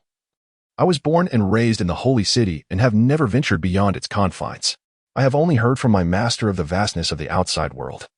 But we lack the opportunity and ability to see it. Very well then, please share with me what you know about the world. What lies beyond? Why do humans confine themselves to living within this metallic metropolis? This too, I learned from my master. Approximately 200 years ago, a species emerged that surpassed humanity in its superiority, and within mere days, the global human population plummeted by over 80%. It was terrifying. The remaining humans all retreated. And that is how it has been. 200 years ago, a species emerged that was superior to humanity? What era was it then? Surely, firearms existed? This. I do not know, heh. Nina responded, her face flushed with embarrassment. Han Dong surmised, the most basic artillery must have existed. Yet if 80% perished in just a few days, it seems only a few advanced nations survived. By the way, did the higher beings in the outside world fear copper metal? Indeed, it was precisely this discovery that led to the establishment of the holy city in such a manner, allowing people to live securely within. Copper. No wonder humanity's technological advancements have lingered at brass, steam, and gears. It appears copper serves such a purpose. Thus, if I am not mistaken, the primary currency in the holy city must be copper coins? Copper has supplanted gold and silver? Yes, that is correct. Han Dong continued his inquiries. And what is the source of copper? The subterranean realm of the holy city must indeed correspond to a vast deposit of copper ore. I am aware of this. My master once mentioned that the holy city was constructed atop a colossal natural mine. However, after extensive extraction over the years, the copper reserves were largely depleted 50 years ago. Presently, the only remaining source is the fate space. The cost of mining beyond the city is prohibitively high, rendering it nearly impossible. After noting this crucial information, Han Dong began to formally inquire about fate space. He harbored certain suspicions and hoped to find answers therein. Please elaborate on the matter of fate space. All right. I knew you would ask about this, dear brother. Thus, I made a special visit to my master's abode, where I found a book regarding fate space, authored by a contemporary noble writer, which elucidates the origins of fate space in great detail. By the way, once you finish reading, do remember to return it to me. I must return it before my master discovers its absence tomorrow morning. No problem. Han Dong gazed at the book titled The Origin of Fate, the beacon of hope for humanity's existence, a smile gracing his face. Nina proved to be even more capable than he had anticipated, and her master appeared to be a highly esteemed mechanical craftsman. The very first line of the book's introduction completely engrossed Han Dong. As I discerned the nature of fate, the despair that once swirled in my mind vanished. For I understood that humanity had not been forsaken. Upon observing the date of the emergence of fate space on the first page, Han Dong nodded slightly. Indeed, fate space appeared almost simultaneously with advanced life. Chapter 31, The World, Part 2, chronicles the discovery of the fate space and the subsequent early explorations. It also contains descriptions pertaining to the world itself. Han Dong came to understand that the world he was reborn into is, in fact, the same Earth, with the distribution of the 5 continental plates and nations remaining unchanged. Interestingly, the emergence of advanced life forms coincided with the outbreak of World War I, a time when humanity had already developed rudimentary firearms. Yet, these weapons proved utterly ineffective against the higher life forms that drove men to madness upon mere sight. The original text states, as the expedition team confirmed the existence of life forms superior to humans and began to be attacked, a spatial portal leading to unknown realms simultaneously appeared in the capitals of nations across the globe. Our current technological capabilities are insufficient to analyze this portal, nor can we comprehend the significance of its existence. I can only provide a basic description of its form. It possesses a golden luminescent edge and an oval structure reminiscent of a starry night sky, akin to a gateway where multiple dimensions converge. However, the description of the fate space does not align with Han Dong's experiences. At the time, he stood in the festival square and did not witness any such portal. Instead, he, along with thousands of others, was swallowed by the earth. Han Dong continued to read. The portals of the fate space would close upon contact with the omnipotent life, permitting only humans to enter, as though it were a divine gateway specially opened for humanity. Initially, with the onset of global warfare, a multitude of volunteers worldwide willingly entered the fate space, yet scarcely anyone returned. The first returner surfaced in the land of Kyushu. A sergeant from this nation emerged from the infinite space, having undergone a degree of physical enhancement, with his physical capabilities doubled and the hardness of his fists significantly increased, rendering him unmatched among his fellow humans. It was from his lips that the concepts of fate points and related primary professions were first articulated. Subsequently, nations around the world began to witness the emergence of returners, each bearing unique abilities that fortified the resistance against higher life forms. Nevertheless, the struggle remained formidable. Upon encountering the mention of Kyushu, Han Dong felt a tremor within. The emergence of returners from Kyushu strongly suggested that, aside from the holy city located in Europe, there might also be similar city-states established in the Asian region. He continued to peruse the text. On the next page, he discovered the current state of the world. According to incomplete statistics, upon humanity's discovery of high-purity brass, which elicited a repulsive reaction from the higher life forms, thus enabling the construction of metal city-states capable of accommodating sufficient human populations, only one of humanity had survived. This period marked the nadir of the global population, with fewer than 100 million survivors. Had the properties of brass not been timely recognized, humanity could very well have faced extinction. Currently, the known territorial city-states amount to merely 3. The sacred city of Noinfina, also known as the Eternal City, is located in the coordinates of Italos. The Dragon City, Diching, is positioned in the realm of Kyushu. The royal capital, Megalanri, translated as the Mechanical City, is found in the territory of Sam. These 3 cities share a common trait, as they are all established atop vast deposits of brass while centering around the realm of fate. Is this what one refers to as the world order? Reflecting on this, it seems that the world I inhabited in my previous life was indeed a peaceful one. Certainly, humanity is not flawless. We are merely the first type of sentient beings capable of thought and reasoning. Numerous scholars of life have predicted that Earth may very well give rise to higher beings more adept at adapting to ecological systems. It is merely a matter of time. This parallel world has evidently encountered such a situation prematurely.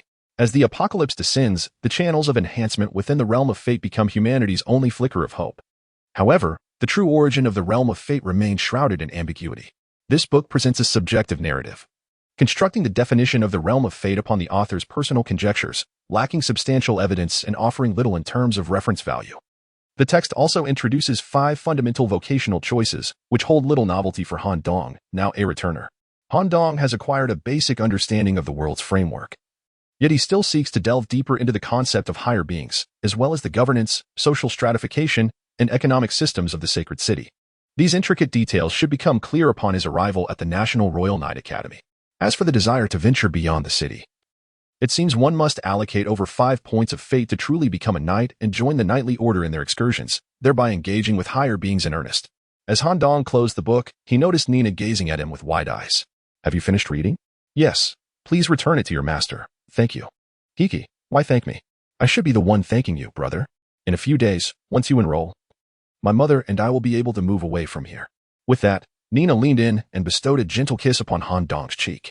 Suddenly recalling that this young man was not truly her brother, she felt a twinge of embarrassment and her cheeks flushed. I'm sorry. It's all right. I have one more question for you. Nina, are you an apprentice in mechanics? Yes, although I am just a novice apprentice, I do get free lunches, though I cannot take any home. Once I come of age, I will be able to formally transition into a full position.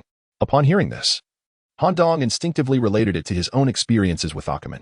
He earnestly advised, if you ever need assistance, do not hesitate to inform me. Hiki, my master treats me very well. You needn't worry, brother.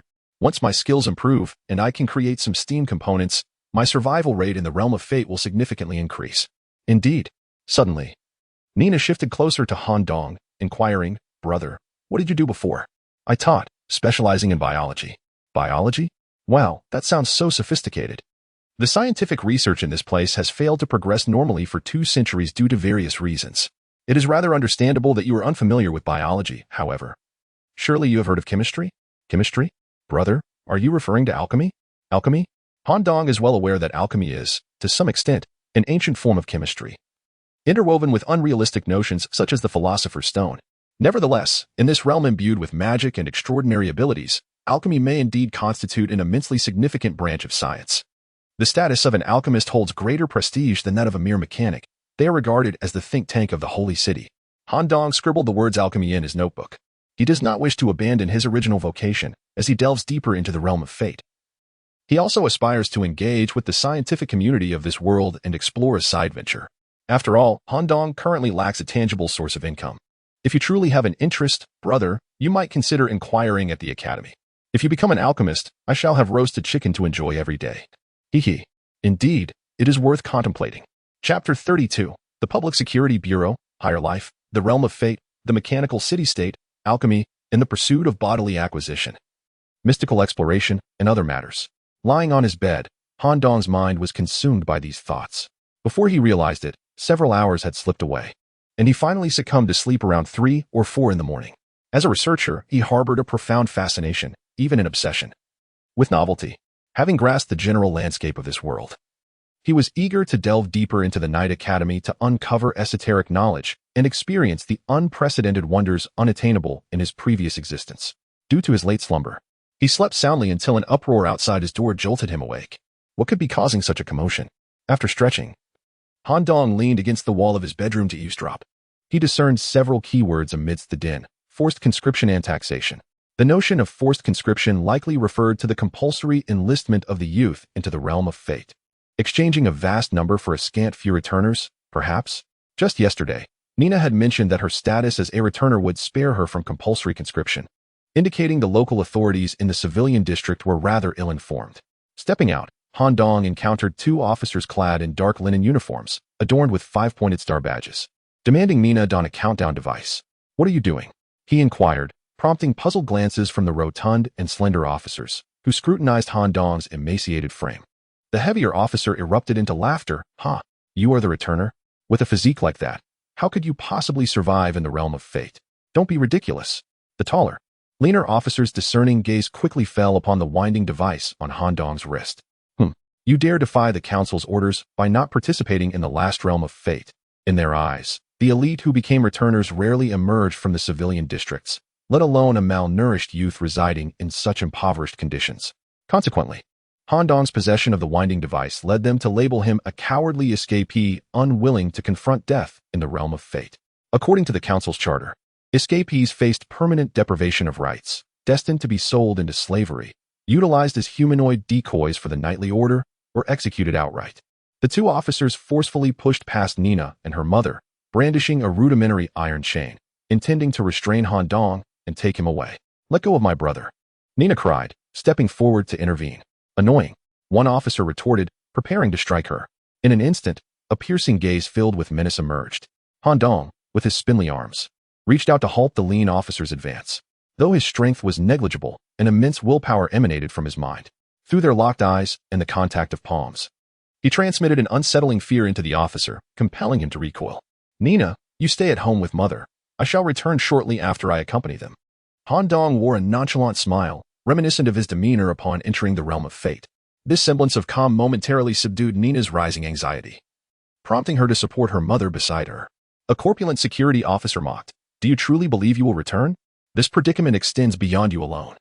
Once your escape is deemed a crime, they too will be implicated in conspiracy. Your sister may very well be sold into slavery. Alas, her complexion is rather poor. Thus her market value may be minimal, haha." "Charles, why waste words?" the lanky officer interjected. "Let us take this young man back. A handsome reward awaits us." The slender officer easily extricated himself from Han Dong's grasp, dismissing the fleeting moment of fear, and swiftly secured Han Dong's wrist with iron chains. "Indeed. Let us take a moment this evening to visit the Mona Tavern. I hear they have new arrivals." The 2 continued their banter, dragging Han Dong towards the local precinct. During the escort, a sinister voice echoed within Han Dong's mind, urging him to consider eliminating them. "No, I am merely gathering intelligence on local law enforcement policies. Miss Chinley, you need only rest. Should danger arise, I will summon you." Han Dong felt a warmth in his heart, touched by Chen Li's constant vigilance over his well-being. While being escorted, the previously halted slender officer occasionally glanced back, sensing something peculiar about Han Dong. Yet, they had received no notifications from above. Typically, should a returnee appear in this district, a directive would be issued to place the returnee and their family on a special list for unique treatment. The local precinct's underground detention room was unlike typical jails. It lacked individual cells, simply segregating men and women. Within the precinct, the lanky officer inquired, "Charles, where has the boss gone? Why has he not returned?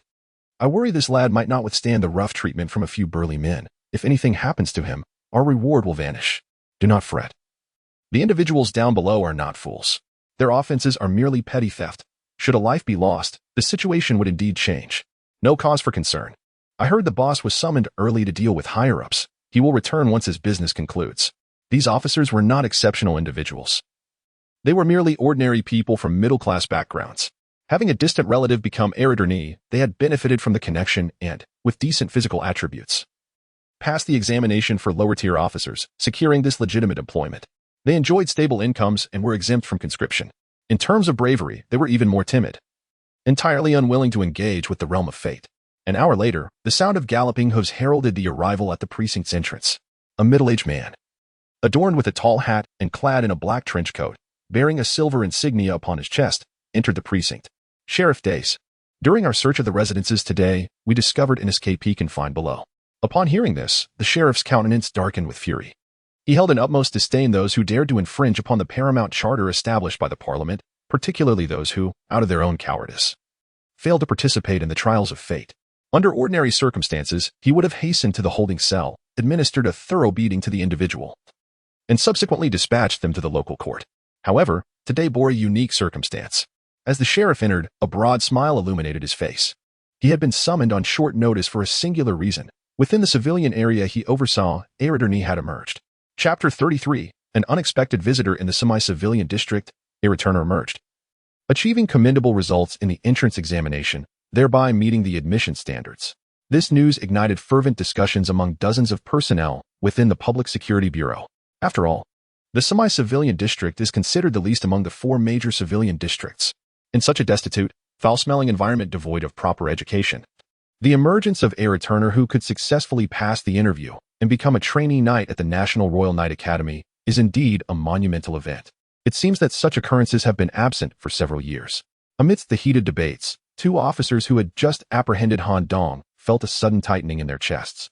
The taller of the duo timidly inquired, "Charles, could it be that we have caught?" "Impossible. That fellow's arms are as thin as a stick."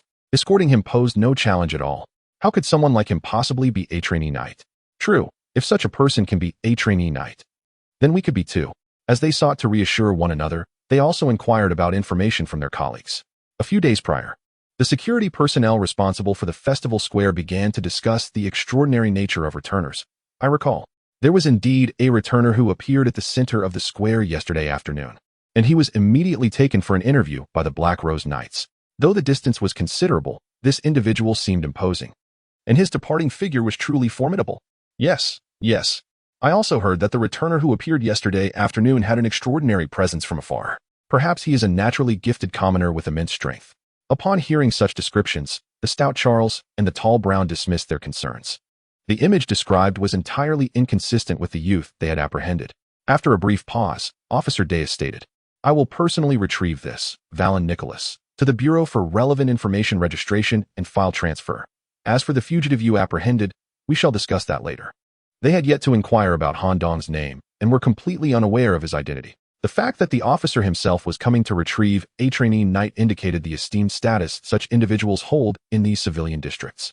Deus changed into plain clothes and proceeded alone to Nicholas's residence. The affairs of returners necessitated a degree of confidentiality. If individuals with malicious intent were to learn of this, it could endanger the returner, who had just emerged from the realm of fate, weakened and injured. Following the address for the file registration, Deus arrived at Nicholas's home. What?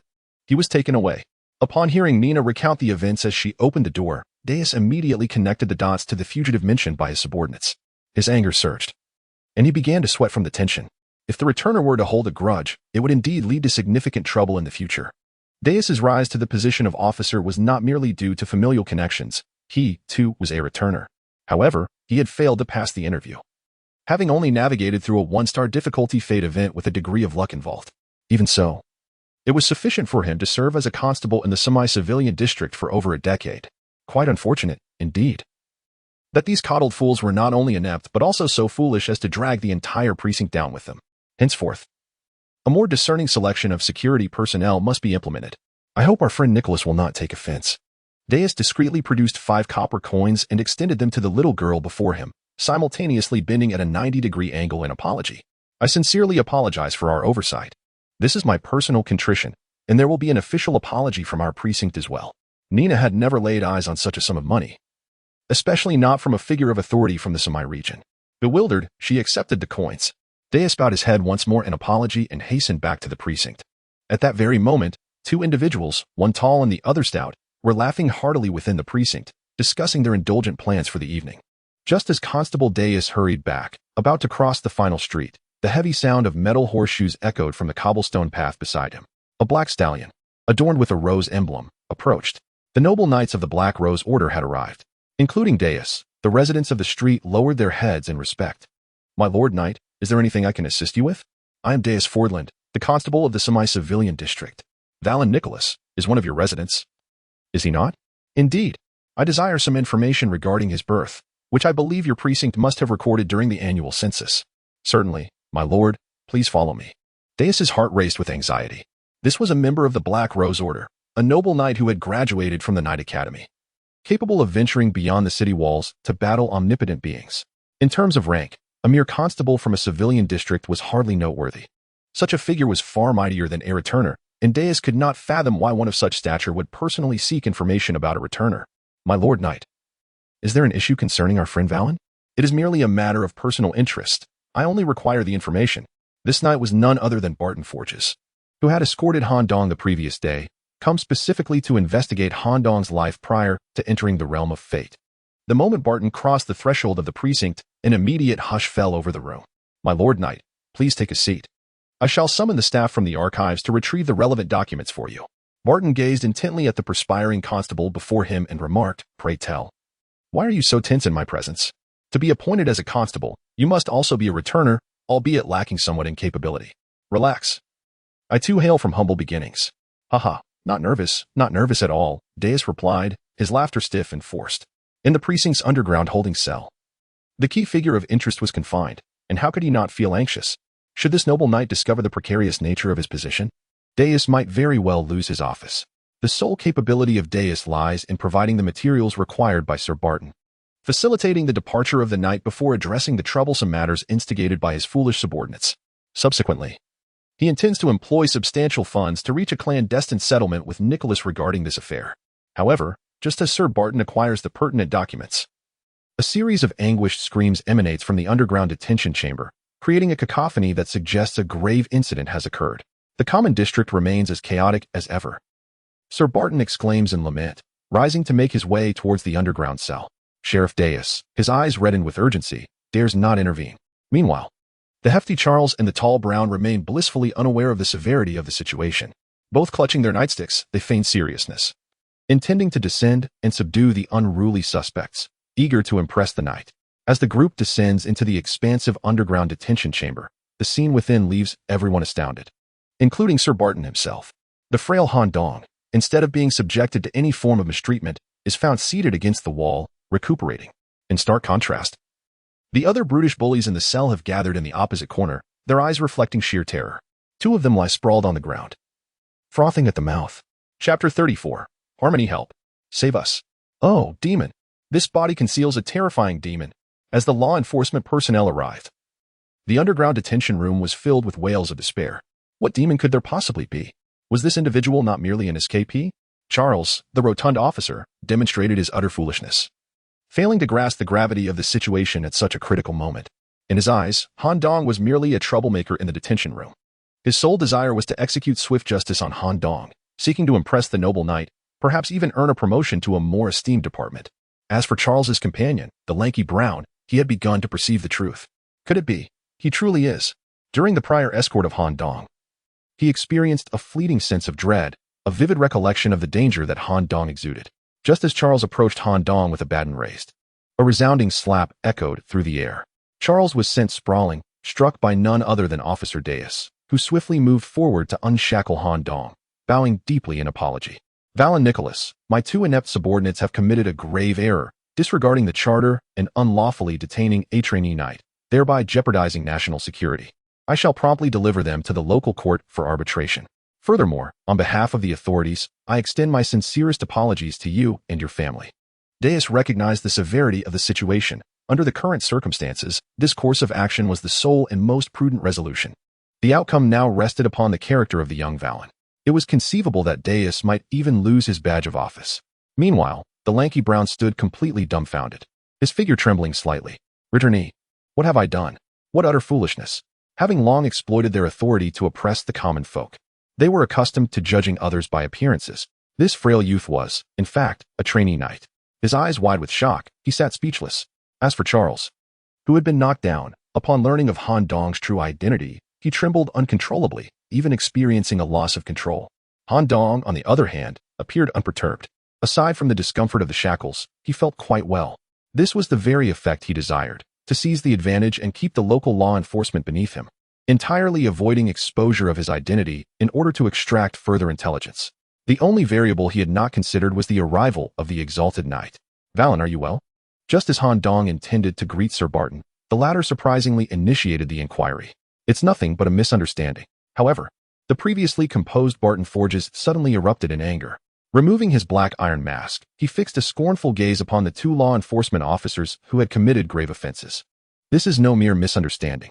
I hail from the common district as well, and I am acutely aware of how repugnant this cowardly bunch is. Hiding behind their positions instead of partaking in the trials of fate. Exploiting the common folk with the power of mere grains. Oppressing the masses. Your foul countenance, if not for the chivalric order's stringent prohibition against taking lives, would have already met with swift retribution in the form of public execution.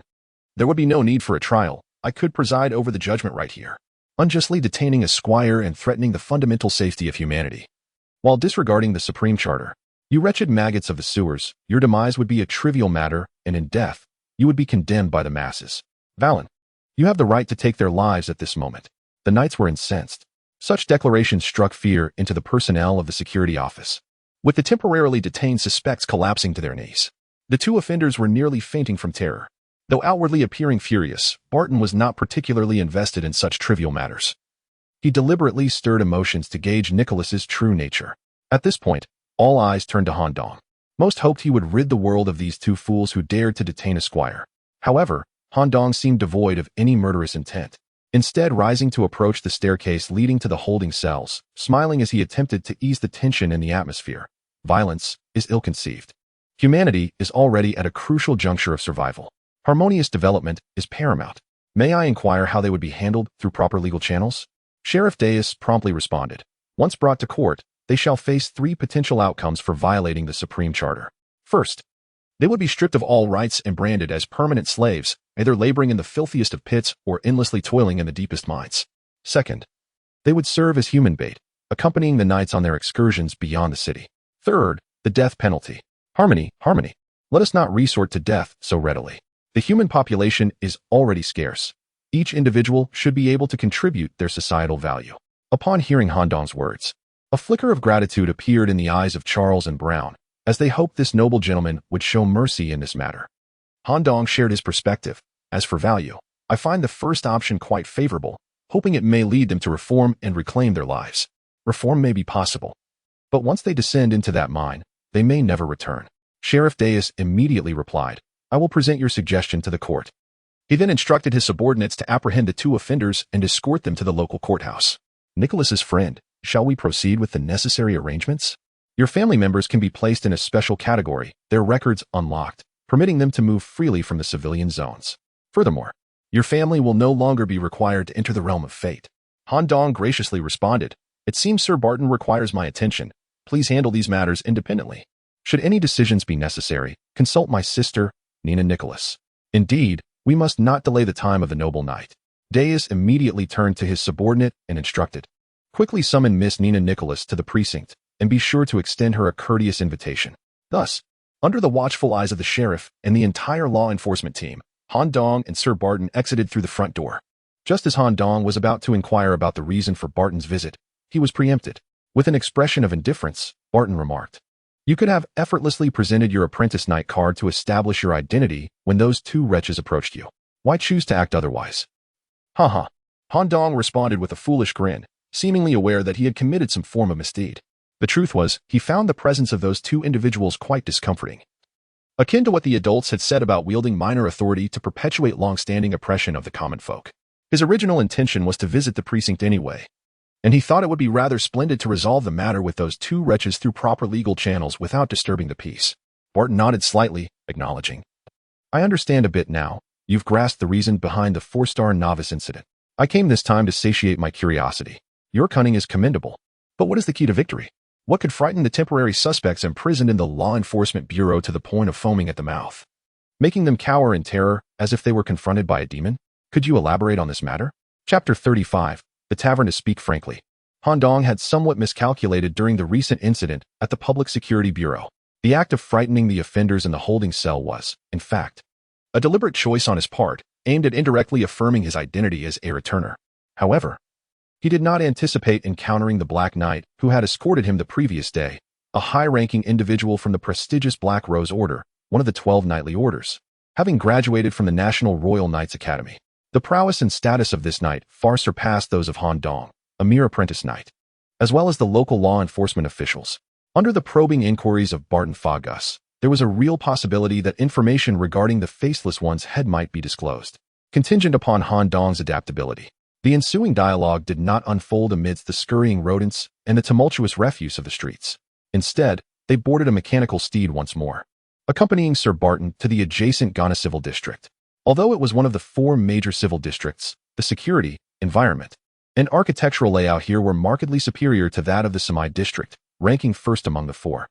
The Hammer and Fire Tavern loomed ahead as the mechanical steed came to a halt before its unique faade. The tavern's exterior, constructed from black iron, was adorned with intricate metallic piping, complemented by a prominent cylindrical chimney from the kitchen, were it not for the presence of several boisterous, unkempt men reeking of alcohol exiting through the main door. Han Dong might have mistaken it for a blacksmith shop. With the metal frame of the steed shielded by a tarp, it was tethered in the stable at the rear of the tavern, overseen by a dedicated attendant. Emerging from the stable, Barton Foggus shed his seemingly cumbersome black iron armor in favor of a simple outer shirt and a leather vest. The noble aura that once surrounded the knight dissipated entirely, allowing him to blend seamlessly into the civilian surroundings, rendering him unrecognizable to strangers. "Just call me Barton here." "There's no need for formalities," he said. "All right, let us retreat to the tavern for a moment." Upon pushing open the heavy iron door, they found the interior populated predominantly by patrons clad in humble attire, sporting bald heads, pronounced ears, and substantial bellies, each clutching large mugs of malt beer. As they made their way to the bar, a voice, thick with local dialect, resonated. "Barton, old friend. It's been ages. I thought you had ascended to higher places and forgotten us down here. I was concerned that your esteemed reputation might frighten away my customers. So I reserved a private room for you." The speaker was none other than the tavern's proprietor, a man with a bushy goatee. "Old John, your business still thrives." "I see." Old John leaned in, speaking in hushed tones. "How could it not? My tavern has once nurtured a noble and powerful Black Rose Knight. Just look around at the portraits of you plastered on the walls and the metal figurine upon the bar. Haha. I hope you don't mind my using you for advertisement. Feel free. I have little time to spare on this outing. Let us proceed to the private room." Of course. Old John, ever warm and exuberant, led them toward the private room when the frail Han Dong inquired, "What is the occupation of this delicate companion? Surely he is not your lackey? He has recently become a returner, an apprentice knight from humble origins, much like myself, though he hails from the Semi District." "Semi District?" Han Dong replied with a smile. "Indeed, I am Valen Nicholas." Old John scrutinized Han Dong from head to toe and suddenly burst into hearty laughter while stroking his beard.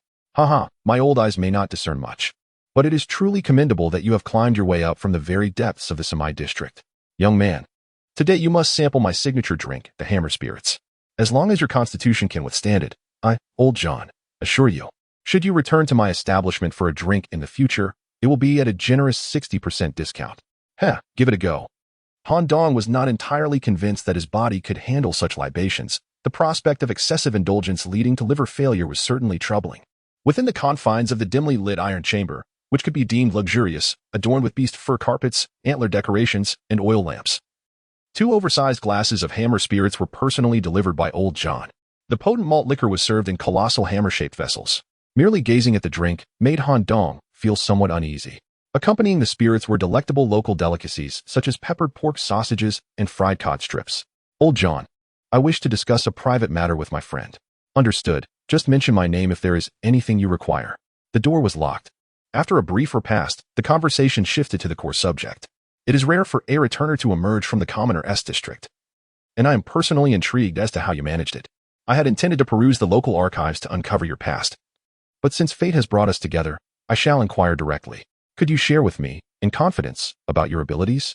After all, once you reach the academy, you will be questioned by officials. I could assist you in conducting some discreet work beforehand." This statement reflected Barton's stance, suggesting they were aligned in some regard. However, Han Dong remained somewhat reserved. "Well, prior to entering the realm of fate, I had self-studied a modicum of esoteric knowledge." "Self-taught?" Barton was skeptical. "You have not received an education, have you?" "My mother taught me to read. My health has always been frail, preventing me from working outside. So I spent my days idly at home. Thus I turned to books to pass the time.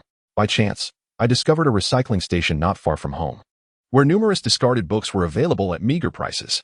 Titles such as A Brief Discussion on the Development of Modern Mysticism, An Overview of the Arcane, and Astrological Theories could all be found. I even attempted to replicate secret texts, drawing magical arrays on scrap paper. About a year ago, while reading late into the night, I laid down to sleep after closing a book and experienced a most peculiar dream. Though the specifics of the dream elude my memory, I vaguely recall its chaotic nature, akin to a collage of fragmented images. Upon awakening, I found my mind enveloped in a peculiar energy. This revelation shifted Barton's perspective from outright disbelief to tentative acceptance. Han Dong continued, stating that through the touch of a palm, one can initiate a form of consciousness-level indication towards a target. This influence is rather subtle, incapable of altering an individual's beliefs, but merely capable of implanting a subconscious suggestion. Such a technique has enabled me to smoothly engage with key figures during fateful events and swiftly establish connections. Subsequently, the allocation of fate points has further familiarized me with this skill. Previously, at the Public Security Bureau, I swiftly sowed the seeds of fear in the minds of individuals through touch. They regarded me as if I were a demon, terrified and trembling. That encapsulates the situation. Simultaneously, in the Samai district, within Han Dong's residence, a cloaked figure shrouded in shadow was covertly inspecting his room. During the search, a plethora of ancient tomes pertaining to mysticism was discovered, their pages filled with annotations, alongside several crude, self-drawn magical circles found in a drawer. Merely 2 days prior, Nicholas's room bore none of these books. All of this had been orchestrated by Han Dong, who instructed his sister Nina to procure these antiquated texts, easily obtainable at various recycling stations for a modest sum. Han Dong had been contemplating how to conceal the matter of the Faceless One's head, given its connection to mysticism. He decided to fabricate the fade of being a self-taught scholar. Now, as an apprentice of the mystical arts, as long as his explanations align with the condition of the room, it would prove exceedingly difficult for any inquiries from above to uncover the true issue. Chapter 36. The young knight regarding Han Dong's claims of being a self-taught individual. Barton Foggies remained skeptical. Currently, Han Dong had traversed the realm of destiny and allocated pertinent points in the field of mysticism, leaving uncertainty about whether he had genuinely achieved self-education. The situation necessitated waiting for another investigator to gather intelligence for comprehensive analysis. Indeed, this adhered to the regulations established by the council within the Holy City. The knightly order represented humanity's hope. Any apprentice knight admitted to the National Royal Knight Academy for Advanced Studies must not only have their talents and skills acknowledged, but also verify their lineage and experiences, thereby eliminating any potential threats to the foundation of the Holy City. Barton Foggies had been appointed as the overseer for Valen Nicholas, tasked with ascertaining the background and identifying any latent dangers posed by this returnee within a 3-day period before enrollment. Barton approached the matter with due diligence. If that is indeed the case, your frail physique has inadvertently become a pivotal opportunity for your journey into mysticism. Quite commendable. I look forward to your future performances. Sir Knight Barton, I have several inquiries. Han Dong seized this moment of solitude to pose profound questions to the exalted knight. He harbored numerous uncertainties regarding the realm of destiny and career choices. By posing these inquiries, he could deftly steer the conversation away from topics that might invite deeper scrutiny into certain details. Proceed. The destiny system indicates that one must allocate at least 5 points in a primary profession to refine it and unlock the talent tree. Is there a possibility of dual majoring in other professions? Yes, but it is not advisable. Once you unlock the talent tree, you will naturally comprehend the constraints. You will find that points are insufficient, and the difficulty of acquiring additional points will escalate, requiring not only trials within the realm of destiny, but also the fulfillment of certain prerequisites. There will be no surplus points to pursue other professions. Furthermore, the myriad branches of the talent tree will adequately satisfy your pursuit of diverse powers. Take your chosen field of mysticism, for instance. It encompasses distinctions among physical, spiritual, or ranged spells, among others. Understood. The realm of destiny also advised Han Dong to concentrate on a primary profession without distraction. It was becoming increasingly clear that this was wise counsel. Once the talent tree was activated, substantial points would be required, and the challenge of acquiring destiny points would gradually intensify. Han Dong continued to inquire. I have only gleaned a rudimentary understanding of mysticism from some obscure texts. Although I have allocated destiny points to mysticism, I remain unclear on how to effectively utilize these abilities. Will I be able to learn from external books at the Academy? Indeed, the allocation of destiny points merely sets us upon the corresponding path. How to navigate it depends on one's own efforts. The Academy will recommend the most suitable skills for you based on your major and areas of expertise. At that time, there will also be corresponding knight mentors to guide you. It is said that the mentors in the mysticism department are quite eccentric, so do prepare yourself in advance. Thank you, esteemed knight. After downing a large mug of malt beer, Barton spoke earnestly. In summary, prepare yourself well. In the next fateful event, you will enter alongside apprentice knights of equal standing, and the difficulty level will escalate dramatically. There are those within the academy who will elaborate on the pertinent information. I hope you cultivate the heart of a knight, joining our ranks to fight for the fallen pioneers, for humanity, and for freedom. The conversation then shifted to casual chatter about the civilian district. Having enjoyed a hearty meal, Barton, with obligations still awaiting him in the knightly order, prepared to depart. Perhaps due to his shared origins in the civilian district with Han Dong, or perhaps influenced by the drink, his typically reserved demeanor exhibited a notable increase in verbosity today. Before mounting his steed, he placed a hand on Han Dong's shoulder. Remember, no matter your major, physical fitness is paramount. With your current condition, you may struggle to endure some of the academy's physical training. Find a way to address that. With his admonition concluded, steam billowed from the hooves as he galloped away. Han Dong took a deep breath, reflecting internally. That was close. Thankfully, I had prepared in advance. Otherwise, matters concerning the Faceless One's head could have easily been exposed. It was only when Barton Fogus had completely vanished from sight that Han Dong allowed himself a moment of relaxation. Throughout their dialogue in the tavern, he had been exceedingly cautious with every word. He understood all too well that Barton had come to probe for information. In this world, humanity teeters on the brink of existence. A moment's carelessness could lead to annihilation. Such a pivotal knightly order, touching upon the very foundations of the nation and determining the continuation of humanity, requires each new knight to comprehend their origins. The previous day's interview was merely a means to assess my potential, to ascertain my worth for cultivation, and to provide the credentials for admission along with a 3-day respite. During this period of rest, one naturally becomes completely lax in vigilance, utilizing these 3 days of relaxation to delve deeper, should any issues arise. I risk being discreetly dealt with. This nation is far more cautious than I had imagined. After all, this is not a time of peace, but an apocalypse. I must tread carefully. In a certain nightly hall, Barton Fogus relayed the detailed intelligence gathered from his encounter with Han Dong, sharing his insights. The overall situation is as follows, and I maintain a neutral stance regarding Warren Nicholas. Subsequently, another investigator secretly infiltrated Han Dong's residence, presenting their findings in the form of a document. A plethora of tattered tomes on mysticism corroborated Han Dong's assertions. He possesses a unique talent for the arcane. Having taught himself, a group of elders within the hall began to deliberate on the collected information. Their discussions culminated in the stamping of a document labeled Apprentice Knight. Well then, that resolves the matter. This Warren Nicholas is a gifted apprentice in mysticism, destined to achieve considerable mastery in the field, and he should be allowed formal admission to the knightly order. As long as his inherent goodness is assured, we shall provide him with the finest environment for growth. After all, the mortality rate among mystics is the highest among the 5 principal professions, and we are in urgent need of talents in this field. The last expedition that ventured beyond the city, lacking a mystic, suffered significant casualties and failed to explore deeply, further underscoring the necessity of having a mystic on board. Thus, Han Dong officially assumed the title of Apprentice Knight. It is time to return home. The Hammer and Fire Tavern is situated near the border of the 2 districts. Han Dong decided to walk back to the Samai district. As he approached the boundary area, he first passed by a cemetery. Shortly thereafter, not far from the graveyard, he encountered a Victorian-style 2-story villa surrounded by a throng of people and a considerable number of grim-faced law enforcement officers. The security team had cordoned off the crowd, ensuring that civilians maintained a distance of over 5 meters from the building. Out of curiosity, Han Dong mingled with the crowd. The sight that met his eyes through the gaps in the throng was unsettling. A woman, partially disfigured, was suspended at the entrance of the building. Yet, for some inexplicable reason, even the law enforcement officers dared not approach, seemingly awaiting the arrival of specialized investigators.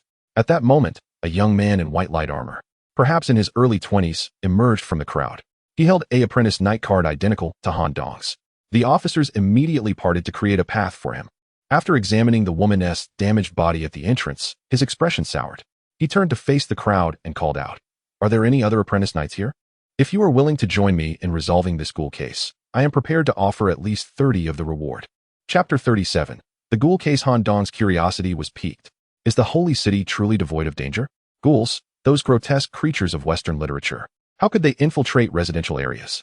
According to the Apprentice Knight's account, there seems to be a bounty issued by a related organization for resolving such incidents, offering a monetary reward for those who can address these matters. He must have assessed the extent of the corpse's damage to gauge the ghoul's strength. Perhaps he deemed it too arduous to confront them alone, hence his decision to recruit allies. By assisting him, I could gain deeper insights into these occurrences and the reasons behind the emergence of monsters in domestic spaces, all while potentially earning a reward, which I currently find quite appealing given my financial constraints. Yet, the risks loom large. Exposure is a concern, especially since I have yet to officially enroll in the academy, and confronting a ghoul could prove perilous. Faced with the golden-haired young knight's impromptu recruitment, Han Dong hesitated. Having not undergone any training in mysticism and lacking any mystical abilities aside from the tentacle attack from the Faceless one's head, he felt ill-equipped. Wait, I do possess one combat skill. After a 5-minute wait, the young knight appeared increasingly frustrated. Most apprentice knights were engrossed in their studies at the academy. Even when they ventured out, they would hardly deign to descend to the commoner's district and squander time. The bounty notice merely indicated that corpses had been reported missing in the cemetery at the junction of the Ghana and Samai districts given the brief interval since the theft. We were summoned to capture the newly manifested ghoul, which had just taken form due to moral decay. Judging by the depth of the claw marks and the fungal remnants on the corpses, it was evident that this was a fully matured ghoul. The information had been relayed back to the academy, and the bounty had been increased. However, if I were to return now to fetch companions, this ghoul would likely slip away. The prospect of a substantial reward in copper coins, coupled with extra credit points, was too enticing to abandon. Yet, I could not gamble with my own life. The young knight secured his sword, seemingly disinclined to investigate further. As long as one is alive, there remains a chance, especially since he was progressing well in his studies at the academy, rendering such risks unnecessary. Just then, a frail, brown-haired youth emerged from the crowd. Clad in an oversized linen shirt, his skin, tinged with yellow, revealed the stark outlines of his bones. This was a perilous area. Entry was forbidden. Just as a security officer was about to forcibly push Han Dong back into the throng, a golden card was produced. Apprentice Knight. In an instant, the security personnel regarded Han Dong with astonished expressions, parting to create a passage. I wonder if I can be of assistance? After some contemplation, Han Dong concluded that the benefits of aiding outweighed the drawbacks. How many points do you have in your major? The young knight approached, scrutinizing Han Dong from head to toe. To be frank, even the bookish lot majoring in library studies appeared to be in better physical condition than Han Dong. 2 points in mysticism. I am Alan Andwa. Han Dong deliberately employed a pseudonym, as it was unlikely to be traced at this moment. 2 points. Just about sufficient. However, your expertise in the arcane arts poses a challenge in this confined environment when confronting ghouls. Allow me to introduce myself. I am Cass Martini, currently allocated 3 points of fate in the Crusader class. My strength and speed are adequate to face a typical ghoul head-on. Yet, herein lies the predicament. Come closer, and you shall see. Under Cass's guidance, the two approached the lifeless mistress suspended at the entrance. The initial bounty I received merely referred to a newborn ghoul, yet the wounds upon the corpse indicate that the ghoul lurking within this building is far from juvenile. I even suspect that this family has deliberately concealed its existence, secretly raising ghouls in the basement. An adult ghoul possesses advantages over me in various aspects. The most troublesome issue is that of vitality. Unless I can sever its head or pierce its heart, no other attack will suffice to halt the ghoul's advance. Han Dong pondered silently, observing the claw marks on the mistress's body. The areas torn by claws exhibit signs of necrosis, with swollen cellular tissue and severely obstructed blood circulation. Even without a fatal injury, a mere scratch could swiftly lead to death. Is this the nature of ghouls? No wonder this apprentice knight dares not undertake the mission alone. The danger is far greater than I had imagined. Should one sustain an injury without prompt treatment, death is a likely outcome. Anderwa, do share your abilities. If you lean towards astrological prediction and reconnaissance, then perhaps it is best to refrain. Han Dong was quite direct. He produced a short blade entwined with a green aura. This revelation caused Cass's eyes to widen in astonishment. A fate weapon aligned with its primary attributes? What is its function? It can unleash a non-targeted plague attack. Plague. The ghoul may possess some resistance. Nevertheless, being a fate weapon, its efficacy is assured. Very well, during the forthcoming battle, you must heed my commands and refrain from acting recklessly. Furthermore, given your frail condition, ensure you remain behind me. Understood. Cass discreetly tugged at Han Dong's sleeve, leaning in to whisper, Ahem, by the way, how did you acquire this fate weapon? Hidden events. Indeed. I knew it. That group did not believe.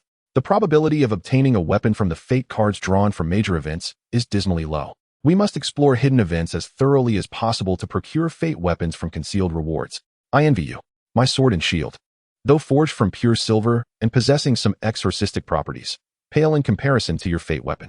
Just a moment. I will have the local authorities equipped with firearms and positioned around the building, lest the ghoul attempt to escape during our confrontation. With the arrangements made, the mistress's body was placed in a shroud and transported by the relevant personnel to the church for purification and cremation. All was in readiness. Han Dong followed closely behind Cass as they stepped into the Victorian-style villa. Upon entering, a foul odor reminiscent of decaying flesh assailed their senses. Cass felt a slight discomfort, while Han Dong remained unfazed. After all, Han Dong had spent his life dealing with microbial cultures. When something went awry in cultivation, the stench could evoke an immediate desire to embark on a diet. "Where are your goggles?" Cass inquired, retrieving his essential brass goggles from his waist and placing them atop his head. "I didn't bring any," Han Dong replied, a hint of concern in his voice. "Are you not afraid for your life?" Once exposed to mental contamination, it is far beyond merely alleviating pressure. "Fortunately, I brought a spare pair today. Here, take them." "Thank you." Han Dong accepted them and quickly donned the goggles. Cass continued, "You are well versed in the mystical arts, so you should comprehend the nature of ghouls better than I. Though they are transformed humans, they possess a connection to the entities beyond the city walls. Ensure your goggles are secure. If they become damaged, withdraw from combat immediately." "Understood." Han Dong was entirely at a loss. Cass's words only deepened his curiosity regarding the function of the goggles and the higher beings that inhabited their world. Chapter 38. The incident. The fundamental framework material of the goggles is composed of a certain flexible and lightweight metal, overlaid with a layer of brass. It is equipped with gears, bearing structures, and retractable belts, facilitating ease of wear and adjustment. However, Han Dong remained uncertain about the lens material. It was likely not ordinary glass. It probably utilized some special transparent substance capable of shielding the eyes from a particular spectrum of light that could cause visual pollution. As Han Dong donned the goggles, he contemplated an important question before the search.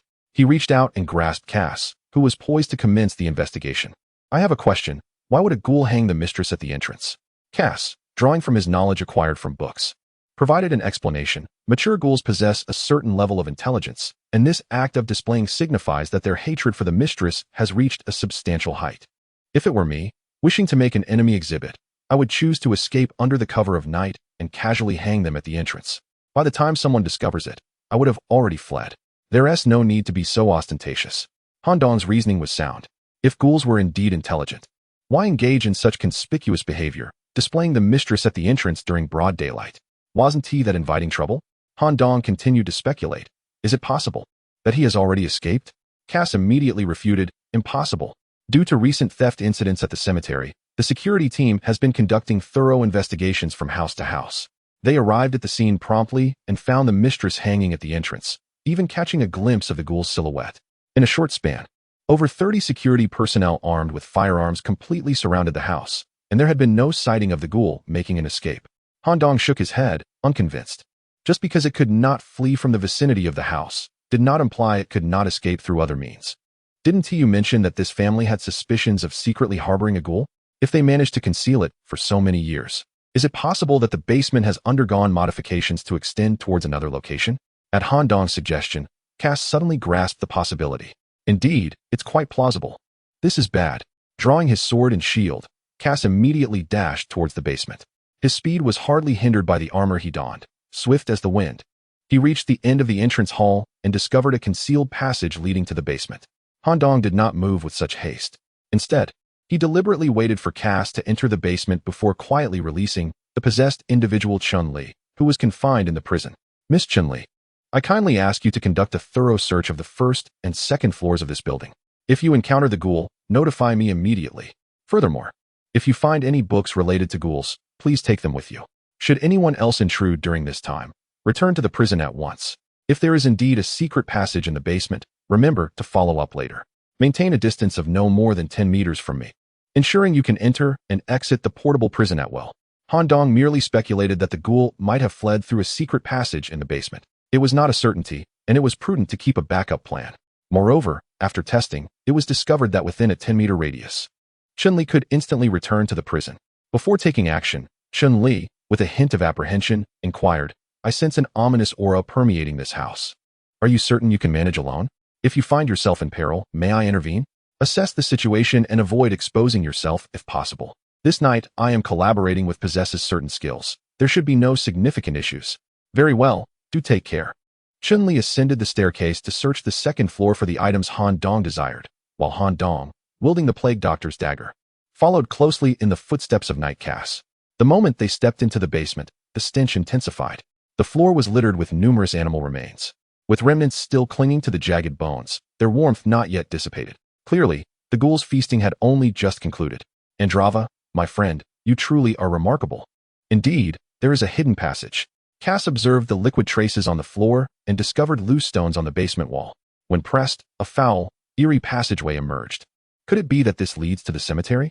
No wonder. Even in civilian areas, the management of cemeteries is quite strict, with at least 3 night watchmen permitted to bear firearms. The theft of corpses is evident, yet there are no signs of disturbed soil. It appears they are pilfering from the underground. This poses a bit of a problem. Cass, seasoned in experience, turned to Han Dong. Andrava, should we successfully deal with the ghoul, I am willing to offer you 40 of the bounty. Furthermore, the situation here is far more complex than I anticipated. If the site of the incident is not this house, but rather the cemetery, there might be multiple ghouls present. Should we encounter more than 2, we must abandon the mission immediately and report to the Night Academy for reinforcements.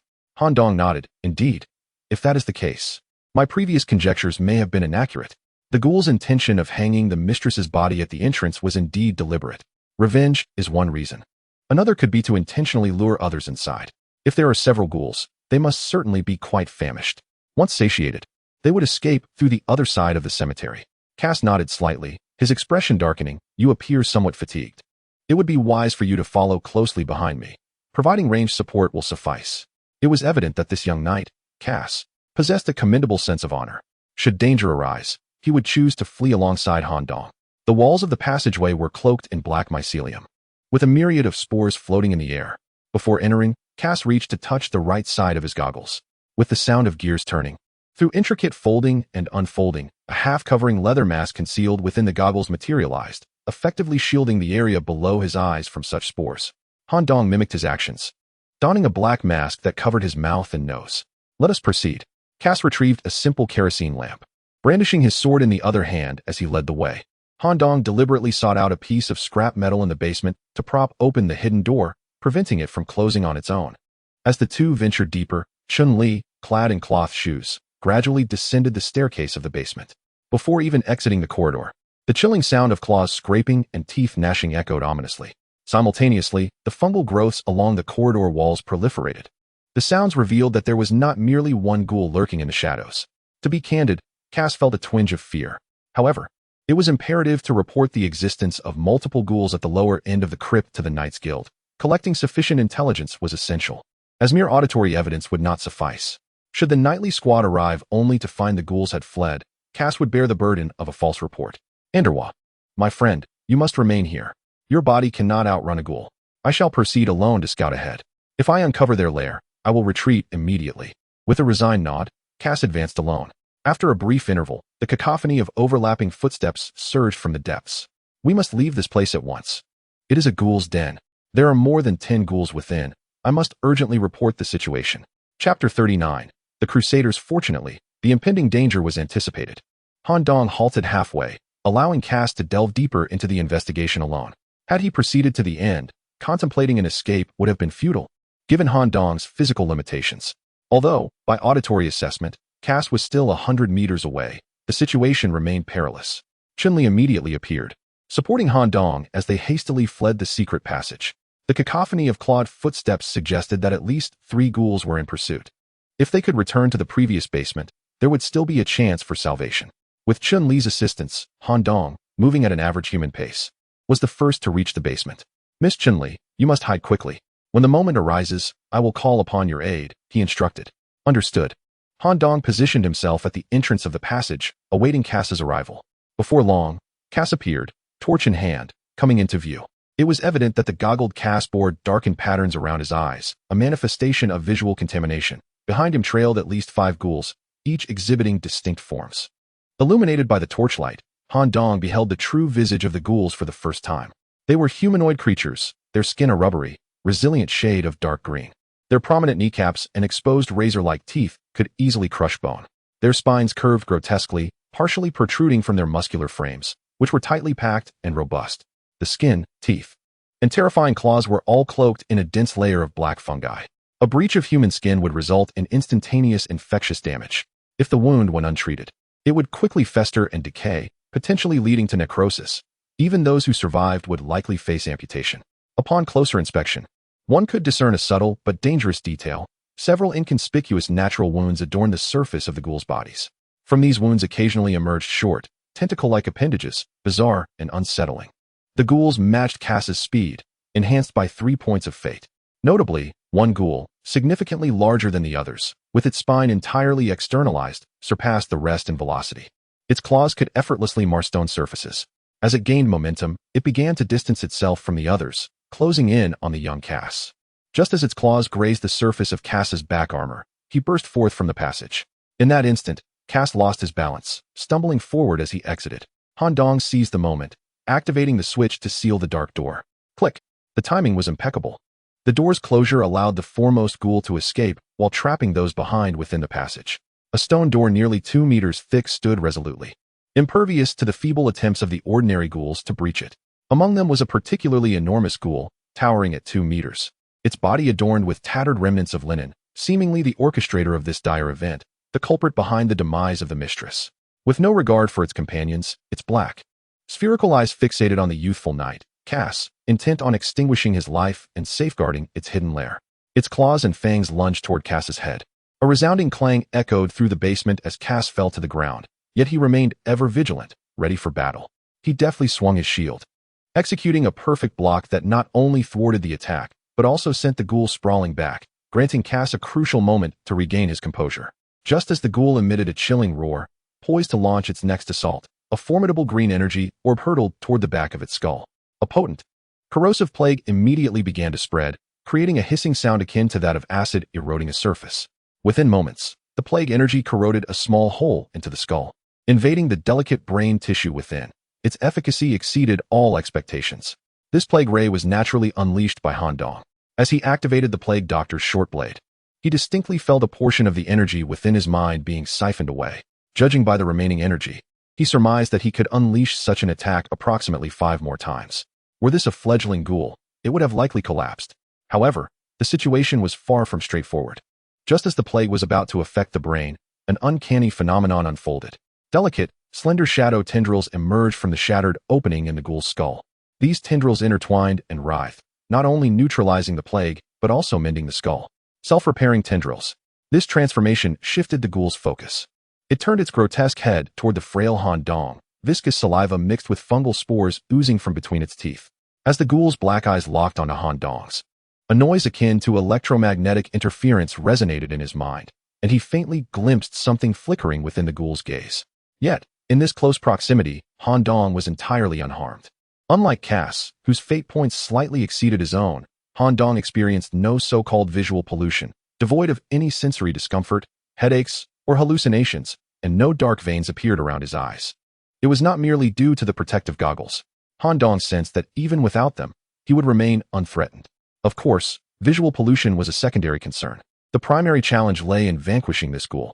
Just then, a resounding crash echoed as a spherical vial of holy water struck the ghoul, releasing a cloud of white steam into the air. The ghoul writhed in agony on the ground, its claws flailing wildly, making it difficult to approach for a finishing blow. Anderwa, my friend, step behind me. We can still handle a mature ghoul. Taking advantage of the holy water bomb, Han Dong quickly positioned himself behind Cass to avoid being isolated. Wait for the right moment. Attack from a distance as you did before. Such lowly creatures as ghouls remain bound by their human-like anatomy. As a scholar of the arcane, you should understand this better than I. Aim for their heads and hearts. With that, Cass assumed a battle stance. Shield raised before him in his left hand, sword resting against the shield with his right. This posture seemed to carry a special significance, the power of the crusader. In an instant, a faint silver glow emanated from the golden-haired, silver-armored Cass. A subtle cruciform mark appeared on his forehead, akin to a temporary enhancement skill. The ghoul, corroded by holy water, momentarily recovered and entered a state of rage. Dark smoke seeping from its black eyes as it lunged forward, intent on tearing Cass to shreds. Drawing a deep breath, Cass lowered his center of gravity. As the ghoul lunged, veins bulged on his forehead, and with a powerful thrust of his hind legs, he channeled all his strength into his shield-bearing left arm. Shield bash. The sound of a dull metallic clash resonated as the 2-meter-tall ghoul was sent flying by Cass's shield. It was heavy, somewhat taxing. Cass suppressed the tremors in his arm and swiftly retrieved his shield, charging forward. As the ghoul hit the ground, he swung his silver sword. Crusader slash. Where the silver light touched, the ghoul's flesh was cleaved apart, revealing its black heart nestled beneath the ribcage. Chapter 40. Ruthless Kill Impressive. In the world I once inhabited, it was inconceivable for a youth of the same age to attain such prowess. The fluidity of the attacking techniques exhibited by Cass would have felled any ordinary adversary long ago. This was Han Dong's first encounter with the formidable strength of a novice knight. Amidst his astonishment, Han Dong yearned even more for such a fate's power. Cass, having invested 3 points of fate into his main talent within the Crusaders, displayed a physical strength and combat skill that far exceeded the limits of his contemporaries. He sent a ghoul, vastly larger and more muscular than himself, flying, seamlessly following up with a series of slashes. However, a clear, ringing sound of metal clashing echoed in the basement. Just as Cass's cross slash tore through the ghoul's chest, he immediately lunged to stab directly at the heart. To his surprise, the sharp tip of the silver sword was thwarted by a black substance enveloping the heart. A fully matured ghoul had constructed a bony armor at its weak point. Meanwhile, Han Dong took action. A surge of plague energy accurately struck the bony armor protecting the ghoul's chest. The corruption was visibly eating away at the black layers encasing its torso. Cass smiled, preparing for a second thrust. Little did he know, the ghoul, despite being downed and with its chest torn open, disregarded its wounds. Springing up with explosive force from its midsection, its razor-sharp claws scraped sparks across Cass's armor, the overwhelming strength sending him hurtling away. Bang! The dull sound of impact, Cass slammed heavily against the wall, a trickle of blood escaping from the corner of his mouth. His chest armor bore 5 deep claw marks, with the central one completely torn, exposing the skin beneath. Within mere seconds, the wound turned green and began to ooze pus. Furthermore, due to the eye contact made during the battle with the ghoul, dark lines encircled Cass's eyes, their hue deepening, causing his thoughts to falter and occasionally conjuring horrific illusions. The fight was severely impacted. Han Dong furrowed his brows. The situation was turning unfavorable for their side. This night, Cass was honorable and devoid of guile. Earlier, when sensing danger in the secret passage, he had urged Han Dong to remain in the middle while he ventured forth alone. Such actions were a testament to Cass's character. Cass, do not move.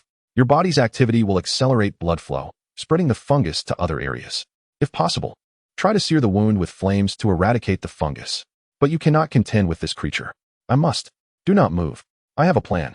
Han Dong's shout startled Cass. He had not anticipated such a commanding voice from a frail apprentice of the arcane. Han Dong fixed his gaze on the ghoul, specifically its chest area. The plague attack had already begun to take effect, significantly weakening the bony armor shielding the heart. Han Dong's recent shout had also drawn the ghoul's attention back to him. The battle had to be resolved here, otherwise, if Cass were abandoned, he would surely be devoured whole. Aku! The bizarre utterance emanated from the ghoul. The ghoul swiftly crawled forward, its claws effortlessly slicing through the cement floor. Han Dong steadied his nerves, focusing his mind. He aimed his dagger at the ghoul's eyes, drawing upon a portion of the energy within his brain. A beam of pestilential energy struck the ghoul's eyeball with precision. Vision lost. This caused the charging ghoul's attack to veer off course. Han Dong dodged to one side just in time. The ghoul, unable to hit its target, collided violently with a pile of debris in the basement, becoming buried beneath the clutter. A perfect opportunity. Beside him, Cass, eager to assist, felt a sharp tearing sensation in his chest, forcing him to brace himself with one hand on the ground as he gasped for breath, utterly powerless. At that moment, Cass, his vision slightly blurred, beheld a terrifying sight. A woman in red had inexplicably appeared beside Han Dong. This woman was enveloped in a thick, viscous aura of malevolence, and the cleaver she held posed an immediate and lethal threat to Cass. What is this? A horrifying illusion? Or perhaps an invocation of Andwa? As Cass pondered, the woman in red sprang into action. Her speed was astonishing. Before the ghoul could extricate itself from the pile of refuse, the cleaver descended with ferocity. How shall I describe it? The way Chun-Li wielded the cleaver exuded a sense of berserker ferocity. From a distance, the first slash's momentary shadow had yet to dissipate when the second cut swiftly followed. Even Han Dong was taken aback. The Chun-Li within the realm of fate possessed none of this caliber. Is this the enhancement brought by the Holy Grail? Has her combat capability truly escalated from E to D with such magnitude? In a brief span, the cleaver severed all 4 limbs of the ghoul. Simultaneously, a chain found in the basement was tightly coiled around the ghoul's neck, rendering its sharp teeth harmless. The final strike would be executed by Han Dong. The skeletal layer of the heart in its chest had been completely eroded. He aimed the short blade at the heart, piercing it with precision. Ah! The ghoul's bizarre wail echoed through the basement, even reaching the security personnel stationed around the building. After twitching a few times, the ghoul lay still. Han Dong quickly produced a syringe, extracting the cell essence from the mature ghoul in a blind spot unseen by Cass, and discreetly transferred one of the ghoul's arms into the realm of the mind. Through the haze of pain, Cass failed to witness all of this. Simultaneously, he was engulfed in astonishment at Han Dong's feat of slaying the mature ghoul, completely oblivious to Han Dong's subsequent small actions. Anhwa, you are so remarkable. Were you not instructed to remain still? The infection has ceased? Upon completing all this, Han Dong glanced at Cass, whose chest wound had been thoroughly disinfected. As for the disinfecting agent, it was none other than a holy water bomb. The holy water inside had a significant restraining effect on the eerie fungi emanating from this graveyard, proving more effective than flames. However, Cass appeared somewhat feeble, taking a considerable amount of time to gradually recover.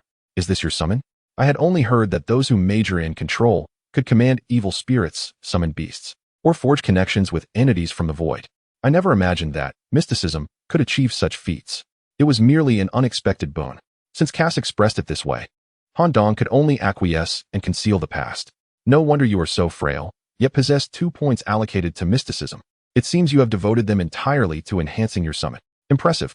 During the conversation, Chun-Li appeared somewhat shy.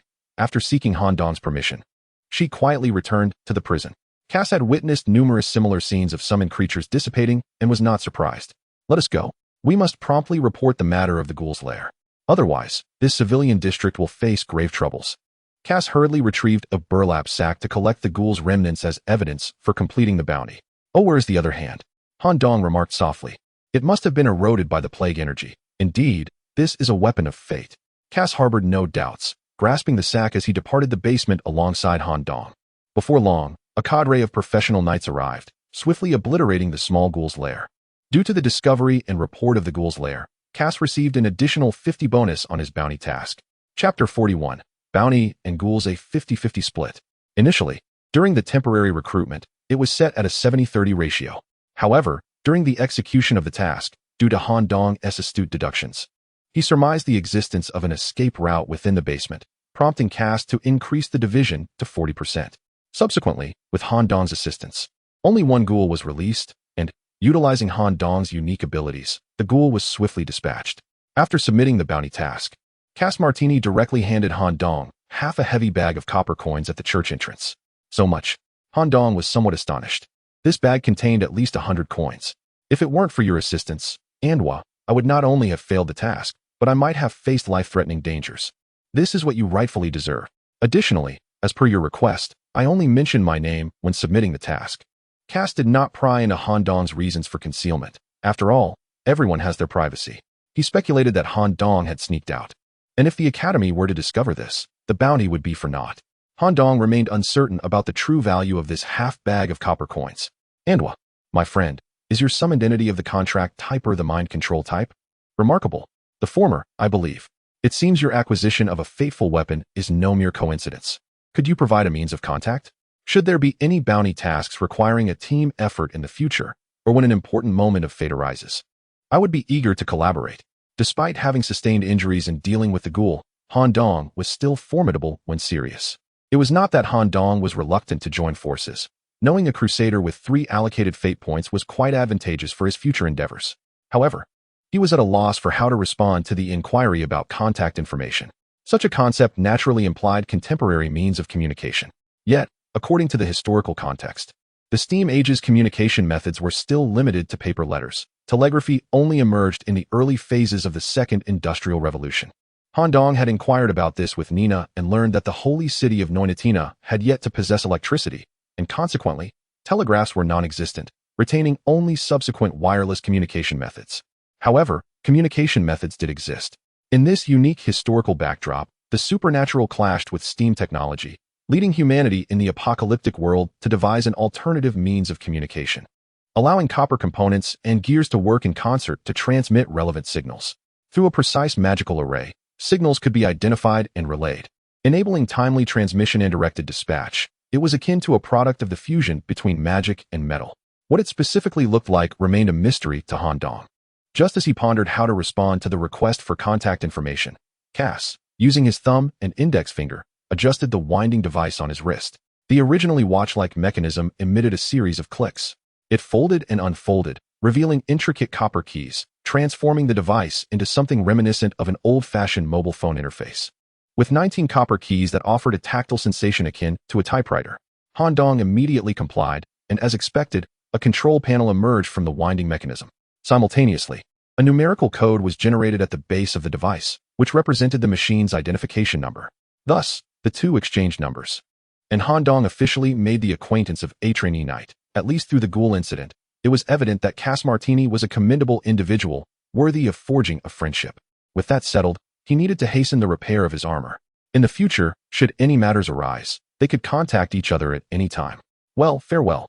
To be honest, Han Dong had only just emerged from the realm of fate and had not yet had the opportunity to study the winding mechanism. He spent quite some time observing it, sensing that it was a masterful creation, likely possessing additional auxiliary functions that would activate with his new status as a trainee knight. Time to go home.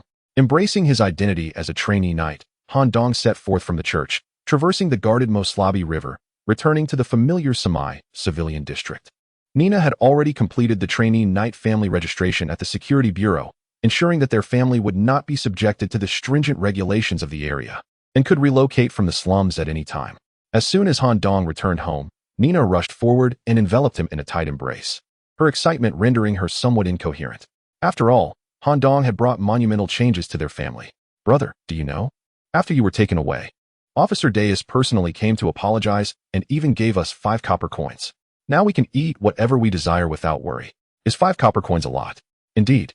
Mother earns merely 10 copper coins a year working outside, and my master, on a good day, might give me a single copper coin at the end of the month. Oh. Han Dong casually placed the sack in his hand on the table. Hearing the metallic clinks from within the sack made Nina's body tremble with anticipation. Han Dong said nonchalantly, "You and Mother can use this money. If we decide to move across the Moslabi River, we will need to replace all the furniture, correct?"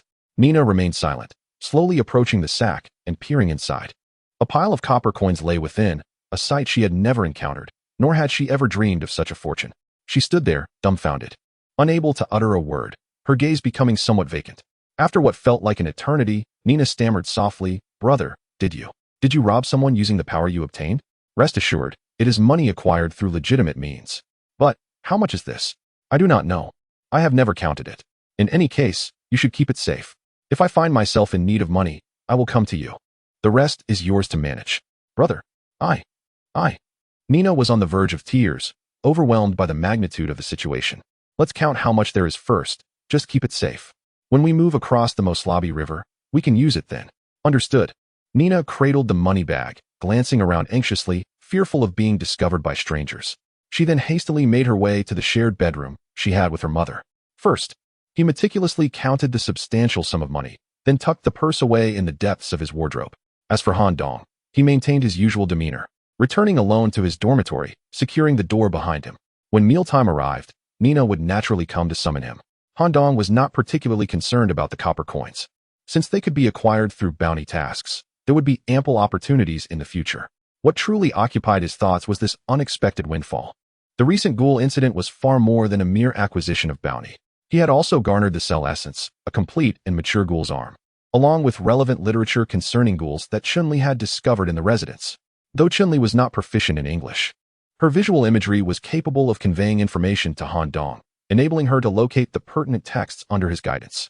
Like a researcher perusing academic papers, Han Dong swiftly delved into the readings.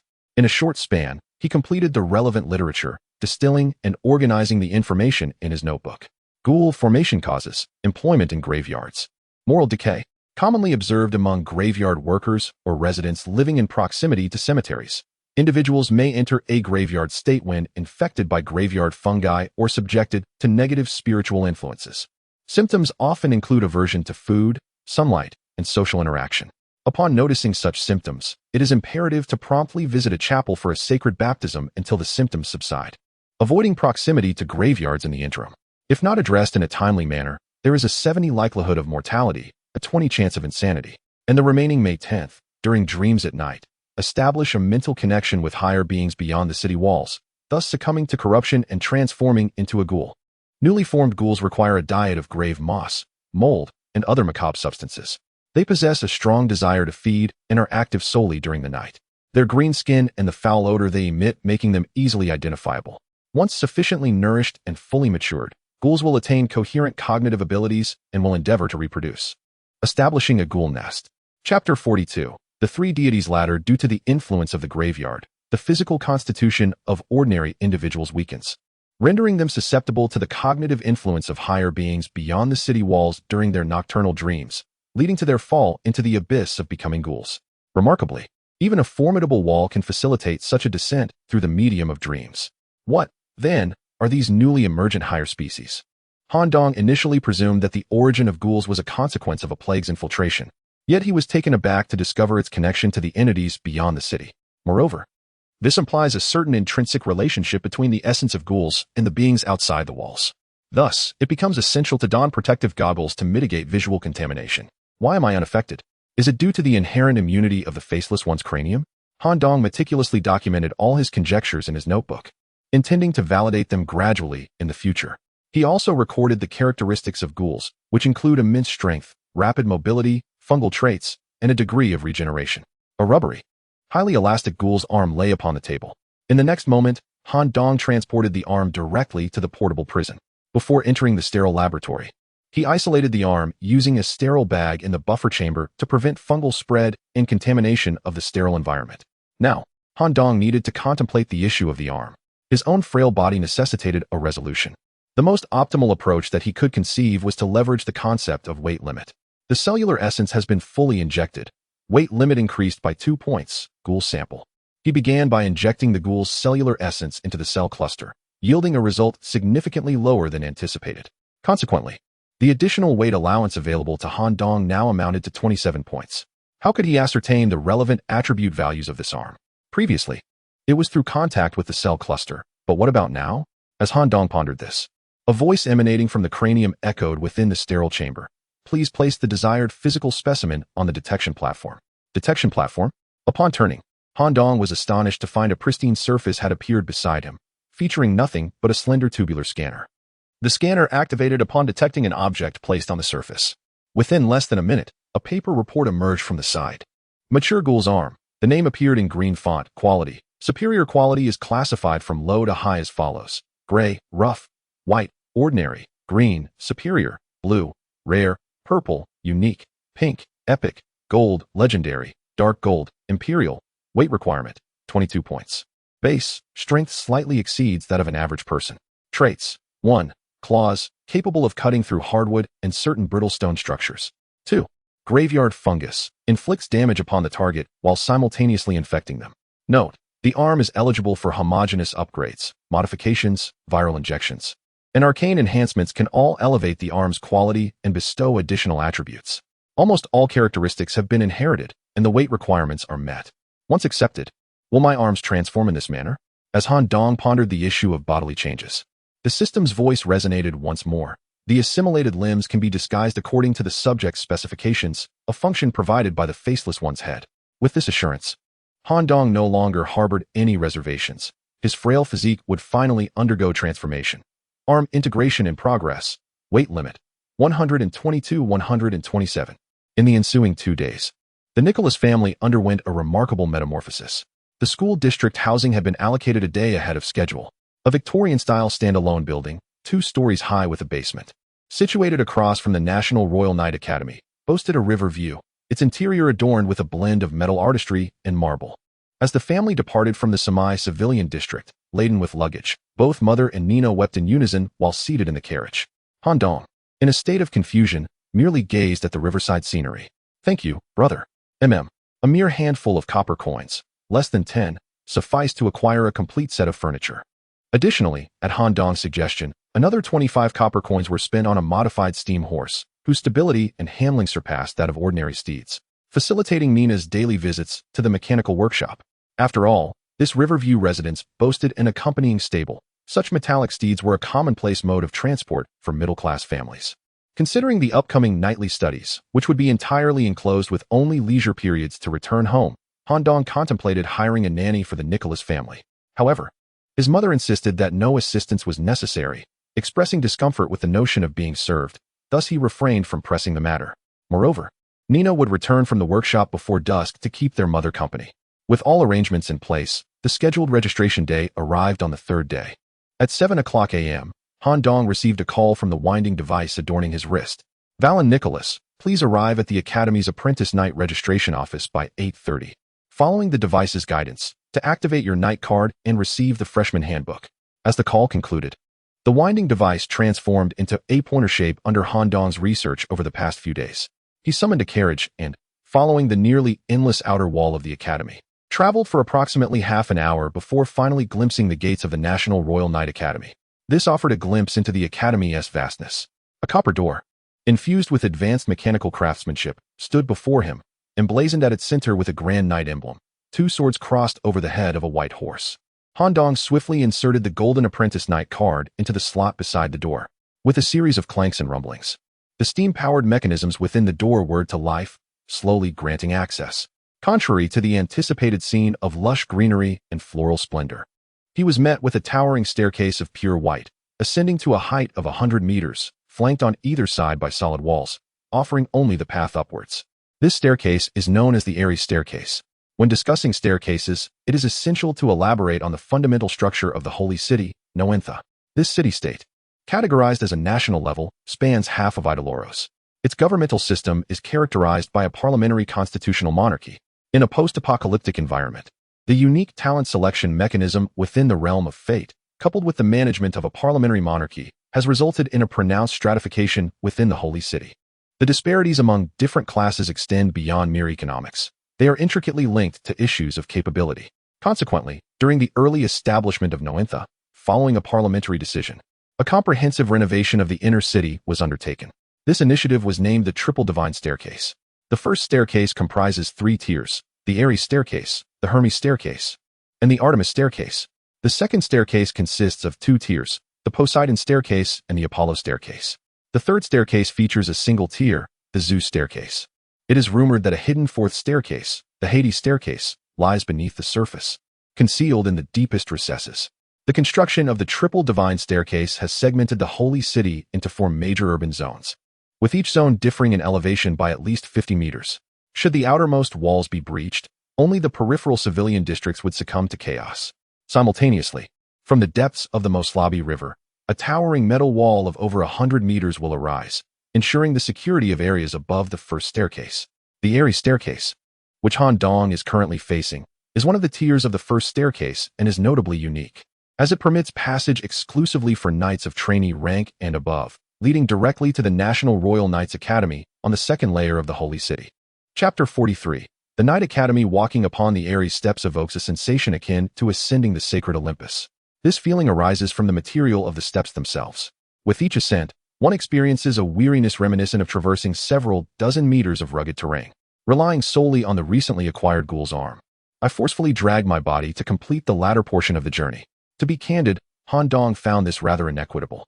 A trainee knight specializing in the Crusader talent possesses a physique far superior to others, making the climb significantly easier for them. Upon reaching the platform, Han Dong could clearly survey the civilian district built against the outer city wall, including the Samai district where Nicholas once resided. It is worth noting that the 4 major civilian areas are constructed in the east, south, west, and north directions. The location of the Public Security Bureau is close to the edge of Samai, adjacent to the Ghoul incident and the hometown of the Black Rose Knight, Burton Martini, in the Ghana civilian district. Otherwise, merely transferring between civilian areas would consume a considerable amount of time. Before the platform stood a circular domed structure of white stone, enclosed by 10-meter-high stone walls, concealing the interior of the Knight Academy. The only option was to enter the white stone building. The grand entrance featured a mechanical design. As Han Dong approached, steam-propelled pistons that set the interlocking gears of the copper door into motion, causing it to swing open of its own accord, revealing an opulent interior adorned primarily with brass. Rows of steel steam bookshelves lined against the walls held neatly arranged files of new students. At the center, a unique official presided over a steel round table, adorned with a wide-brimmed hat and an abundance of metallic embellishments. The most striking feature was that beneath the brim, half of the individual's face was replaced by brass mechanical components. Han Dong wondered whether this person's brain remained intact. Please present your night card, intoned a voice that was standard yet resonant with a magnetic timbre emanating from the half-metallic mouth. As Han Dong submitted his card, he scrutinized the metallic visage, catching glimpses of a complete and functioning brain through the intricate brass lattice. Valen Nicholas, you have successfully navigated the 4-star difficulty novice event and chosen the less common mysticism talent. You have passed the scrutiny of the interview panel with no significant issues regarding your background or character. I shall now fully activate your card, adding functionalities for Treasury, Academy Pass, and Bounty License, the living stipend you receive during your studies, as well as the monetary rewards from completed bounty tasks, will be recorded in the Treasury, allowing you to withdraw from any bank in the Holy City and enjoy priority service.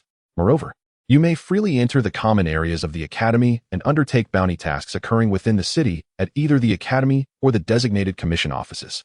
Before long, the Golden Trainee Knight card was fully activated through a mechanism reminiscent of a typewriter. Meanwhile, the administrator retrieved a distinctive tome with a metallic cover from the safe within the iron table, emblazoned with the emblem of crossed swords and the white head of a horse. The Knight's Handbook, Academy Edition, contains pertinent information regarding the orientation of new students. Please adhere to the instructions provided within to complete the enrollment process for new students. Additionally, the relevant school regulations are inscribed within the pages of the book. It is imperative to memorize all rules promptly, as violations will result in severe penalties. Note that this handbook is the sole copy available and must not be shared with others. In the event of loss, one must reapply to the Academy administration. With diligence, Han Dong carefully perused the contents of the handbook. The prologue meticulously detailed the enrollment procedure for Apprentice Knights. 1. Please proceed to the corresponding department according to your major to collect the course schedule and fulfill the certification and mentor selection based on the specific requirements of each department. 2. Make your way to the student accommodation area within the Academy, where you will obtain a random room number via the Knight card. It bears some resemblance to university life. I wonder what the mysticism department will be like. From what I gathered from the administrator, Apprentice Knights majoring in mysticism appear to be the fewest in number. Exiting the white domed structure, Han Dong was greeted by a lush expanse of greenery, a wide marble pathway, and metal kerosene lamps positioned at intervals of several dozen meters. The fresh air invigorated him, imparting a sense of being in a paradise untouched by the world. Given the vast expanse of the Knight Academy, significant locations within are equipped with bus stops. It wasn't long before Han Dong boarded a spacious carriage for free, heading towards the mysticism department. He observed that directional signs stood at every intersection. The 5 primary major disciplines correspond to the most crucial institutions within the Knight Academy. However, there are other indispensable organizations, such as the Knight's Tower, responsible for the management of apprentice knights, the Adventurers Guild, which issues bounties for dangerous tasks in the Holy City, the Marketplace, for free trade and commerce, and associations related to various technical fields, including the Mechanical Manufacturing Association, the Alchemy Association, the Textile Association, and the Writers Association, among others. Han Dong found himself particularly intrigued by the Alchemy Association. Additionally, he harbored a curiosity about the Writers Association. However, he noted a conspicuous absence of a landmark typically found in universities, the library. Given the varied majors, it is likely that the library has been divided and established within the different departments according to the categories of books. The carriage arrived at the precinct of the mysticism department. The once verdant academy scene underwent a startling transformation. Han Dong had not anticipated such a drastic change. The tightly clustered black, withered trees delineated a stark boundary with the academy's public areas. Numerous crows perched upon the gnarled branches, and at times, the mournful cries of a banshee echoed from the depths of the forest. Occasionally, a shadow of a gigantic spider flitted through the thickets. Despite the absence of fences, no one dared to trespass into this ominous woodland. A relatively spacious main road wound its way through the eerie forest, leading directly to the main building area of the mysticism department. Certainly, to embark upon the main path, one must first authenticate their identity before an ornate, black, wrought iron gate.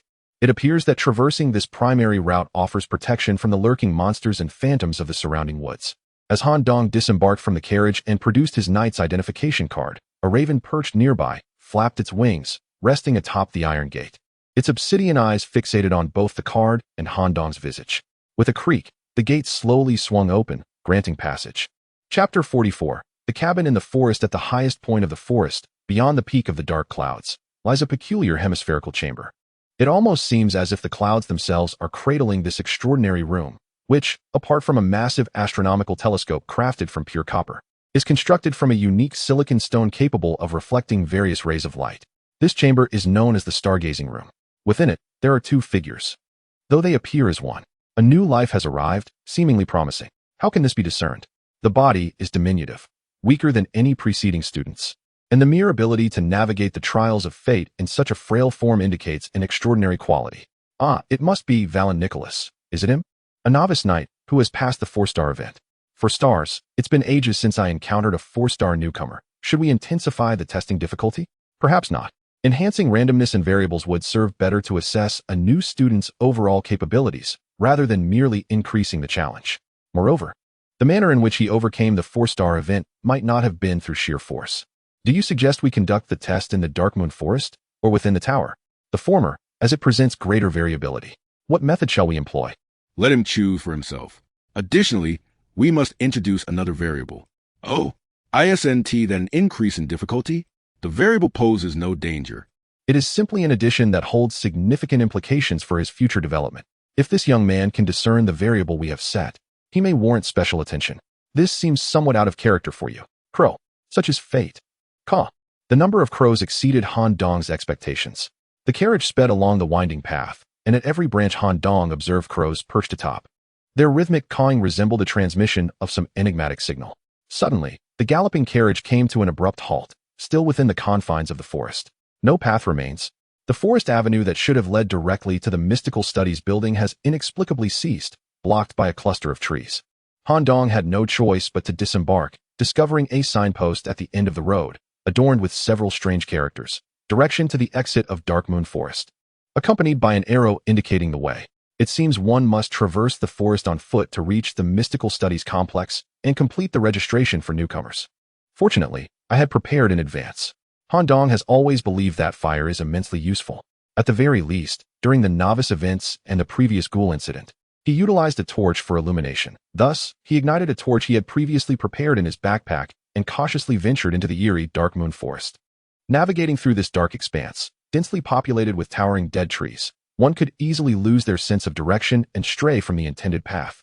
However, Han Dong's situation was different. He possessed a clear awareness of what constituted a straight line, and even if his physical condition caused his walking path to deviate, he would promptly correct it. Perhaps it is due to Han Dong's innate sense of direction, or perhaps the influence of the Faceless One's head. After walking for approximately half an hour, he found himself still within the desolate woods, only to stumble upon a quaint little cabin, its warmth spilling forth with a flickering glow. Since his rebirth into this world, Han Dong has encountered an abundance of wondrous phenomena. Perhaps this modest cabin, spanning less than 100 square meters, serves as the principal edifice of mysticism. It beckons to be explored. Existence itself is imbued with meaning. Cautiously, Han Dong approached, encircling the cabin, only to discover that it possessed no windows. The flickering light he had previously seen emanated solely from the crevice of the front door. He knocked 3 firm raps, but received no response. As he gradually pushed open the wooden door, he was met not with the extraordinary, but rather with an ordinary wooden interior. However, inside the cabin were numerous exquisite and peculiar props, evoking the sensation of stepping into an antiquities shop from the Middle Ages. A letter, seemingly appearing from nowhere, fell directly before Han Dong. Please select any complete prop from within the cabin. Even the door may be removed and taken. However, it must be intact. Exit the Darkmoon Forest and deliver the prop to the management office of the Mystical Studies Department. Note, your performance will determine the comprehensive rating from the department. Another test. Merely seeking knowledge, yet the regulations are indeed stringent. First, a fateful event. Then, an interview, followed by clandestine background checks. Now, before registering for his primary vocation, yet another assessment is required? Han Dong had anticipated that upon entering the building of the Mystical Studies Department, he would encounter some fundamental testing apparatus to evaluate his strengths and subsequently chart his future academic path. He had not anticipated such an enigmatic method of assessment. The outcome of this test would significantly influence his subsequent studies at the Night Academy. Thus, he must remain vigilant. After several days of unpressured rest, Han Dong felt an unprecedented vigor, especially since he had acquired a ghoul's arm. With renewed focus, he swiftly examined the various artifacts within the cabin. Among them were a green crystal figurine, frog-shaped, nestled within a jewelry box, a mourning box sealed under a glass dome, a gas mask infused with a steampunk aesthetic, a stitched pig's head mask hanging upon the wall, and silken white threads scattered across the floor. Moreover, it appeared that many miscellaneous items within the room could also be taken. The special props alone offered a selection of 12 choices, once a decision was made. The nature of the subsequent test would be determined, with varying degrees of difficulty. He resolved to select the mourning box, which seemed to originate from the depths of hell. As he prepared to make his choice, a creak, the sound of the wooden board, caught his attention. He had inadvertently stepped onto a peculiar wooden plank, producing an unusual noise. Indeed, a hidden compartment? He effortlessly shifted the odd wooden piece beneath his foot. In a concealed compartment beneath the ground, a rusted iron box lay in storage. Upon inspecting the items contained within, Han Dong felt a stir of emotion. After several minutes of contemplation, he chose the iron box and turned to exit the wooden cabin. Suddenly, as he stepped outside, faint footsteps echoed through the forest. In an instant, Han Dong's expression shifted, and he entered a state of vigilance. A line of green plague coursed across the surface of his right arm.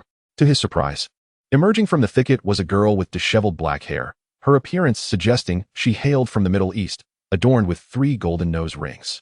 In her hand, she clutched a golden card, emblematic of a trainee knight. With her eyes partially narrowed and a hint of caution in her demeanor, she inquired, "Are you a trainee knight?" "Yes." "How fortunate."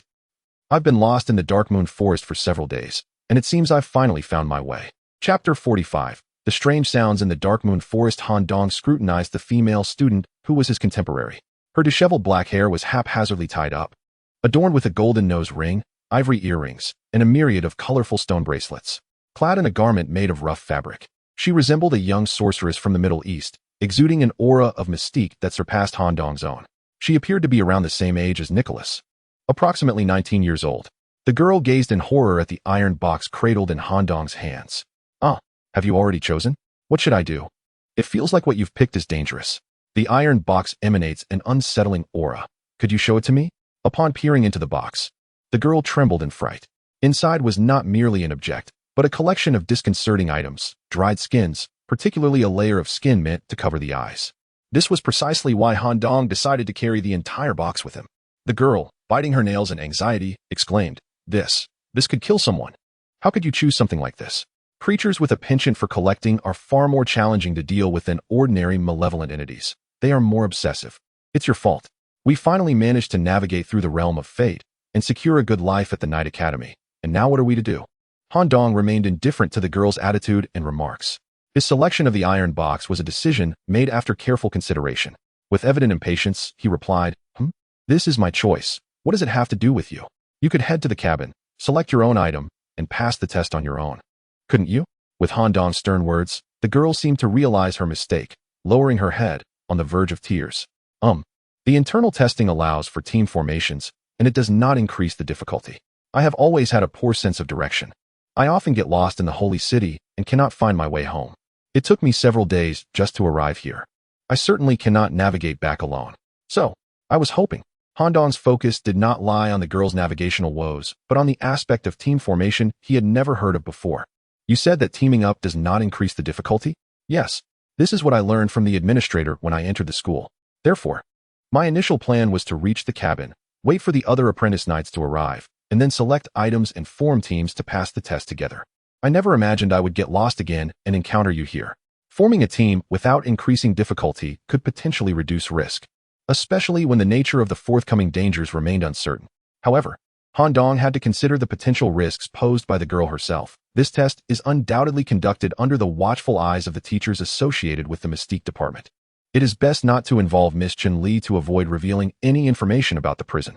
Nevertheless, the Ghoul's arm can be utilized. The contents within the iron box are indeed enigmatic. Should one successfully navigate with such a peculiar item, the evaluation would undoubtedly rise significantly, impacting my future development and resource allocation. The sudden appearance of this girl raises several questions, yet there is a certain necessity in her inclusion. If she is indeed a fellow apprentice knight, establishing a good rapport in advance could prove beneficial. As Han Dong reminisced about his previous life on campus, he recognized that, despite being an associate professor, he had not a single friend. Each encounter with other faculty members was merely a polite exchange of greetings. Life felt exceedingly dull. Upon learning of the spread of his cancer, he regretted only that his research would remain unfinished. The intricacies of human relationships held little allure for him. Very well, let us form an impromptu team. Given the opportunity for rebirth, Han Dong gradually endeavored to alter his demeanor. Excellent. He proposed, let us first introduce ourselves, particularly detailing the abilities we currently excel in. Han Dong had previous experience teaming up with apprentice knights to resolve perilous situations, and he intended to apply that knowledge now. The young girl from the Middle East stuck out her tongue. Oh, right. I haven't introduced myself yet. My name is Pasha Buhart. A few days ago, I successfully navigated a 2-star difficulty fate space. Having studied a bit of witchcraft in my tribe, I opted for mysticism. I have yet to undergo formal training. Thus, I only possess rudimentary knowledge of divination. Divination? Han Dong understood the concept. It involved using external objects, often specific items like shells, cards, or bamboo sticks, to predict future events. If you can only divine, how did you end up lost? Pasha explained, because I'm not yet particularly familiar with it. My thoughts become quite chaotic, especially after my fate points were allocated, enhancing my divination abilities. At times, I glimpse certain future images, which muddles my sense of direction. But rest assured, I am still quite useful. I can foresee dangers in advance. Han Dong nodded and began his introduction. Well, I am Valen Nicholas. I possess a certain degree of combat ability, though it is not particularly formidable. As a knight majoring in mysticism, I cannot be compared to that group of crusaders. Having any combat capability is already commendable. My greatest concern is that the two of us can only divine. What about your abilities? May I see them? Pasha inquired. As requested, Han Dong revealed his right arm, where a peculiar green substance coursed through his veins. Suddenly, his ordinary nails elongated sharply, reaching approximately 30 centimeters in length, curved and razor-sharp. Just as his arm began to swell and expand, he halted the transformation. Wow, you are an aberrant plague scholar. Huh. Han Dong was not yet familiar with such specialized terminology. I learned that from books. They say those who can wield plague belong to the most perilous category within the mystical professions, and those capable of morphing are considered the most formidable attackers among them. To his astonishment, he possessed both of these remarkable attributes. How impressive.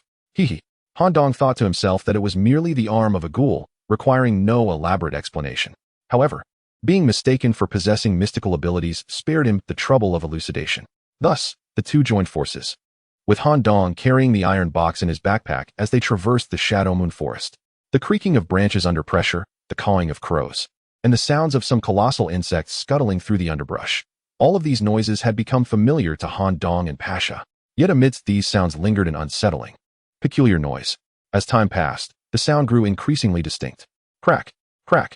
The sound of metallic scissors approached, growing clearer, as if lurking just behind the gnarled, twisted tree beside them.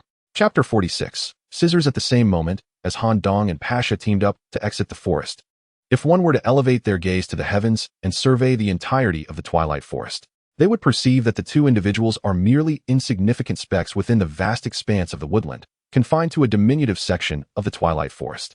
A comprehensive overview of the Twilight Forest reveals that there are as many as 40 such cabins, each housing an array of peculiar ornaments and artifacts, corresponding to various demons and creatures utilized for the novice trials.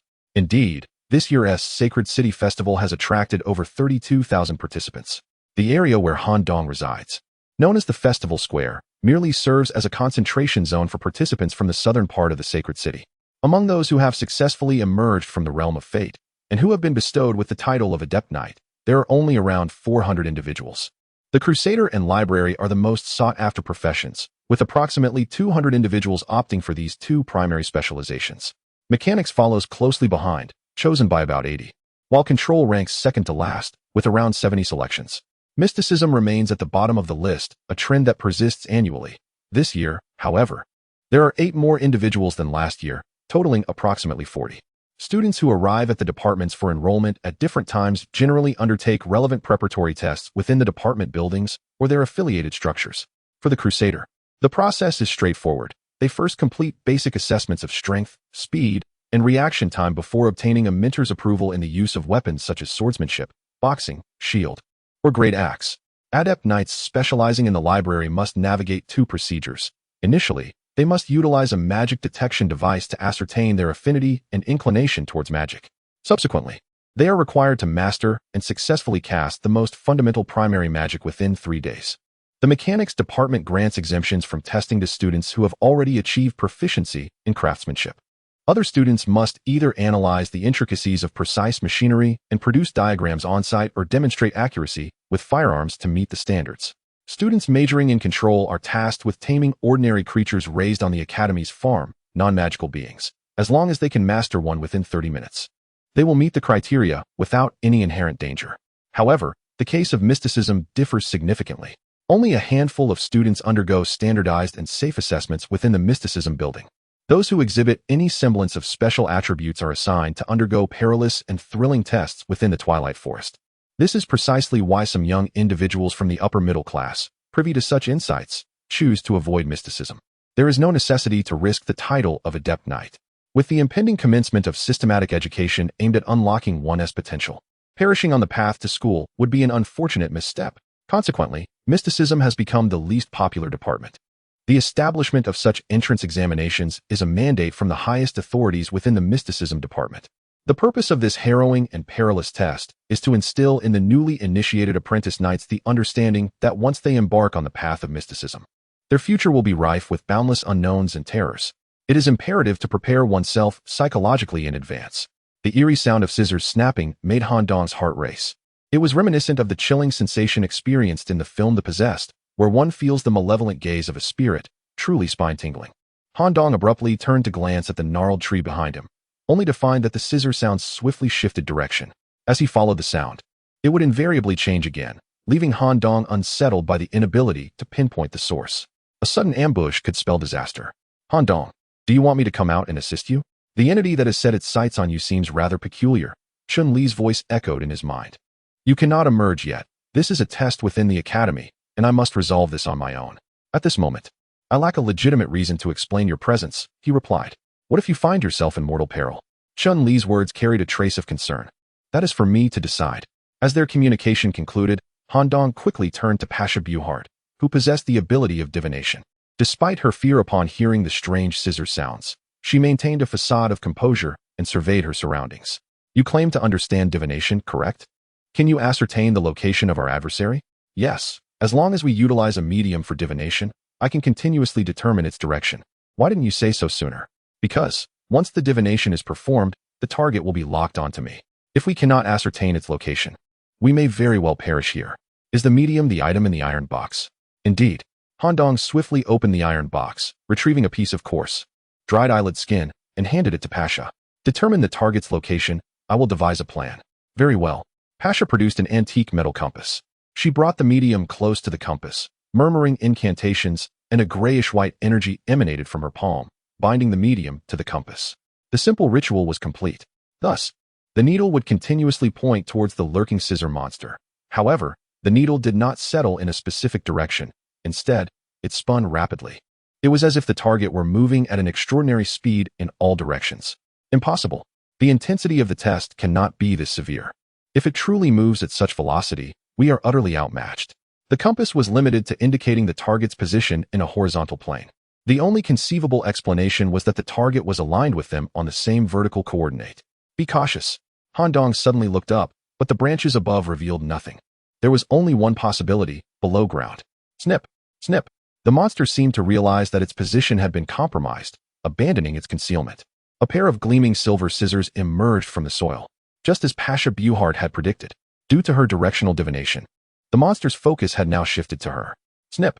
The gray oil spilled upon the earth. The sharp scissors swiftly severed the tendons at Pasha's ankle. With a piercing scream, she fell backward. Danger. As the scissors cut through her tendons, they immediately retreated. Should Pasha descend in such a manner, the back of her head would inevitably meet the sharp blades. A beam of green light shot forth, directing itself towards the soil beneath the scissors. The plague disregarded the barrier of the earth, directly affecting the grotesque entity concealed below.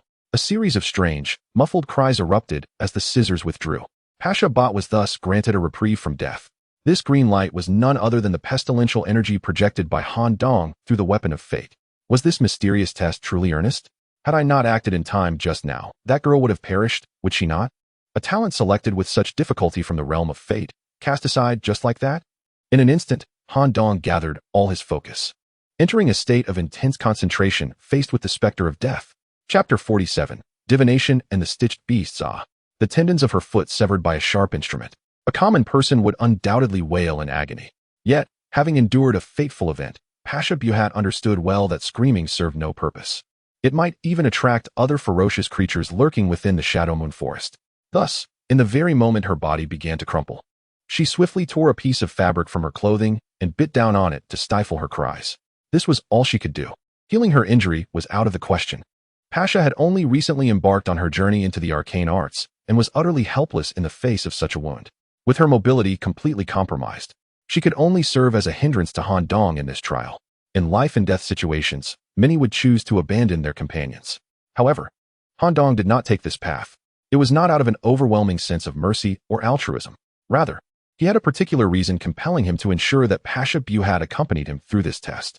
His backpack was laden with an assortment of supplies, including linen cloth purchased from a general store, which was just what he needed to bandage Pasha's injured ankle. Thank you. Gratitude filled Pasha Buhat's eyes. Yet, she was acutely aware that her inability to move meant she was resigned to her fate. There was no way she could escape this open expanse of the Shadow Moon Forest. Why don't you just leave? She suggested. In my condition, I surely cannot make it out of this forest.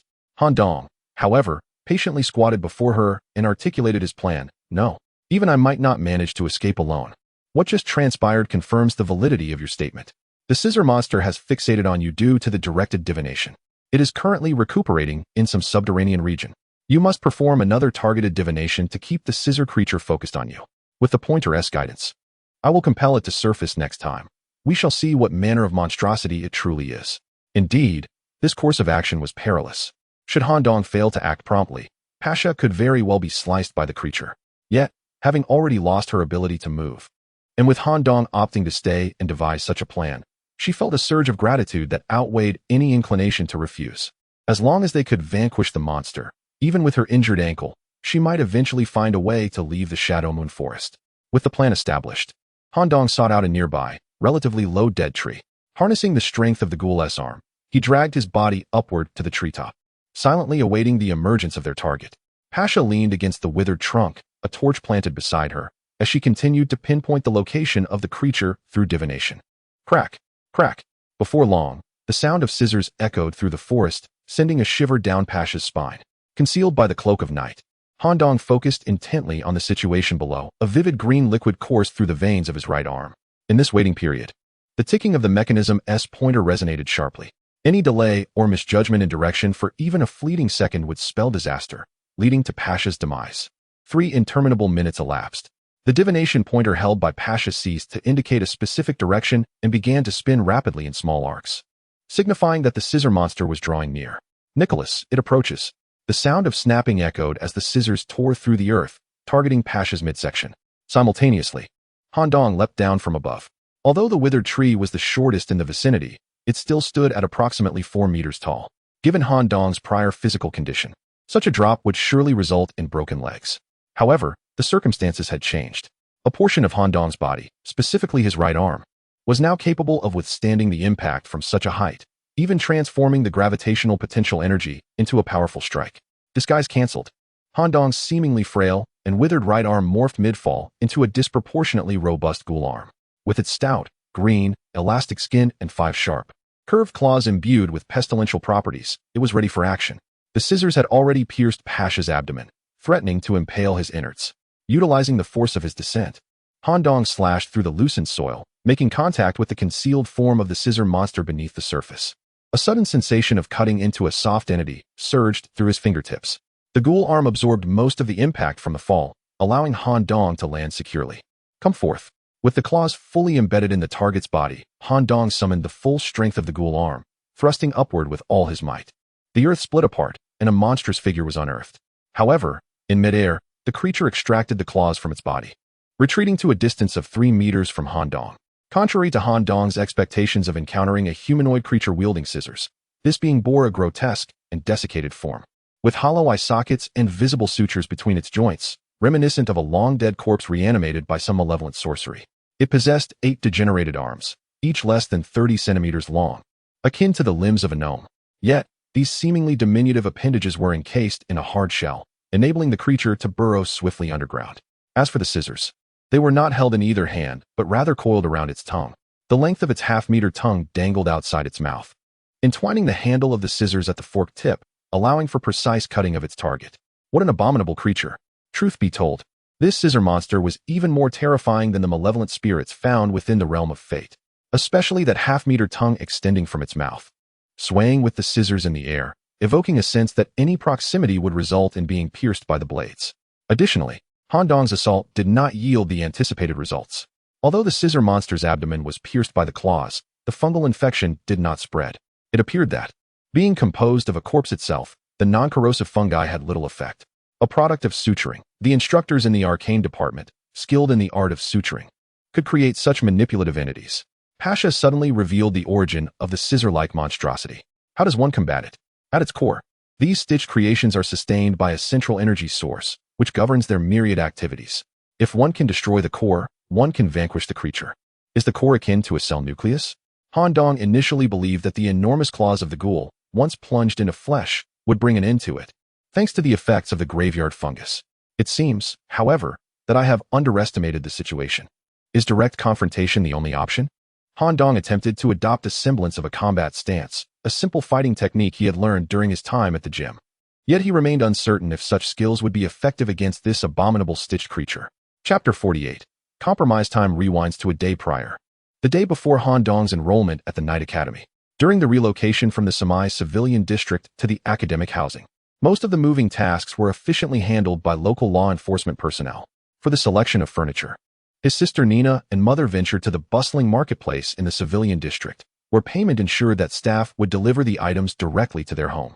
On this day, Han Dong had no responsibilities. He merely needed to rest. However, he had no intention of relaxing.